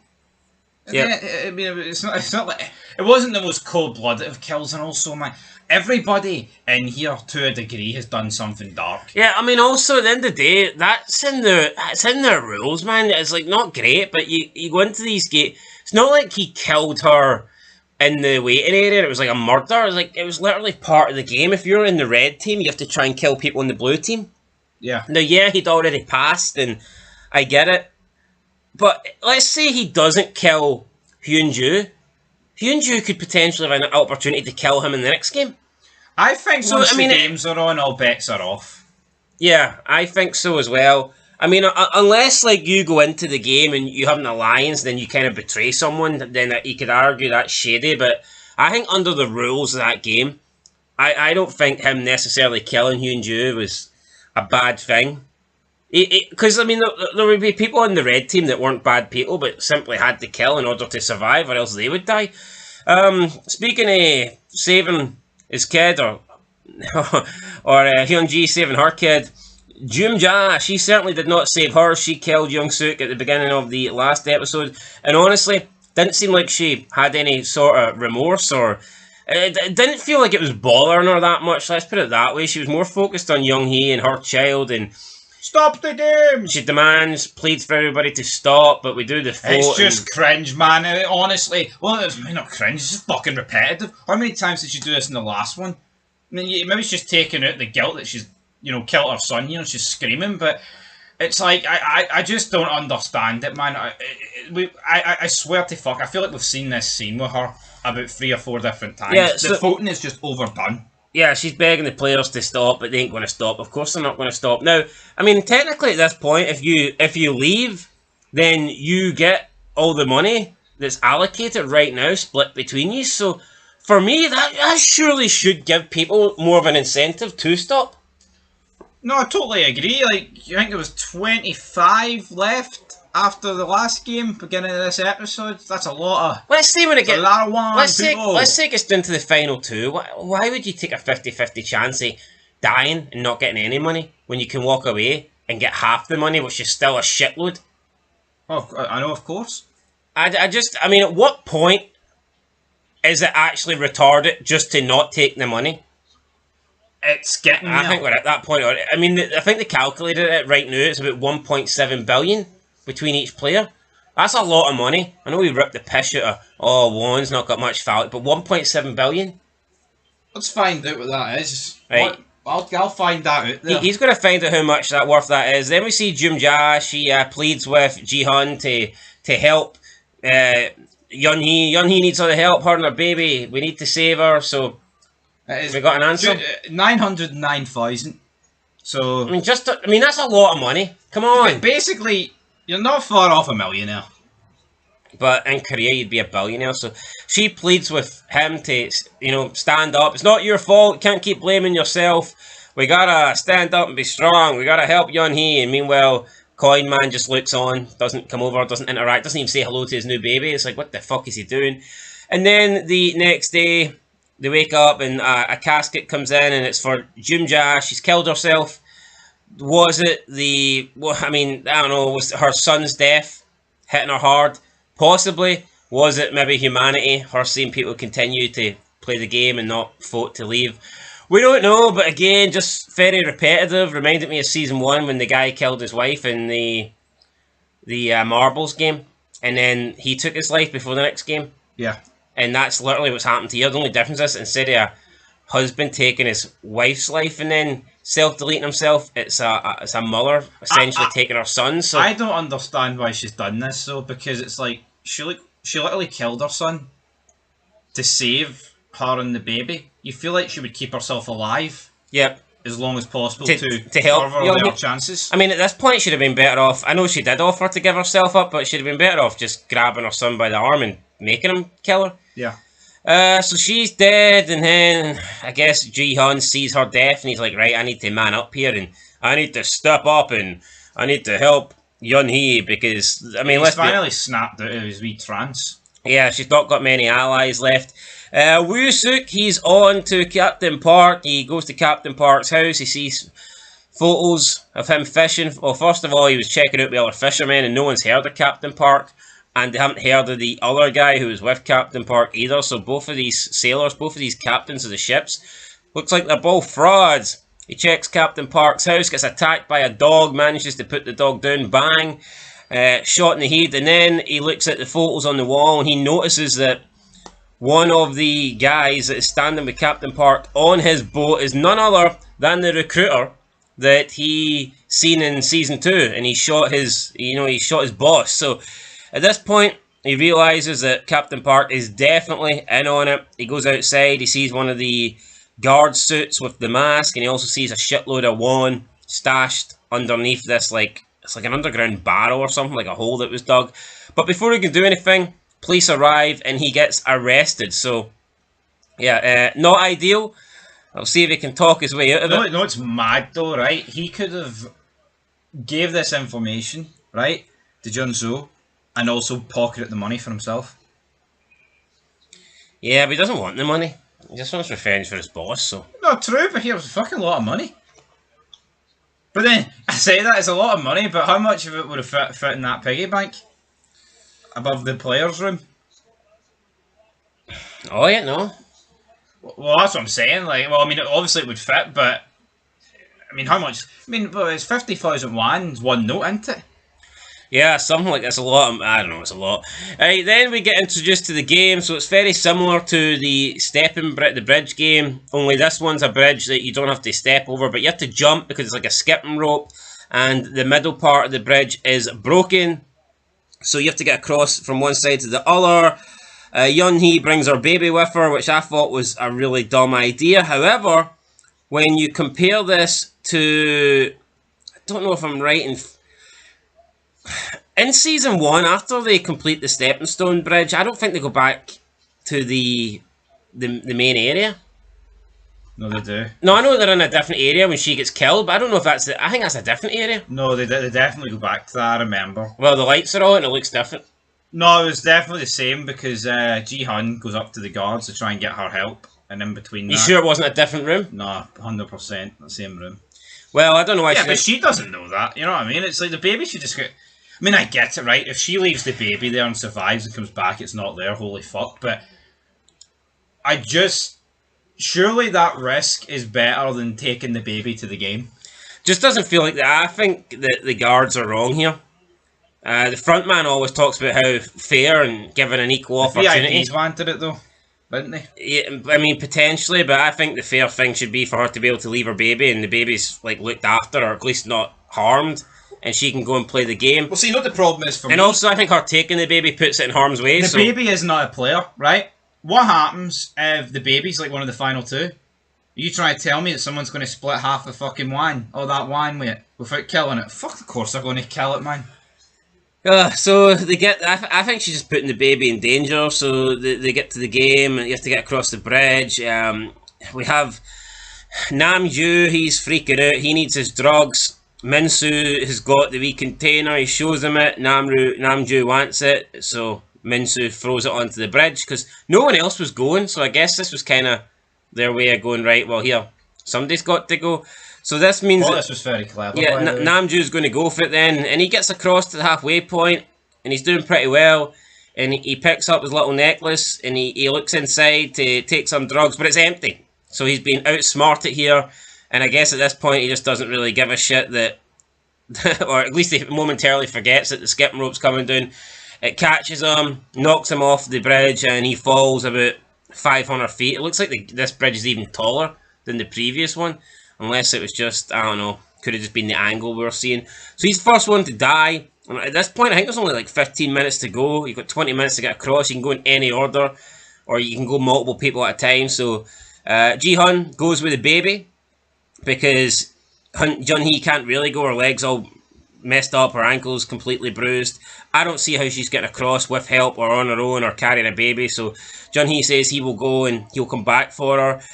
And the whole time, Mr. Coinman, Myunji, is just doing nothing. It's like, wouldn't he go over and say, look, you might not like the fact I killed that tranny woman, but this is my baby, and I said I was going to do everything to help you survive, and I'm going to do that. I think that they've almost ruined Mr. Coinman's character. The fact he's kept this distance the whole time, and he's allowed another man to cross the bridge with his child. To me, this is damage that you cannot reverse.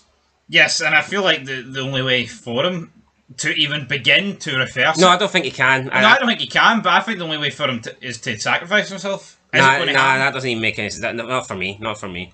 No, I agree. The damage is done, but I don't see a scenario where he lives. I'm not even saying that he can't allow Jun-hee to take his child across the bridge. Maybe he thinks that Jun-hee's got the best, abilities and best chance of doing it. But the fact that he's just stood there and not even had a conversation about it, and not even interacted and went over a game plan, or gave the permission, or gave the okay, or even say, right, Ji-hun, you try and get my child across, and I'll look after Yun-hee. The fact he's not even got involved, completely butchered his character. But again, you look at how he acted in that last game, and he started like just killing people that he didn't necessarily need to kill in order to pass the game. Is he crossing to the dark side? Is he becoming an antagonist rather than a protagonist? I mean, maybe, possibly. But Ji-hun finally gets across, and then more people will come across. I guess they watch how Ji-hun did it. Although he did get stuck at the halfway point, because there is a big hole, big gap in the bridge. So, yeah, we have that. He gets across eventually, then more players join. The first couple of players I don't even think have any names. Or this was the problem, though, because like once he gets across, he's like, oh, I'll come back. But then if you're meeting people in the middle, they're not going to be like, well, you just squeeze past us here and you go. Yeah, he tried to come back, but people were already on the bridge. And also, looking at my time we're wasting, folks, right? Realistically, I think it's going to take each person a minute. Now, you can do it quicker, right? But, it's life or death, literally, so you don't really want to, speed run it or go too slow. I think it's going to at least take him 3 minutes to get across, go back, then get back across, especially when he's carrying a baby. Second time, it's just him, but the third time, he's carrying her. So, 3 different weight distributions.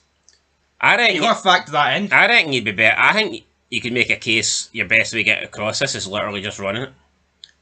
Because you can run and jump while the skipping rope comes down at the same time.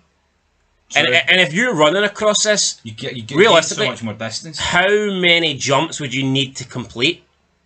If you can take the gap in your stride and you can jump while running, I reckon you could maybe get across this in 2, 3 at the most skips. Do you not think And I think there should be like a Squid Game amusement park where you can do these games? Well, obviously, I mean, there will be. No, there will be. Well, will there be yet? That's the key thing. But I'm talking about a specific game because it would actually be good to try out different things. Techniques. Yeah. But obviously, here, see in the moment here, as much as we think running might be the better idea, it is. It's a riskier. It's a lot riskier. I mean, it's riskier, but you look it's at... the sort of thing you try with 5 seconds left. Yeah, I mean, you look at Jihan's tactics. There's, 24 people playing here? 23? Not everyone can afford to waste the amount of time he did.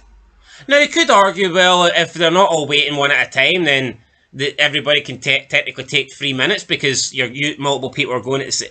But I don't know. I think we will see the clock tick down, and I think we will see people begin to speed it up. We've seen a guy during the bridge game in the first season.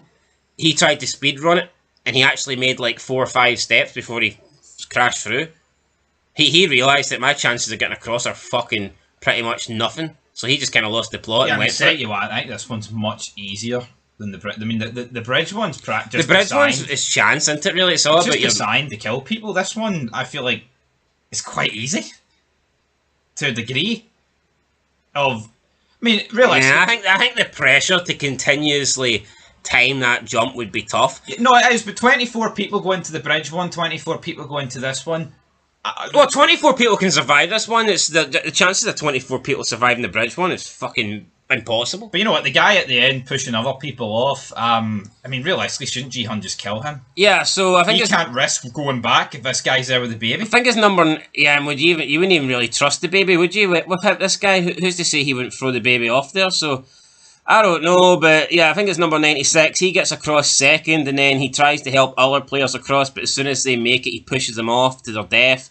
Jihan asks him, "What are you doing?" And he says, "I'm playing the game." So, yeah, this guy's going to be a problem. If Jihan doesn't... I mean, if Jihan was fucking selfish, you could argue, well, yeah, why not let this guy push everybody off? But Jihan's not going to do that. No, he's not. But I tell you what, though, see if the biggest dog in the fucking yard got across first, you could just spam this manoeuvre. Push everybody off and take all the land for yourself. You could, but at the same time, I guess you do risk someone could jump across, grab onto you, and maybe pull you off with them. So Absolutely. No, but see, once this guy has done this, right, to one person, he cannot be trusted. No, I mean, So once like 5 people got across and decided you killed him, this guy's just put a target on his back. yeah, he pretty much has to kill everybody that comes across now. Yeah, he's not going to make it. We all know that. Well, I think we can agree with that. Right, episode time. You know what? I do like the game. The bridge game was, I think, my favourite game in the season 1. This game, I don't know if it's as good as the bridge game, but it's different. So I like the fact. I mean, it's similar but different, and I like that. I think it'd just be lame if they completely, copied it and did the same game. But I don't like the VIPs. Be completely honest. I don't mind. I don't like the cuts between the game and the VIPs. I hate that, man. No, but I don't mind Ryu Suit, to be honest. I think he's alright. I don't mind his character. I kind of enjoyed him discovering the truth about Captain Park, but to me, I would just get rid of the VIPs. Yep. Also, the front man and Noel, they had a bit of a conversation. She says, right, you let me number 16 escape here, or else I'll reveal everything. And so then they find out, it was actually not the Doctor wearing the 246 jacket, so who the what's happening there, buddy? A lot going on there, so... A lot of moving parts, 3 episodes to go. I'll give it a 6 out of 10. I'll give a 7 out of 10. Right, there you go, guys. 6.5 out of 10. Catch you in the next one. Leave a like, leave a comment, subscribe, and peace. We are at the halfway point of Season 3, and unfortunately we're halfway into the skip and rope game, and Jihan has another 2 journeys to make. Welcome back, guys, to Fog Entertainment, here to review Squid Game Season 3, Episode 4. This one is called 2-2-2, and unfortunately for Jihan, even though he's made it across the bridge, he's got another 2 trips to go because he needs to go back and get Yun Hee and help her, assist her cross this skipping rope game. So, yeah, he's not in a good position. And speaking of a good position, none of the players are, apart from Jihan, the baby, and player 96. Because 96 is just standing at the end of the bridge and he's pushing all the other players off. He's not letting anybody pass. He tells Jihan, I'm playing the game, man. Me and you, we can split this money. We can vote to get out of here and walk away with everything. Now, is the guy technically correct? I mean, yes, but this is straight up murder, isn't it? And I mean, you could argue that all these people are slightly shady for playing these games. And yes, you might have to do something in a game that involves murdering someone or leads to someone's death. But do you not think like there's a difference between having an action that results in someone's death and then like straight up killing someone just to increase your profit of the pie? No, totally. Your This is slice of the pie, or even Aye, this ain't right. I know we kind of said in the previous review that once the game is on, all bets are off. But this is just. I feel like the games would have actually benefited if you weren't allowed to do this. Like, I get it. Oh, it promotes greed and, bloodthirstiness and all that good stuff where, like, people see the red mist, so to speak, and they kill people to make more money for themselves. But it's like, look at all the other situations across all these games. It's like, at the same time, we can blast this guy for like essentially doing a spamming maneuver, just pushing people off. But look in the previous game, Coin Man and Thanos is number 2. They got through and then they just kept killing people anyway. I do feel like the games would have benefited if once you completed your objective, you weren't allowed to kill people or participate further. But then, at the same time, I mean, I guess if you can't participate further in this game, then the whole element of Ji-hun wanting people across so he can get back across is out the window. But as for this game, I think just with the entirety of Season 2 and 3, they had a lot of potential. This game just looked a bit cheap to me. It looked a lot heavily CGI. A lot of CGI going on in this third season, man. I don't know. The baby CGI, the dog was CGI. This skipping rope thing looked incredibly CGI. It was a cheap rip-off version of the glass bridge. Yes. Stepping stones. Absolutely. And I get it. They want similar games. But for me, I think there's a million things you could have done better than this game. It was almost too basic of a game to waste with CGI. Could have made it very more overcomplicated, but we see people fall off. Yeah, player 100 then basically pleads. He says, Yonde. He says, right, come on, let me through. I'll give you half my money and I'll help you push the rest of them off. So this guy, again, just proving that he is nothing but a selfish prick and that he will take lives in order just to get a little bit of money. But when you're 10 billion won in debt, then I guess that's what you've got to do. So Ji-hun then pushes player 96 away, and then this allows some of the other people to get across, and we start to see people filtering across, and then we get a conversation with Jun-hee and Coinman Minji. He says, right, come on, we got to go, we can't stay here. And she basically says, I can't believe what you did in that last game. You killed her, and she was just helping bring this baby. She was doing good. She helped me have the baby. She helped your kid get born, and you killed her. He says he didn't know. He says he was just trying to, do his best at the game. At this point, does he deserve another chance? I mean, maybe, I guess. But she says that baby's got nothing to do with a piece of shit like you. And that's pretty much it. Tells him to, go fuck yourself. But see, this is just like forcing the agenda. Like, I mean, I'm not saying that we wouldn't have cared if this was somebody else, but I feel like this was just extremely heightened and forced just due to the fact that it was a transgender character. Who's Minwee? Pregnant woman. What's her name? Yun-hee. Yun-hee. Right, sorry guys, sorry. Min-hee's the other woman who got killed by Thanos' number 2 many moons ago, but it's like, look, he killed her, right? because he heard the baby crying in that room, and he might have thought, "Fuck, that's causing a threat to my kid." And obviously, we find out in a few episodes' time that this guy really give two shits about his kid. But it's like, look at the mother and son. She killed her own son, but that was like portrayed as this like heroic act to save the baby and kid. I just think the writing is all over the place, man. See season 1 of Squid Game. I think it holds up against any season 1 in TV history, man. I'll be honest with that. But see season 2 and 3. Really? Because we reviewed it and I'm pretty sure you give it a 7 out of 10. No, well, maybe. No, but you know what, though? See, season 1's hard to get right. Honestly, name me a TV show where, like, season 1 is by far and away its best season. Honestly, the one that comes to mind for me is Prison Break.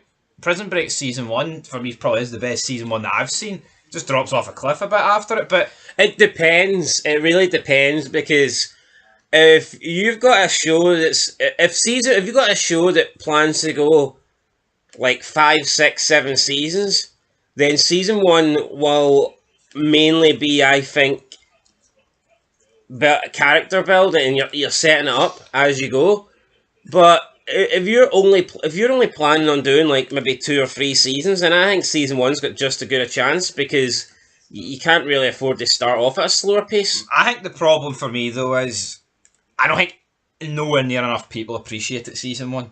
You're right, I gave it a 7. See, in hindsight, I'd probably give it higher. Like, was some of the acting funny? Right? Yeah. I actually feel like I think season 2 delivered better acting in places than season 1. I do not know what the fuck happened for season 3, man. But see season 1, seriously underrated. It looks like an absolute untouchable masterpiece compared to this 3rd season, man. I cannot believe how butchered it is. So when you look at the structure of all the games in season 1 and the characters and the people's deaths and how like the characters like dedicated time to, each of their deaths in season 1 mattered. They felt impactful, and characters that survived due to killing them or just managing to escape them or whatever, like you felt the weight on their shoulders. See, in this season, man, people are dying. People, like that number 100 guy. How many times did we hear him spew the shite of, "Oh, you help me, then we'll kill them all," or something along those lines? It was the same pish, copy and paste. We got a lunchbox. Fuck that, man. That's a lunchbox I want no part of. 96 attacks Ji-hun. Ji-hun then does like I don't know, some sort of front kick over like a suplex type maneuver, and then he flies onto the bridge, and then 96 looks up and bang, the rope takes him off, kills him. Everyone then gets across. Coin Man is last. Some guy falls over the jumping part. He's holding on. He asks Coin Man to help him, save him. Coin Man doesn't. Coin Man just goes on. I don't know if this is their way of trying to portray Coin Man as, "Oh look, he's too far gone. He didn't help this dude. He just jumped over him."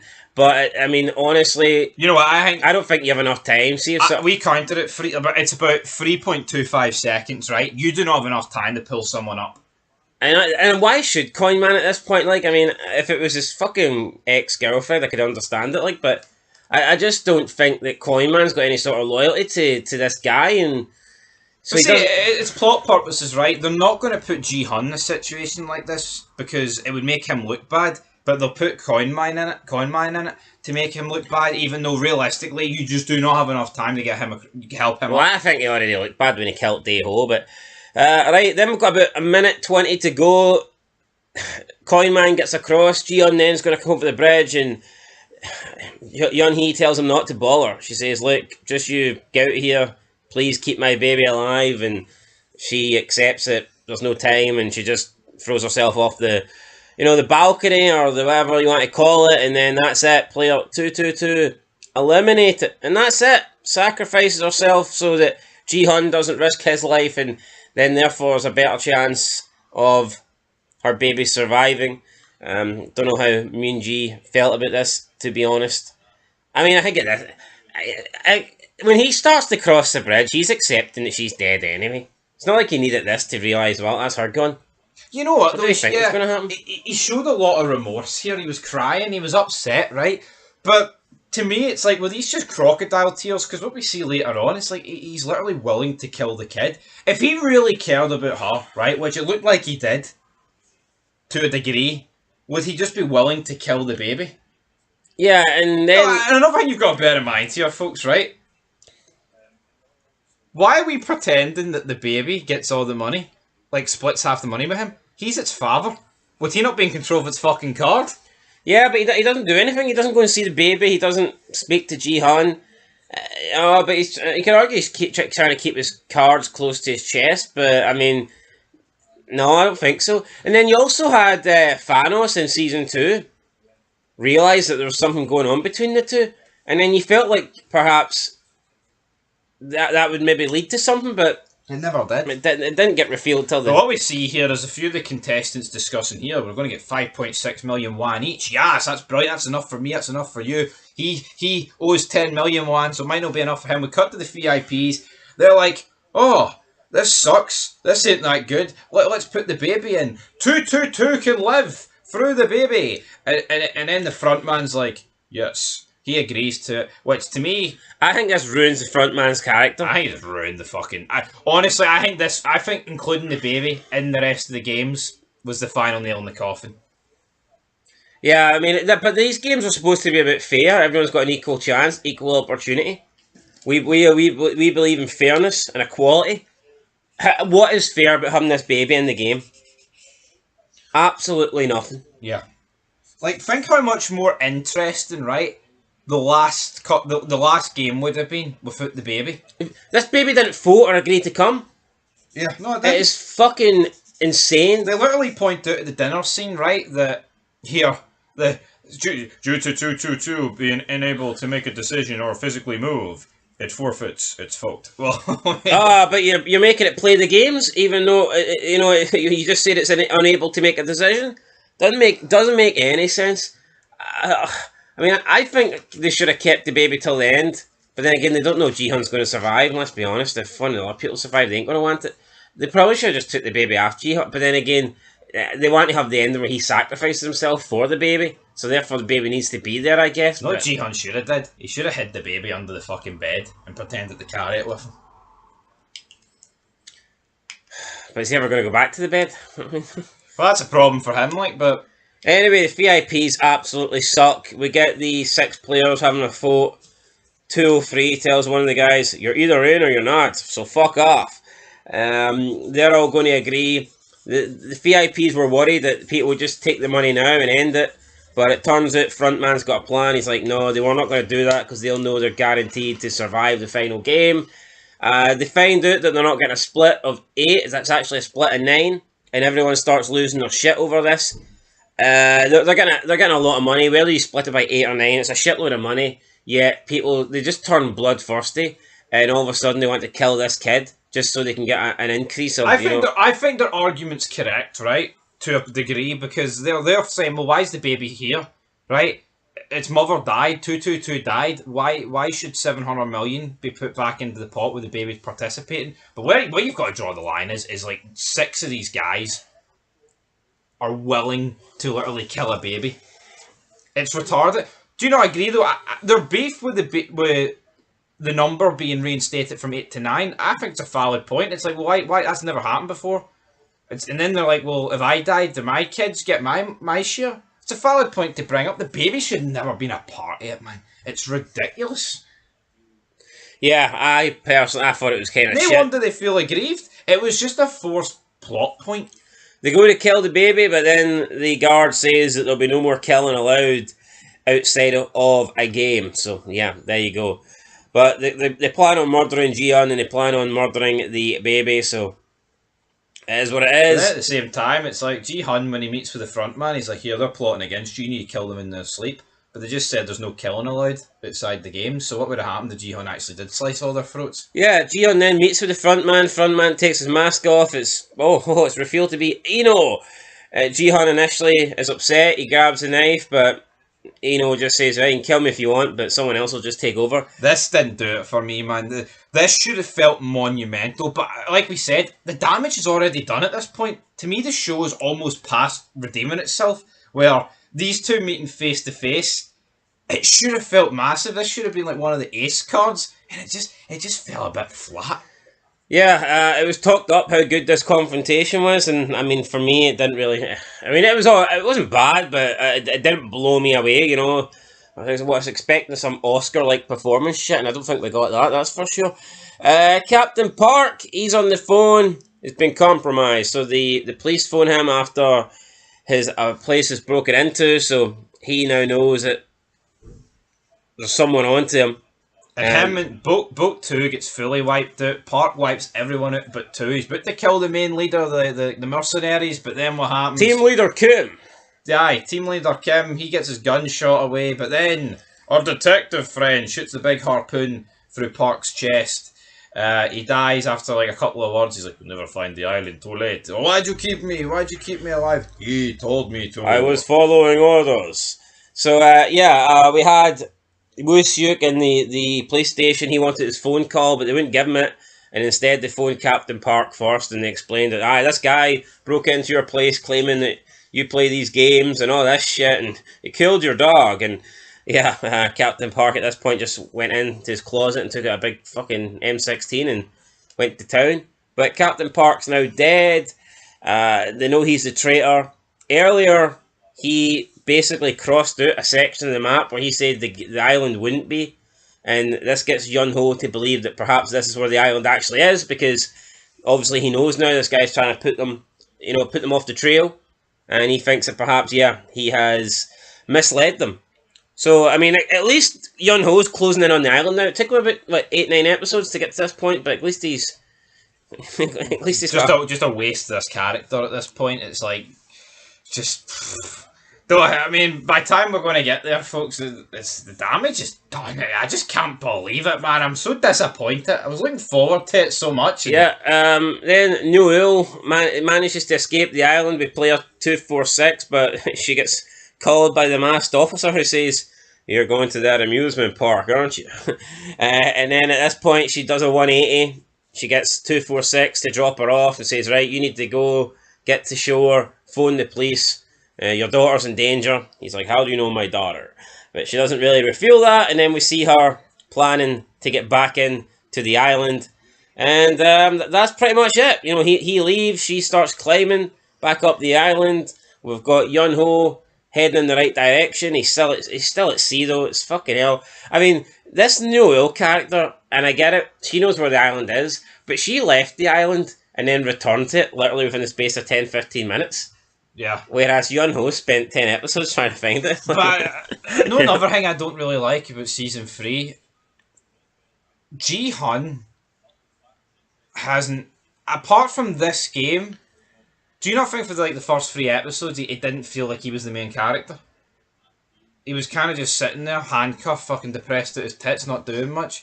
It doesn't feel like he's top dog. And see the mission that began at the start of season 2, where he hired these loan shark guys to search for the Dajaki man with the detective. It's like the mission was for him to infiltrate and for them to find the island. But there's if you say it just doesn't feel like that even happened. It's like Ji-hun. Is he no looking at his imaginary watch like, where the fuck are these guys? Well, obviously he knows that the tracker's gone, so... No, yeah, I know he knows the tracker's gone, but for fuck's sake, man... But that's another thing, spoiler alert, guys, if you know the ending, Ji-hun doesn't get any closure that way. Nothing? Yeah, nada. See, for all Ji-hun knows, they've just given up and stolen his money. Yeah. But we'll get to it, man. We'll get to episode 6. But they don't know where... Yun-Ho knows where his money was, and so did the other guy. Yep. For all Ji-hun knows that they've went, fuck it, finding this island's too hard, let's just go and steal his 56 billion won. Wouldn't have been as bad if he won again. I could fucking get that back up to 100. Right, but... Anyway, guys, that was episode 4. I think this was the last good episode of the season, but I don't know if I'd describe it as good, to be fair. I'd give a 5 out of 10. Yeah, I think I'll... Straight down the middle. I think it went downhill after the game. Yeah, but I think the game was poorly written. Just, it's like you've got them fighting. Yep, fighting. You've got them fighting at the exit of the path, and it's like move out the way. I'm tired of jumping. It's like, can you not fucking see that? Yes, they may be blocking the actual exit, but you can still get past them. You just jump over them, wouldn't you? Yeah, yeah. Or even the guy that was blocking them right at the start of the game. Yeah, he's obviously blocking it. But see if you jump and then ran for 3 Tackle him. seconds and tackle it, he's not able to push you off. Especially with Brock Lesnar. Like, No one's brought Lesnar here. not even close. Just a bunch of. I tell you what, right? See, as woke as the American version could be, at least you could get like different variations of people in terms of like size and stature. I feel like everybody in this is kind of similar. Aye, well, that's it, guys. Like, they're all like 5'10". He's giving it a 5. I'm going to give it... I'll get a 6. So it's a 5.5 out of 10. 2 episodes to go. It's downhill for here. Which Korean show are we watching next? I hope it's Squid Game Season 4, not that much. Nope. Anyway, guys, that's it. Till next time. Disappointing. And I think the last 2 episodes just get worse. But we'll be back to review them. Sad. Very sad. But here, it sometimes happens, you know, when they get greedy and they just try and milk stuff. I do think there was potential for a Season 2, but you know what? I think when they split it into 2 seasons, when you knew it was realistically just one season, it was a disaster. I think the writing was on the wall. The writing's on the wall. It was great straight from the beginning. They took a plot that lasted for 1 season and they decided, you know what? We're actually going to slow this pace down. We're going to put in a bunch of filler and we're going to actually get 2 seasons out of 1. See the last 2 episodes? It almost feels like they were written as a fuck you to Netflix. Like, yeah, we didn't want to do this, but you made us do it. Could have been. I feel like the final game and especially the final episode were written as bad as possible. No, I agree. And not in terms of, here, that's the worst ending, as in, like, it's the saddest, tragic ending. A lot of it is sad and tragic, but it's how you get there. But we'll get to it later on. We literally, because the skipping game ends about 10 minutes, 15 minutes into the 4th episode. You almost have 3 full episodes with just 1 game remaining. Yeah. I love it. Oh, it's tragic, man. 5 out of 10. And I gave it a 6, and that last game took way too long. Squid. Oh, it was disgusting. Oh, fuck, I can't wait to rant on it, man. Anyway, guys, that's it. Till next time, 5.5. Peace. It is the penultimate episode of Squid Game Season 3. It's the penultimate episode of the entire series. And we are getting ready to play Squid Game. Welcome back, guys, to Fog Entertainment. Here to review Season 3, Episode 5 of Squid Game. And no, we're not playing the PlayStation, but this episode is called Zero Triangle Square. So, or should I say circle, not zero. Circle, triangle, square. The only thing we're missing really is an X, and it would just bring you back to the classic PlayStation controller. It would be, but I tell you what, man. I wonder why there was no X. I'm not sure why there wasn't an X. Could there have been a Mr. X, a big zombified I guess there thing was a few X's throughout the show. We're voting no for the games, but Squid, easily the worst game. Now, is it the worst game in terms of just the rules and the gameplay of it? Yep. Or do you think it is the worst game because of the way it played out? I think a bit of both, right? Because I think there is some games that are destined to be great no matter how it's written. But this was fucking rank rotten, man. There's no 2 ways about it. It's like, maybe the writing was on the wall. See, when you seen there was 9 of them going into it and 3 had to die, and there was like no women, and like 6 of them were bad. I mean, come on, pal. But yeah, to me. Also, you look at. I think when you look at Squid Game, people will say it's woke because they included the trans person, right? I don't think that's the case, right? And I shit on. I mean, I shit on a lot of entertainment. If I think anything is woke, I'll call it. But I can't sit here and say that I think Squid Game Season 2 and Season 3 went completely woke just because they had a trans character in it. No, you're right. No, it's more woke than Season 1, yes, but that's because Netflix forced them to put the character in. In terms of how well it could have been 100 times worse. And when you look at it, like, I mean, there really wasn't that many women towards the end. No. Which I think would make sense. I think if you're playing physical games, I think it would make sense if you start with 456 players, see when you get down to the last 20, see if there's only like 2 or 3 women left, I think you can make a case that's about right. Yeah, I'd say so. Because Absolutely. let's assume that out the 256, right? Even if we're assuming that it's half and half in terms of gender, would you not expect more women to die than men, especially when you look at some of the games? Or, like when you've got, for example, the tug of war game.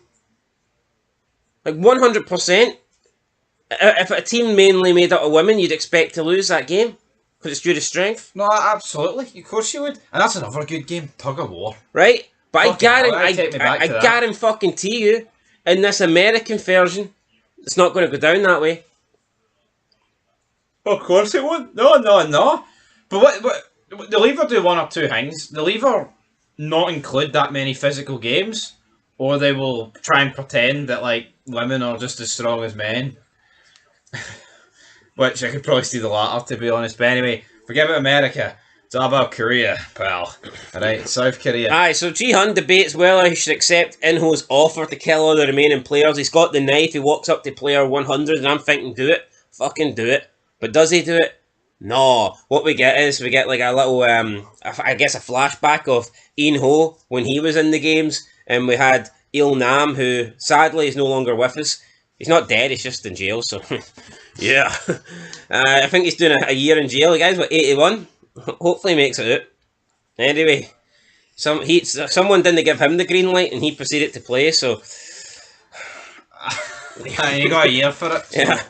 Anyway, I mean, at least he didn't get eliminated, I guess, but... Well, I don't even know the details about that fucking case. What happened? Is he guilty? Well, I mean, I know he went to jail, but...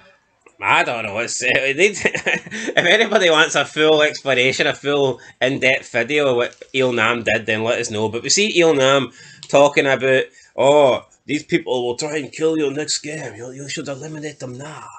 And In-ho, I guess, does. And we see him kill them all. And does that mean In-ho didn't even play the final game? Because we literally just see... And by the way, it was hard to tell, right? I can't guarantee it. But there was like 6 beds. He killed everybody. And once again, it looked like they were all men. So they are showing that more often than not, it's men that get to the latter stages. Yeah, but is this not like a shite end to the games? Like him just killing Yeah, people the in their VIPs bed? wouldn't have been happy, would they? But again, this is probably Il-nam trying just to recruit him to be the front man. Yeah, so we see him do it, but Ji-hun can't do it. And then we get a little, I guess, he envisions... Sang-byuk from the first season. She says, don't do it, you're not a murderer, this isn't you, you're a good person. And I mean, he doesn't do it. Now, I accept that he is a good person, despite the fact they had a flaw this season where he killed Dae-ho, and I don't think that was right. How can he accept killing Dae-ho, but he won't kill these people that have made it abundantly clear that they're going to kill him and the baby just to get an extra couple of... It's not even an extra 2 billion each. It's like 1.7 billion each. Is it a case of more though he's killing them in their sleep and it's not a fair tango? Oh, so it's fair for them to just chuck an innocent baby off some fucking Sky Squid? Well, I guess they didn't know what game it was going to They be. were going to kill the baby before the game started? And then the guard intervened? Come on. But this is where the writing's just fucking up the wall, because... I think for his promise that he made to Yun-hee, and I think for the sake of babe, I'd say this would be justified kills. No, it would be, but... The only 2 I wouldn't justify would be... See, I don't... Min-C, I'd say no. Junkie? Aye. I don't think that would be a justifiable kill. And obviously Coin Man, even though he wasn't for let's kill the baby when they were storming over, he was obviously on the other side. But the problem then is, he votes to play the game, and he's putting that baby in crazy danger. But say he kills them in their sleep, right? How does Sky Squid play it with the 4 of them? 3 have to die and there's only 4 of them. Know what I mean? That's a problem in itself. Is Ji-hun going to push Junkie Boy off the first game? I'm not convinced. That's a good question, actually. And then you get to the middle one, it's like, well, what's Ji-hun going to do? Is he going to kill this guy? When does he reveal that he's the baby's father? I guess they couldn't stop the game at that point, no, because they've already voted to play it. Aye. I mean, that's interesting. It would have been a sticky situation. I mean, at that point, does he maybe just kill couple of them and leave 3 alive and take your chances? Potentially, but here it didn't happen, did it? He keeps them all alive, despite we visions of like maybe thinking about doing it. Yeah, so right, but then the next day we get the final game and they make their way to it. It's going to be Sky Squid. Noelle returns to the island and she confronts the masked officer at gunpoint, forces him to erase all the records of player 246. He This says, just felt like filler, didn't it, man? Honestly. yeah, he says that there's more records upstairs. There's physical copies after he deleted the ones on the computer. He leads the way upstairs, but we get a fight breaks out, and he gains the control. He basically beats her up and stabs her a couple of times, and then he says, like, I brought you here. I thought you'd see things my way, but I should have thrown you into the games with the rest of the trash. And he reveals the reason why he is, happy to do the organ harvesting, because he lost a family member in North Korea due to the fact they couldn't get a kidney. He lost someone close to him, and he's like, we've got all these kidneys here, yet I couldn't get one when it mattered. So, I mean, I'm assuming it was a lack of finances thing that done it for him. It appeared to be that, but... And, I don't know, maybe that makes him sick when he can see, like, all the people that are maybe dying and don't have to use their organs, have no longer need for them, yet he couldn't get one to save his... And he draws comparison between that and her kid. Now, I can't remember why did she leave her kid? I thought her kid was dead, to be honest. I honestly have no idea. No idea in the slightest. Anyway, she crawls towards the elevator, and he realises too late that he says he ain't going to be able to escape because you need my card, but he forgets that the gun is inside the elevator. She opens up the door, he runs, jumps to try and get it, and she shoots him about 4 or 5 times. That's him dead. I just don't believe this should be taking up like 25 minutes of the second last episode, and that's what it did. I think that it was alright, but I think that it was missing build-up. No, absolutely. It's like... I think we should have got more. I think they could have gave us more of this throughout the season. Like, yeah, they did have the odd conversation, but... No, but he's on about like, oh, when I took you for North Korea, I made you a guard and I should put you in the fucking games. It's like, most people probably don't even fucking remember their beef. Do they? Because I fucking didn't, to a degree. Aye, well, anyway, that's him dead, and she then, I guess she just sits there and... Cries while pointing a gun into her mouth. Yeah, a bit wounded, she's going to kill herself. Right, we go to the Sky Squid, so all these players are on platforms, there's 3 platforms, you need to push one off while the game is active, and then advance to the next platform. So there's 9 players, you need a minimum of 3 deaths here. And you think you've got 15 minutes between each game to kill someone. So the game starts, and honestly, what we have is the 6 players that wanted to continue the game. They bicker, they complain, they argue, they reason, they come up with all these game plans, all these methods of how they can push or who they're going to push off. Oh, Jihan's got the baby strapped to him. How do we separate him from the baby? How do we get him? How do we pull him into the middle? Oh, one of us needs to go over. We need to draw lots. We need to do this. We need to do that. Honestly, man, this is really bad. I don't know how anyone can sit and watch this and go, oh, no, that was a great game. That was amazing. And what made it worse is they would cut from this to the VIPs, or the 100% the worst thing about this show. Yeah, like, I know it was a wee bit before, but seeing you had the dinner scene, man, with the babies like sitting drinking the milk, and they're all around the table. I mean, it's like, I don't know why that bothers you so much, because it didn't bother me. Because it just shouldn't be there. The baby should not be in the fucking game. Yeah, but at this point they're treating her like a player, so I guess it deserves a good meal like the rest of them, doesn't it? A good fucking meal. No problem with me here is, right? These guys are debating killing Jihan, and like he keeps the knife hidden until the second shape. What I think would have been better is if he whips the knife out here and he's like, if any of you come near me, I'm slicing and dicing you. So they're like, right, okay, we can't go near him because he's got a weapon that can kill us. So we'll push off Junkie.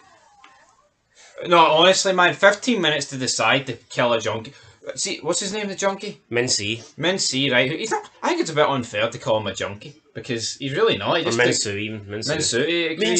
He just took the drugs last episode so he could prevent the other guy from taking them. But this guy is seeing Thanos. He's seeing the other guy, and they're debating what to do, and it's like, this guy is literally at the fucking edge. Just push him off. It was ridiculous, man. Honestly, see, no, a problem for me as well here. They were giving them too much time on these platforms. 15 minutes per platform. Plus, there was time for moving from each platform. Plus, there was also time factored in to actually hit the button to begin the game. Holy shit, man. I have never seen time wasted like this so much. 6 guys discussing what to do. Like, they've just discovered how to speak or how to think. It's like Mr. 100's like, oh, this is why this young kid, he's got a good head on him, huh? What, because he said we should probably focus on killing the junkie because Ji-hun's pretty inseparable from that kid.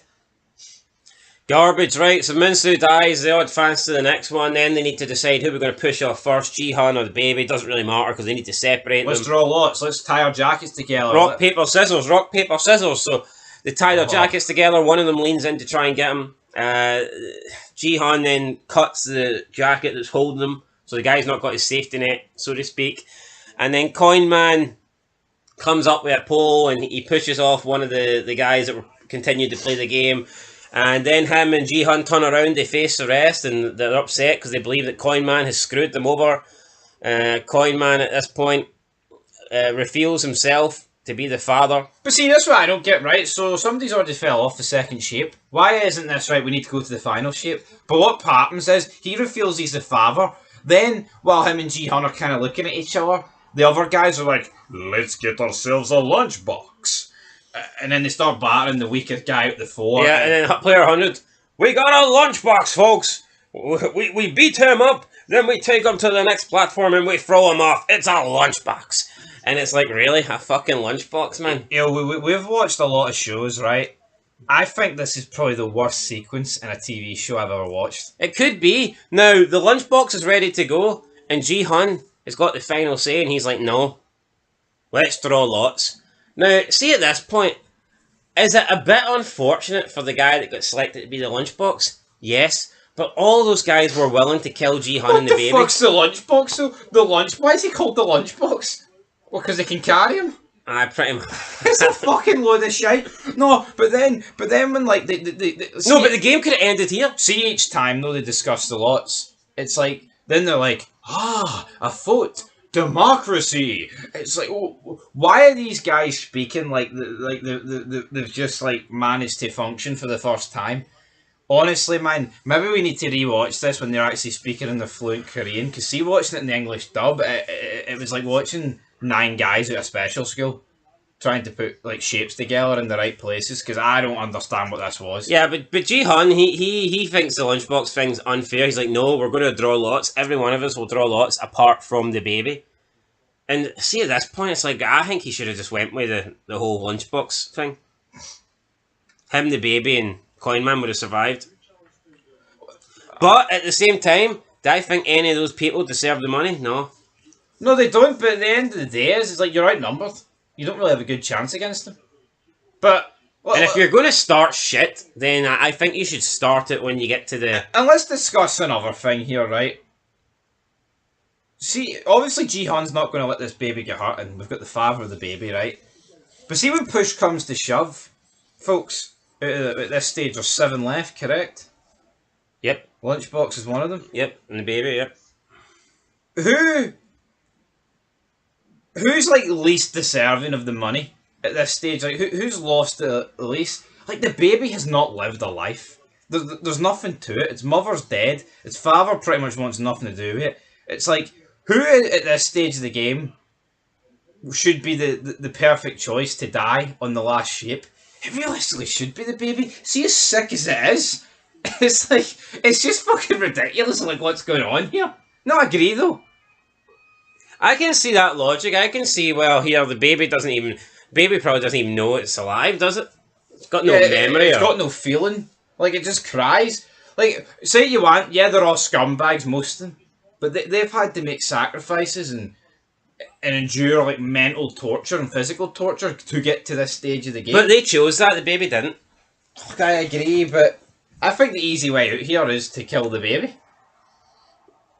Well, Ji-hun's not going to do that, No, is he? he's not going to do that, but I get it, killing the baby's a sick, heinous thing to do, but it's like, the baby is the easiest target. Maybe apart from the lunchbox guy. But then it probably is the Well, I'd say the lunchbox guy still could put up more of a fucking fight. No, he could. Oh man, I can't see watching this. I couldn't believe what was unfolding in front of my eyes. Yeah, so they want to draw a lot. Jihan wants to draw lots, and then player 203 is not really happy. He's like, nah, we've already got the lunchbox. They should have just moved to the final squid. Then they start brawling. Jihan stabs 203. Coinman pushes off one of the other guys. They're both dead. Then player 100's like, those bastards deserve it. Oh shit, what we gotta do now? The lunchbox! Yes, we got the lunchbox! We take the lunchbox over and we split the money. We split it. 11.7 billion won each. And then Coinman looks at him and he's like, but hey, you can have, I only need 10. You can have the rest of my share. And then Coinman does some maths and he's like, yeah, but if I push you off, my share is like 12 point something, blah, blah, blah. So that's what he does, and player 100 dies, and it's like, thank God, they finally got rid of this guy. Thank God, but why did Coinman kill him? Why not just kill him in the final game? Well, I thought he had the lunchbox, but then he turns around and the lunchbox is like, I don't want to be a lunchbox, and he jumps off. But the Coinman notices that the lunchbox guy is crawling to the edge. Doesn't he? Yep. But see, no, I don't get, right? He says he doesn't want to be the lunchbox. Why wouldn't he take his chances, get into the final shape, broken leg or not? Would you not rather some form of fucking defence? You've made it that far. Yes, you've got a broken leg. I'm sure you're in fucking agony. Or go out in his own terms. How about you fight for your fucking one? With a lunchbox? Aye. I guess his leg's broken. I mean, what can he really do? See, because what he was willing to do, though, right?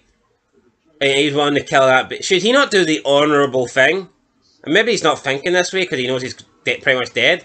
Could he not just crawled over to the next and then threw himself off? Yeah. And let those three live? Yeah, but at the same time, if he crawls over to the final thing and they press the button and it's Coinman, guy with the broken leg, Ji-hun and the baby, is Ji-hun going to kill this guy? I don't think so. Even though he should. Is he? I think Coinman certainly would. Yeah, but then is Ji-hun going to be fine with that? I think this guy throwing himself off is a bit stupid, and I also think the fact Coinman seen it happen and didn't make any attempt to get over to him was fucking Well, he retarded. did.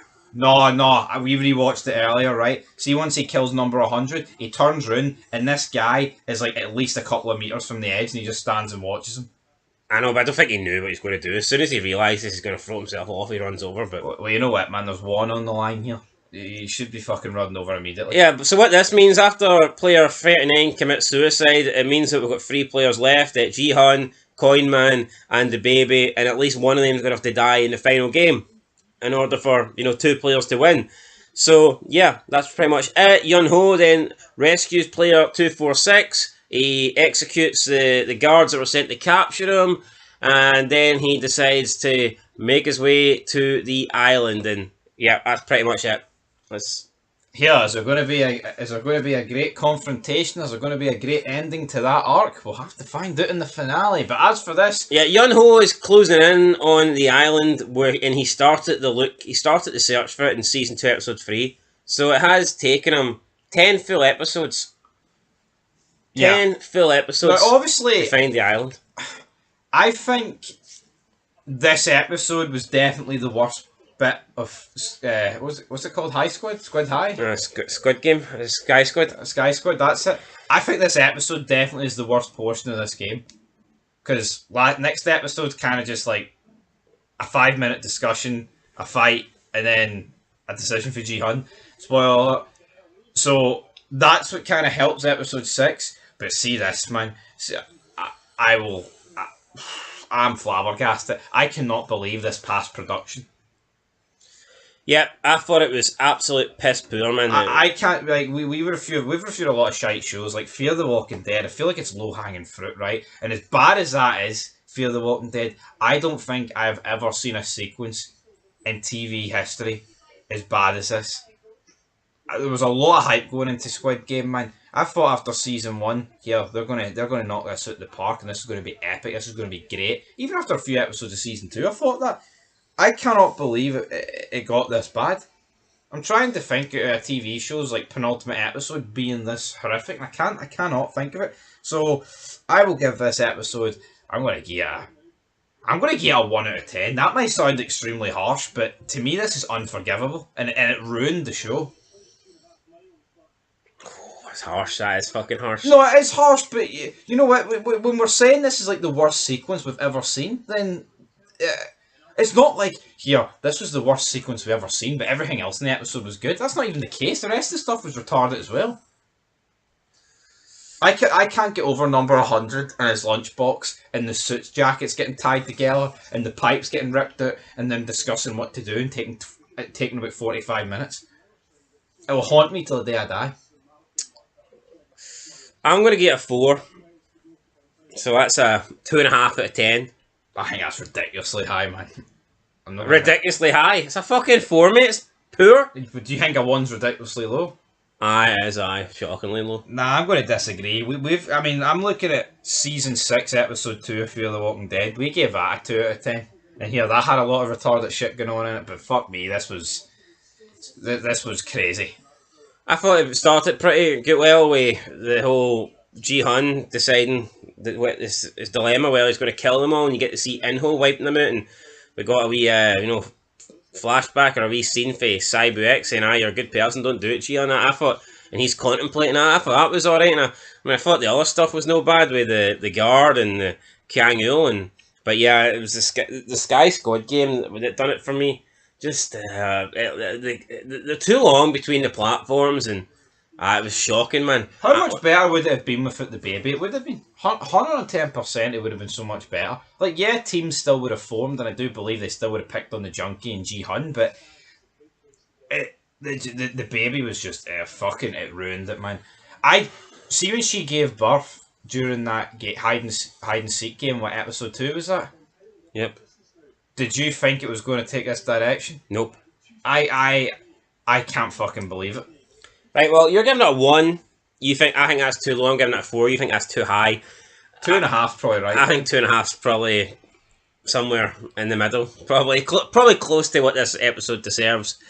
Anyway, guys, that's it. Catch you in the next one. Finale, one more episode to go. Till next time. Peace. It all comes down to this, the final episode, the final game of Season 3 of Squid Game. We've got a man with a lot of won, we've got a man that used to have a lot of coin, and we've got a baby that's pretty much got nothing. Welcome back, guys, to Fog Entertainment, here to review the Season 3 finale, Squid Game, Episode 6. This one was called Humans Are, and that's exactly what Ji-hun says before he, spoiler alert, plummets to his death. Now, as he did. I think this episode, I didn't like it. I'll be honest. Was it better than episode 5? I mean, maybe not, but I was so disappointed. Honestly, I don't think season 3 was great. I don't even know if I'd go say it was good, but to me, at least if it ended well, it could have redeemed itself, but it just didn't, man. It doubled down. It doubled down, but for me, I think that much of the ending points for me, it's not how it ended, it's how we got to the ending. And that's why I was so critical in episode 5, because the road is just as important as the destination, in my opinion. And yeah, it was a pretty... I mean, people are describing it as like misery porn. No, it's a very tragic end, and some people want the sunshine ending. I personally don't give two shits about who'd survived and who lived. Now, my problem with it is that the deaths didn't really benefit. There was no closure. A lot of people died without good reason, and like we're going to talk about, Mr. Detective and the frontman, what the confrontation that's been built up 10 episodes at sea. He just calls out his name as the guy goes down an elevator. Why, Inho, why? And that's it. Yeah, so... I'm asking the same thing, why? We start, Yunho arrives, he helps that guy get onto his boat, and then he takes off to get to the island, so... Yeah, then we get to the final game. Coin Man makes it across to the pillar first, and then he gets the pole, and he prevents Ji-hun from crossing. He says, give me the baby. And Ji-hun says, here, if it's just you and the baby, one of you has to die. And Coinman knows and accepts that, so basically saying he's willing to kill this baby and take all the money. Not just a baby, his baby.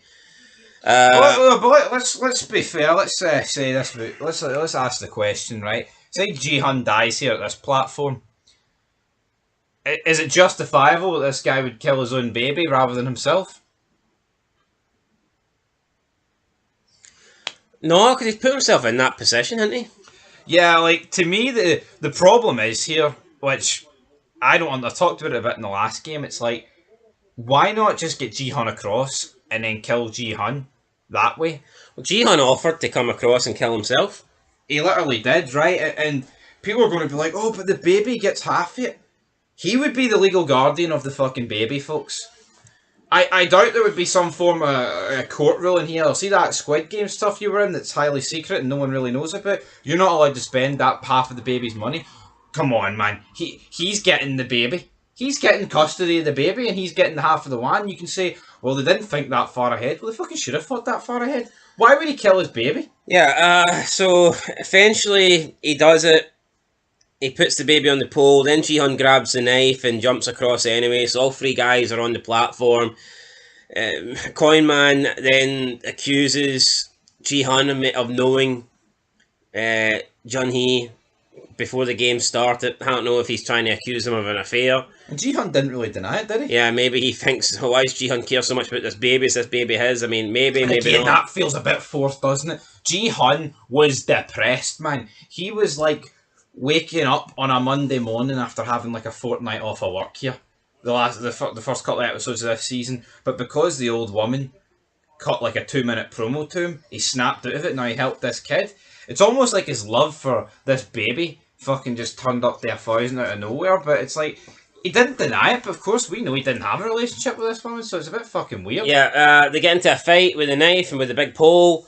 Jihan, I think, gets the better of him, and then Coin Man runs over, he grabs the baby and he dangles it over the edge, saying, drop the knife, back off, or else I'm going to toss this baby overboard. I say overboard, this isn't Titanic. I mean, he's going to drop it off the ledge, so to speak. So Jihan, he backs off, he drops the knife. Okay, I will. I'll back off. I won't come near you. So he drops the knife, and then we get Munji picks up the knife, and again we see Jihan and him getting into it, and they kind of brawl and fall off the edge. But Jihan hangs on, and Coin Man is like holding on to his blazer. And it starts to rip, and Jihan, instead of letting go of the blazer, he holds on. He tries to save Coin Man, but it continues to rip, and then we see the sleeve just give way, and Coin Man falls to his death. And it's player 333. I believe that's his number. Eliminated. So Jihan gets up. He gets on top of the platform. The baby's safe. Jihan is safe despite being stabbed and bruised a little bit. But unfortunately, they never pressed the button in the middle of the platform, so therefore the game didn't begin, and therefore Coin Man's death didn't count, and we still need somebody to go. We still need someone to get eliminated in order for the games to end. And the VIPs are looking on and they're like, oh, what's he going to do now? How long until he throws this baby off? And but their cockiness stopped here. It was almost like they had remorse, but no, you don't have any remorse. You sick fucks. I don't think they had remorse. I think they just couldn't believe that a guy was willing to sacrifice himself rather than win that amount of money. Well, hold on, because this is something that they wouldn't be able to do. But look what they did. Look what they've watched this guy do for the baby. He's literally put himself on the line. What are they expecting him here? A fucking Snitsky big heel turn or something? A Snitsky pun halfway across the arena.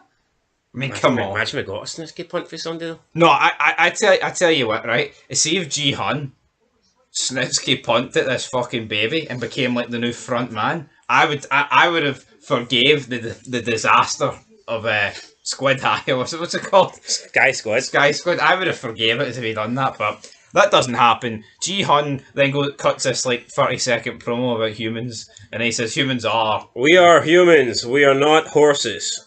Humans are, and then he just leans back and falls off, and so he what dies. Are they then? Humans are what? Human? I don't know. Jihan then falls off to his death. Player 456 eliminated. Didn't they think we'd hear that? I didn't think we'd hear it, but it's at this point you're thinking, right, at what point is Mr. Detective going to rock up and business is like going to pick up? Well, Mr. Detective does rock up, and we had Kang Yu listening to the little speech from Ji-hun, and at this point she decides, fuck it, I'm not going to kill myself. Look what he's done. He's protected that baby. He saved that baby. He sacrificed himself. That's more than what I did, boy. And now I need to make things right. So I guess she's going to decide that she needs to live. She needs to get off this island. A guard comes and tells the front man that, here, they're closing in on us. The Coast Guard are here. So he hits a button. 30 minutes. The island's going to detonate. Yun-ho sees this. He speeds up. He gets there. He notices Yun-ho on a platform. He then shoots glass and he proceeds to the next room. He pulls open like a door and he's there. He sees his brother In-ho on this platform. Yun-ho's looking at him, staring out. He's got the gun pointed at him. He's like, In-ho! In-ho looks at his brother, then just turns his back to him and walks away with the baby. And Yun-ho's like, In-ho! Why? Tell me why! In-ho doesn't tell him why. In-ho walks on. That's it. That was it. That was the confrontation. Like I said this to you. Tell me why. Tell me why. Dun, dun, dun, dun, Tell dun. me, sweet little lies. I said to you, right, what we should have got. Well, I mean, anything would have been better, but twin snakes battle on top of Metal Gear between Liquid and Solid, but with these two. With a timer for the destruction running it. Aye. And the baby can be Meryl. Hell, it could have took place at the exact same time as Ji-hun versus that other guy. We could have got a 2-on-2 match. I'm not fucking greedy. Here, could he not have rocked up, right? And when he shot the glass, that the VIPs were in the room and he just fucking drops off Yeah, Ivan. why couldn't we got that? He drops off Ivan. Oh, but you guys, This is my fucking reality. You're Prodigy, Finny Jones. sort of shit. you're just upset you didn't get a good ending. Hold on here, those VIPs, they're scum. They don't deserve to live. I tell you what, at least that would have ended a bit of closure, I think, to their story. Yes. But no, the bad guys are supposed to win. You completely misunderstand the whole point of the game. I think a 10-minute fight scene between the two brothers would have been fucking epic. I think that would have been worth the build-up. That would have been worth 10 episodes at sea. I disagree. I don't think it would have been worth 10 episodes at sea. No, it wouldn't have been, but it would have been on the road to redemption, put it that way. Yeah, so that's it. In-ho grabs the baby, he walks off. We then see all the trucks assembling onto the boat. They leave. Kang-yo, I believe, is in one of them. They just take off. Yun-ho manages to escape the island in time. He gets back into the water, but he can't do nothing because the boat with all the guards is already taken off. And then we see Ji-hun lying there, and the countdown from 10 begins. And then when it gets to 1, 0, explosion, and we just see like the fire in his eyeballs. And that was it. But see, as quickly as the detective got there, he was out. He got there and he had to fuck off. Honestly, I cannot believe it was written this way. See, It took, look how long it took him to get there, but he was there for about 30 seconds, maybe at the most. there's something in my head that thinks maybe some of these characters are going to be in the American spin-off. But I just don't think it's going to work. I've seen people say that. I've seen people say that they've got no interest in watching the American spin-off unless the Korean characters are in it. For me, I would like to see the two brothers in it. Is there any way In-ho could maybe decide, actually, I want to take these games down as well? Or is that beyond him at this point? Or do you think Ji-hun's sacrifice could maybe have opened his eyes? Well, he did go and take all his fucking money and give it to his daughter, like, which is a very face manoeuvre to do for a guy that's bad, isn't it? Yeah, I think that'd be pretty cool if In-ho maybe reaches out to his brother and maybe admits that he was wrong and that he wants his help to take down the games that are all over the world. Yeah, but you know what? I feel like it's beyond those two reconciling. I think what should have happened is a confrontation where like they had a fight and they made up kind of thing. But I just can't believe that was it. He walked away from him like he was a bag of shite. Yeah, no explanation, no nothing. Will we ever get an explanation? I mean, I don't know.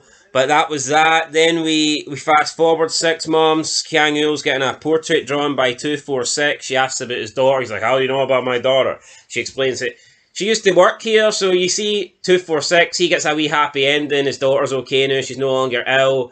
Kang-yo gets called by, I think, immigration guy.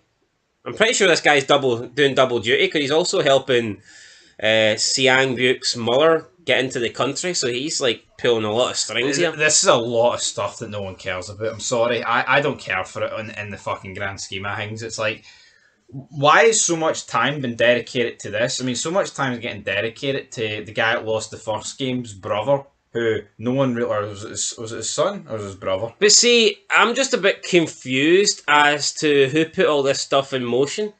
Or people could say it's already in motion, but like, was this John He's? Was this G Hun's doing? Like, I'm just a bit confused. Yeah, I just. Although he did give the money, I guess he did give the money to Fing's mother, Sang Woo's mother, at the end. And maybe she used a lot of that money to get the Sang Buek's mother over to be with her son, possibly. Yeah, but it's just a lot of characters no one fucking cares about. I mean, what, Yeah, but it shows that Ji Hun done the right thing, doesn't it? It shows that what he did at the end of season 1 helped bring families back together. I think maybe that's what they're going for. Yeah, but no, but let's be real. How many people actually fucking remember that? I mean, I watched it. I've watched it twice now. I watched it the first time. Like, who the fuck are these jobbers? I mean, a lot of people be thinking that. Well, no, I had to explain to you who they were, like, but I knew who they were. Well, that's good, right? I don't need their wee Wikipedia page up with all their names to know who they are either. But anyway, let's say about that the better. We'll move on. Double one. But yeah, right. He goes to Los Angeles. He gives Ji Hun's No. No. Is that one of the character names? So Woo Suk gets out of prison. He meets back up with the detective Yun Ho, who I don't think's a detective anymore. They probably fired him for taking so long to find the fucking island, which I wouldn't. He got like so many people killed for no reason. I wouldn't really. Well, you got all these people killed just so With you no could, closure whatsoever. You got all these people killed just so you could infiltrate this island for less than 40 minutes just to shout at your brother, why, and get ignored? Come on, man, you're fired. So Woo Suk, I think, was one of the standout characters of the second and third season. He gets released from jail. He blames his wee buddy Moon Dong. And Moon Dong like, not my fault, but it kind of was his fault, so... This guy did 6 months in jail for what? I guess maybe killing that dog and breaking into Captain Park's house. Like no, but yeah, I know what he got it for, but like essentially, like the information did he haul? Like, yes, he did ring, right? Our detective pal and say that Park's dirty and all that good stuff. Yeah, but why But I think what happened on the boat could still have played exactly the same if our detective guy was at the front of the boat just having a smoke instead of hiding it from that phone call. Yeah, but I want to know what happened when Yun Ho got back to Korea. Did he not go to the department and say, "Oh wait, he's telling the truth. I've been to this island." Maybe He's a detective. His word should carry weight. Maybe the fact though that Have they been paid? It was still breaking and entering. Have they been paid off? Well, maybe they've been paid off, but maybe the fact that Are the police maybe in on it? I don't know. It's just a fucking shit show at this stage. Or could they think, oh, well, maybe you're right, and you actually, exposed this huge, these games, these horrific games, but because you broke into this guy's house, we're going to keep you in jail for 6 months anyway? They're also wondering where Ji Hun's money is, and they don't really know who could have took it. But it's like, couldn't the games have, took it? I think it makes a bit of sense that the front man took it. How? But they're saying nobody knows what it was. Yeah, but so let's not look at all the records they had of everybody. But they don't know where Ji-hyun lives after he left the game. Oh, but they fucking keep tabs. There's record. But look how how secrets they hang was floating about, man. What? Secrets floating about. What are you on about? Secrets floating. Records and all that good stuff. I'm telling you. This guy has lost the plot. No, I've no lost. Anyway, Woo Suk says to Yun Ho, we should get into money. Well, it must be money sharks, money laundering or whatnot. Loan sharks. Money sharks. You're throwing me off my game. Give me a fishing rod and I'll go to the sea and get some fucking money. But he says, it's good, and then we're making money and we're helping people. But Moon Dong says, well, technically you're not helping people. I think somebody needs to put English stuff on these things. And Woo Suk's like, shut up, Moon Dong. And then Jun Ho's like, well, technically we need money as well to start that, so that doesn't really happen. Then Yun Ho goes back to his apartment. He finds the baby, player 222 from the game, and there is a bank card there, and that card is in his name. He checks his bank, and he's got is it 56 or 46 billion won? I think it's 45. 45.6. Aye, 456 billion won. So that's right, 100 million for each player. So yeah, he's got that money, and then we see Woo Suk and Moondong. I think they go to the apartment. Yeah, so it's the not the apartment, like the hotel or whatever, the complex that Ji Hun was renting, holding his money in. I believe Woo Suk has become the owner of this place, but he had no money previously. And then he hires Moondong as his manager. And he's like, Moondong's like, many more people are hiring? And he says, none, it's just going to be me and you. So technically, you might be the manager, but you're the lackey, you're the number 2. And then he shows him the room where all the money was, and they once again wonder who took it. Moondong says, yeah, maybe it was a wee detective friend. And Woo Suk's like, nah, he's got too much honour to do that. But I just want to know where this He's got guy... enough money in his pocket. I just want to know where Woo Suk got this money from. Is it... Are we looking too much into it? Or are we like... Did he keep Captain Park's money that was in the fucking barrel? Well, obviously not. Or is it just Yun Ho's the one that's done this? Is Yun Ho bought him this or gave him the money or something like that? What do you think? Did Ji Hun not give them a down payment? Well, but he said in the car he had no money to start be a loan shark. Well, I don't know what's going on here then. Maybe as we tag team But that was before Yun Ho got the card. Keep up, mate. Keep up. Yes, I know he didn't. I don't think you do. So who knows? I don't fucking know. Who cares? So you think it's fucking irrelevant. So he's doing up a hotel that was abandoned and shot to shite. It's probably worth about one fucking one. Do you think Yun Ho bought this for him then, or gave him some money? It probably cost nothing. Dead on. Imagine you bought it though for like a tenner, and then you open his fucking room. There's billions sitting there. Be a good investment. Right, then we go to Los Angeles. Los Angeles, California. Or Can Yu, she's come back to China. Good no for one her. gives a fuck, man. Then we got back to Los Angeles, and Ji Hun's daughter has grown up. I mean, obviously it was like, what, 5 years in between filming? Aye, something like that. So the guy's a lot bigger. Now, I don't know. She's a lot bigger. Not guy. Is it not? What? What do you mean? It was his fucking brother, was it not? It's his daughter? That's a woman. What are you talking about? That's no a woman. What are you on? The old woman hugs the kid in the airport. No, I'm saying we're in Los Angeles. Oh right, I thought you were on about Ji Hun's daughter. Alright. You've lost the plot. No, You've lost the plot. All these names. See that wee guy that hugs? See that woman that hugs? That was Sue Buke's little the brother. guy killed in season 1. Aye. What? Season No! Season 1 finale. No! Guy. Aye, it is. No! So who is it then? It's See Hug? Sue Buke. See the woman that fucking Sang Woo kills? That's her little brother. Oh right. See the woman that hugs him? That's alright. That's her mother, who she was in the games trying to get money to get China. North Korea. Right. Can Yu's way to China. There's too much going on. Why can't? How are you unable to grasp this, mate? I'm not even looking at Wikipedia, and I'm spinning off all this No, information. so I can't grasp all this shit about jobbers, but the fucking 6 retards on in Sky. Let's draw lots. Right, so listen. I make me your lunchbox, mate. Sort me out. Sang Buke, right? Her little brother has been living. I get it. No, I don't. Her care. little brother. Let's go to LA. Her little I've brother. had enough. Her little brother was living with Sang Woo's mother. Aye. The other woman that comes into the airport is Sabiuk's mother, who has got past immigration and stuff to be with her son. So that's the 3 people there. And then the guy, he's the immigration officer that is helping Kiang Yu look for her son in China. Now this guy feels like he should be important, but I mean I don't even remember seeing him before. Maybe he was in season 2 and I just can't really recall it, but if he was, then fair play to him. Right, then we head to Los Angeles. The door goes. Pizza. Ian opens the door. This is Ji-Hun's daughter. She's grown up now. We've got Ian Ho's there. He says, I was a acquaintance of your father. She basically says, my father's dead to me. I forgot that I've basically given up on him. And see, this is why I don't like the ending, because it's fucking sad. Ji-Hun's died, not knowing if he died in Fane, not knowing if he, stopped the games, or if the baby is okay, or if anybody found the island, or what happened to the detective, or the crew that he hired. He doesn't know what's happening with the money he's got, and he doesn't know anything about his daughter. He never got to make things up to his daughter. For all he knows, all that money... It's like, see Walter, right? At least in Breaking Bad, at least he kind of gets the closure that he pretty much knows when he dies he's content because he thinks his money's going to go to his kids. Aye. Or Holly when she's 18.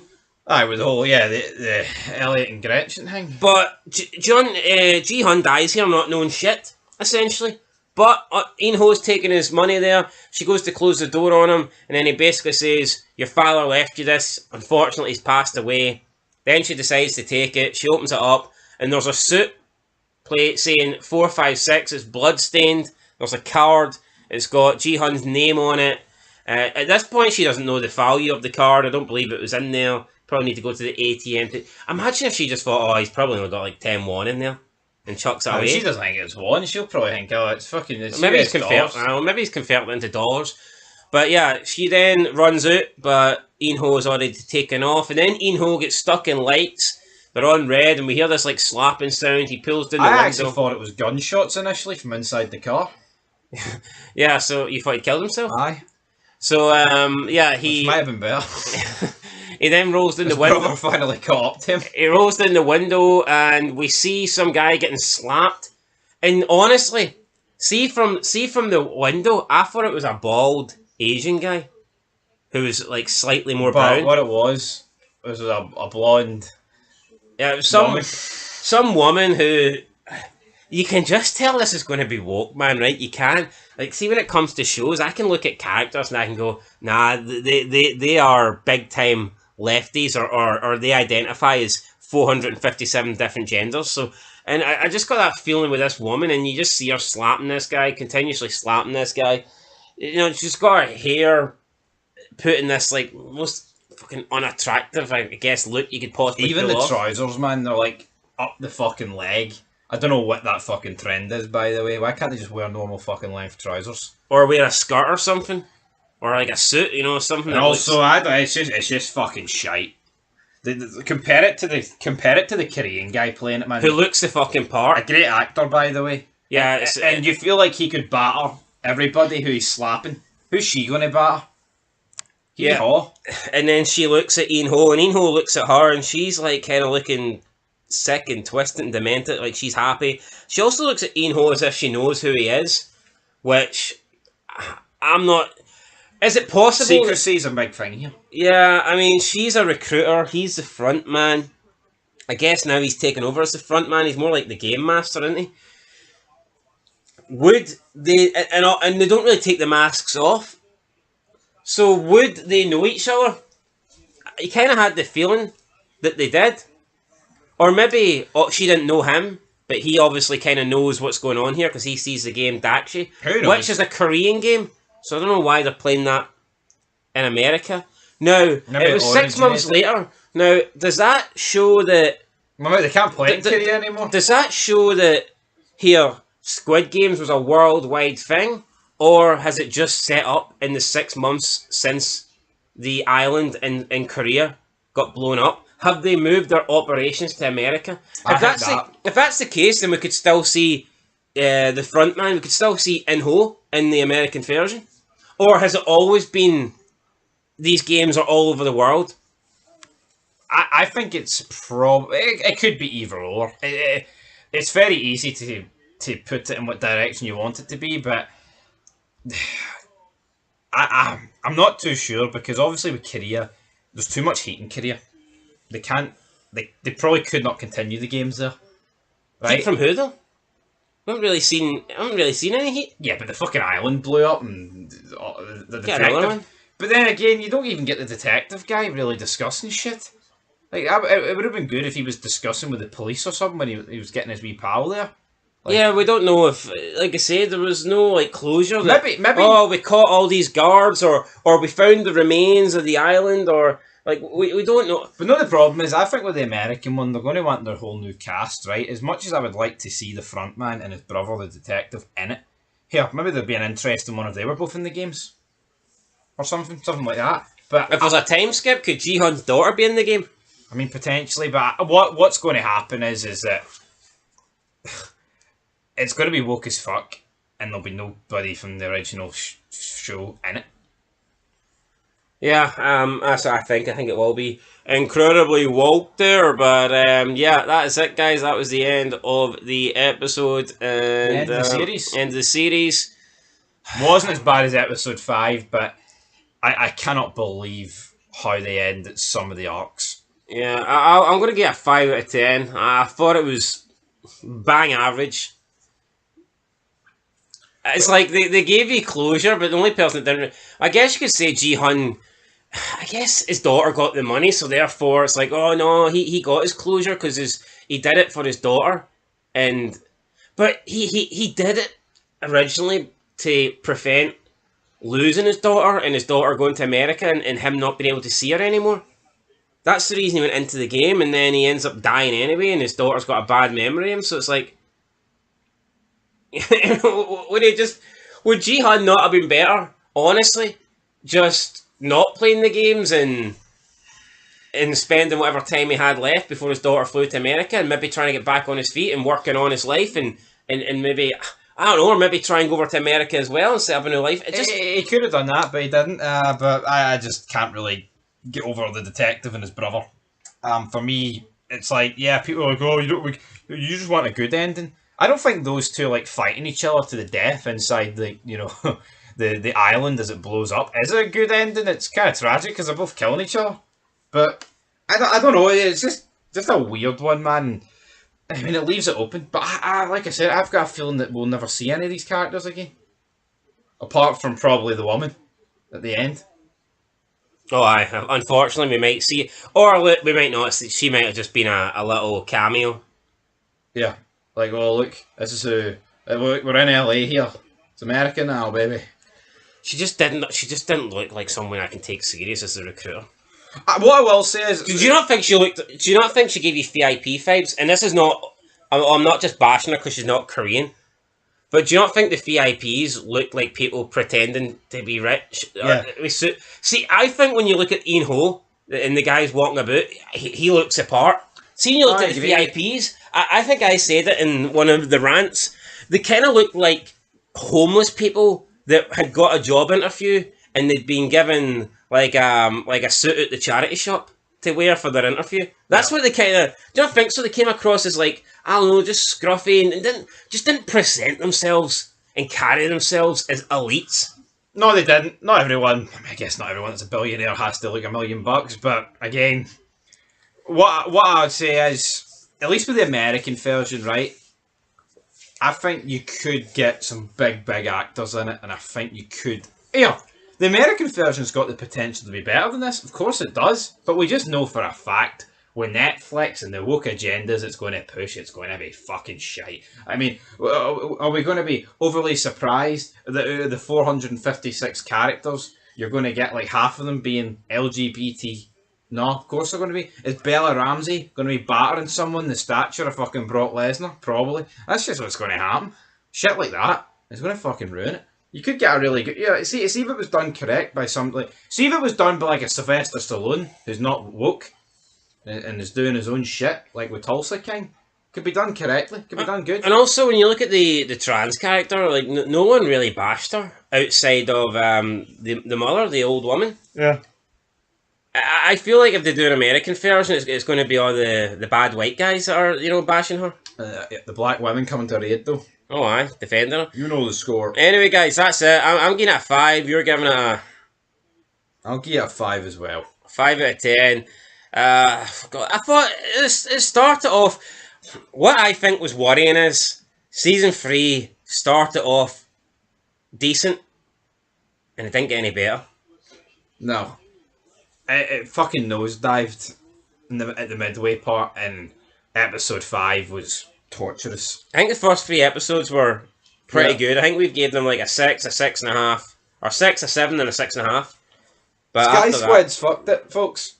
Sky Squid and the confrontation between the two brothers for me is what's ruined it. Aye. And you know what? Like the last 30 minutes, it does. I thought it did a pretty good job of tying up the remain. They see the characters that lived. I think it did a pretty good job of tying up their stories and whatnot. But I was just left with a bitter taste in my mouth after after the ending inside the games with Ji-hun dying and then the confrontation. And no one really knows that Ji-hun died. Yeah, they still think he might be alive. Like, obviously, the detective gets the fact, oh, the baby won, here's all the money, so Ji-hun mustn't have. But then you don't know for sure, and it's like I pointed out in previous reviews, the whole mission was for them to go in with Ji-hun, and we're going to find the island and do this. There was no, like, sense of, oh, fuck, I failed here. It's like, that mission has to be one of the biggest failures in fucking TV history. Should be refunding Ji-hun for all the money he paid. Aye. But, like, I mean, but people are speculating, he could still be alive and whatnot.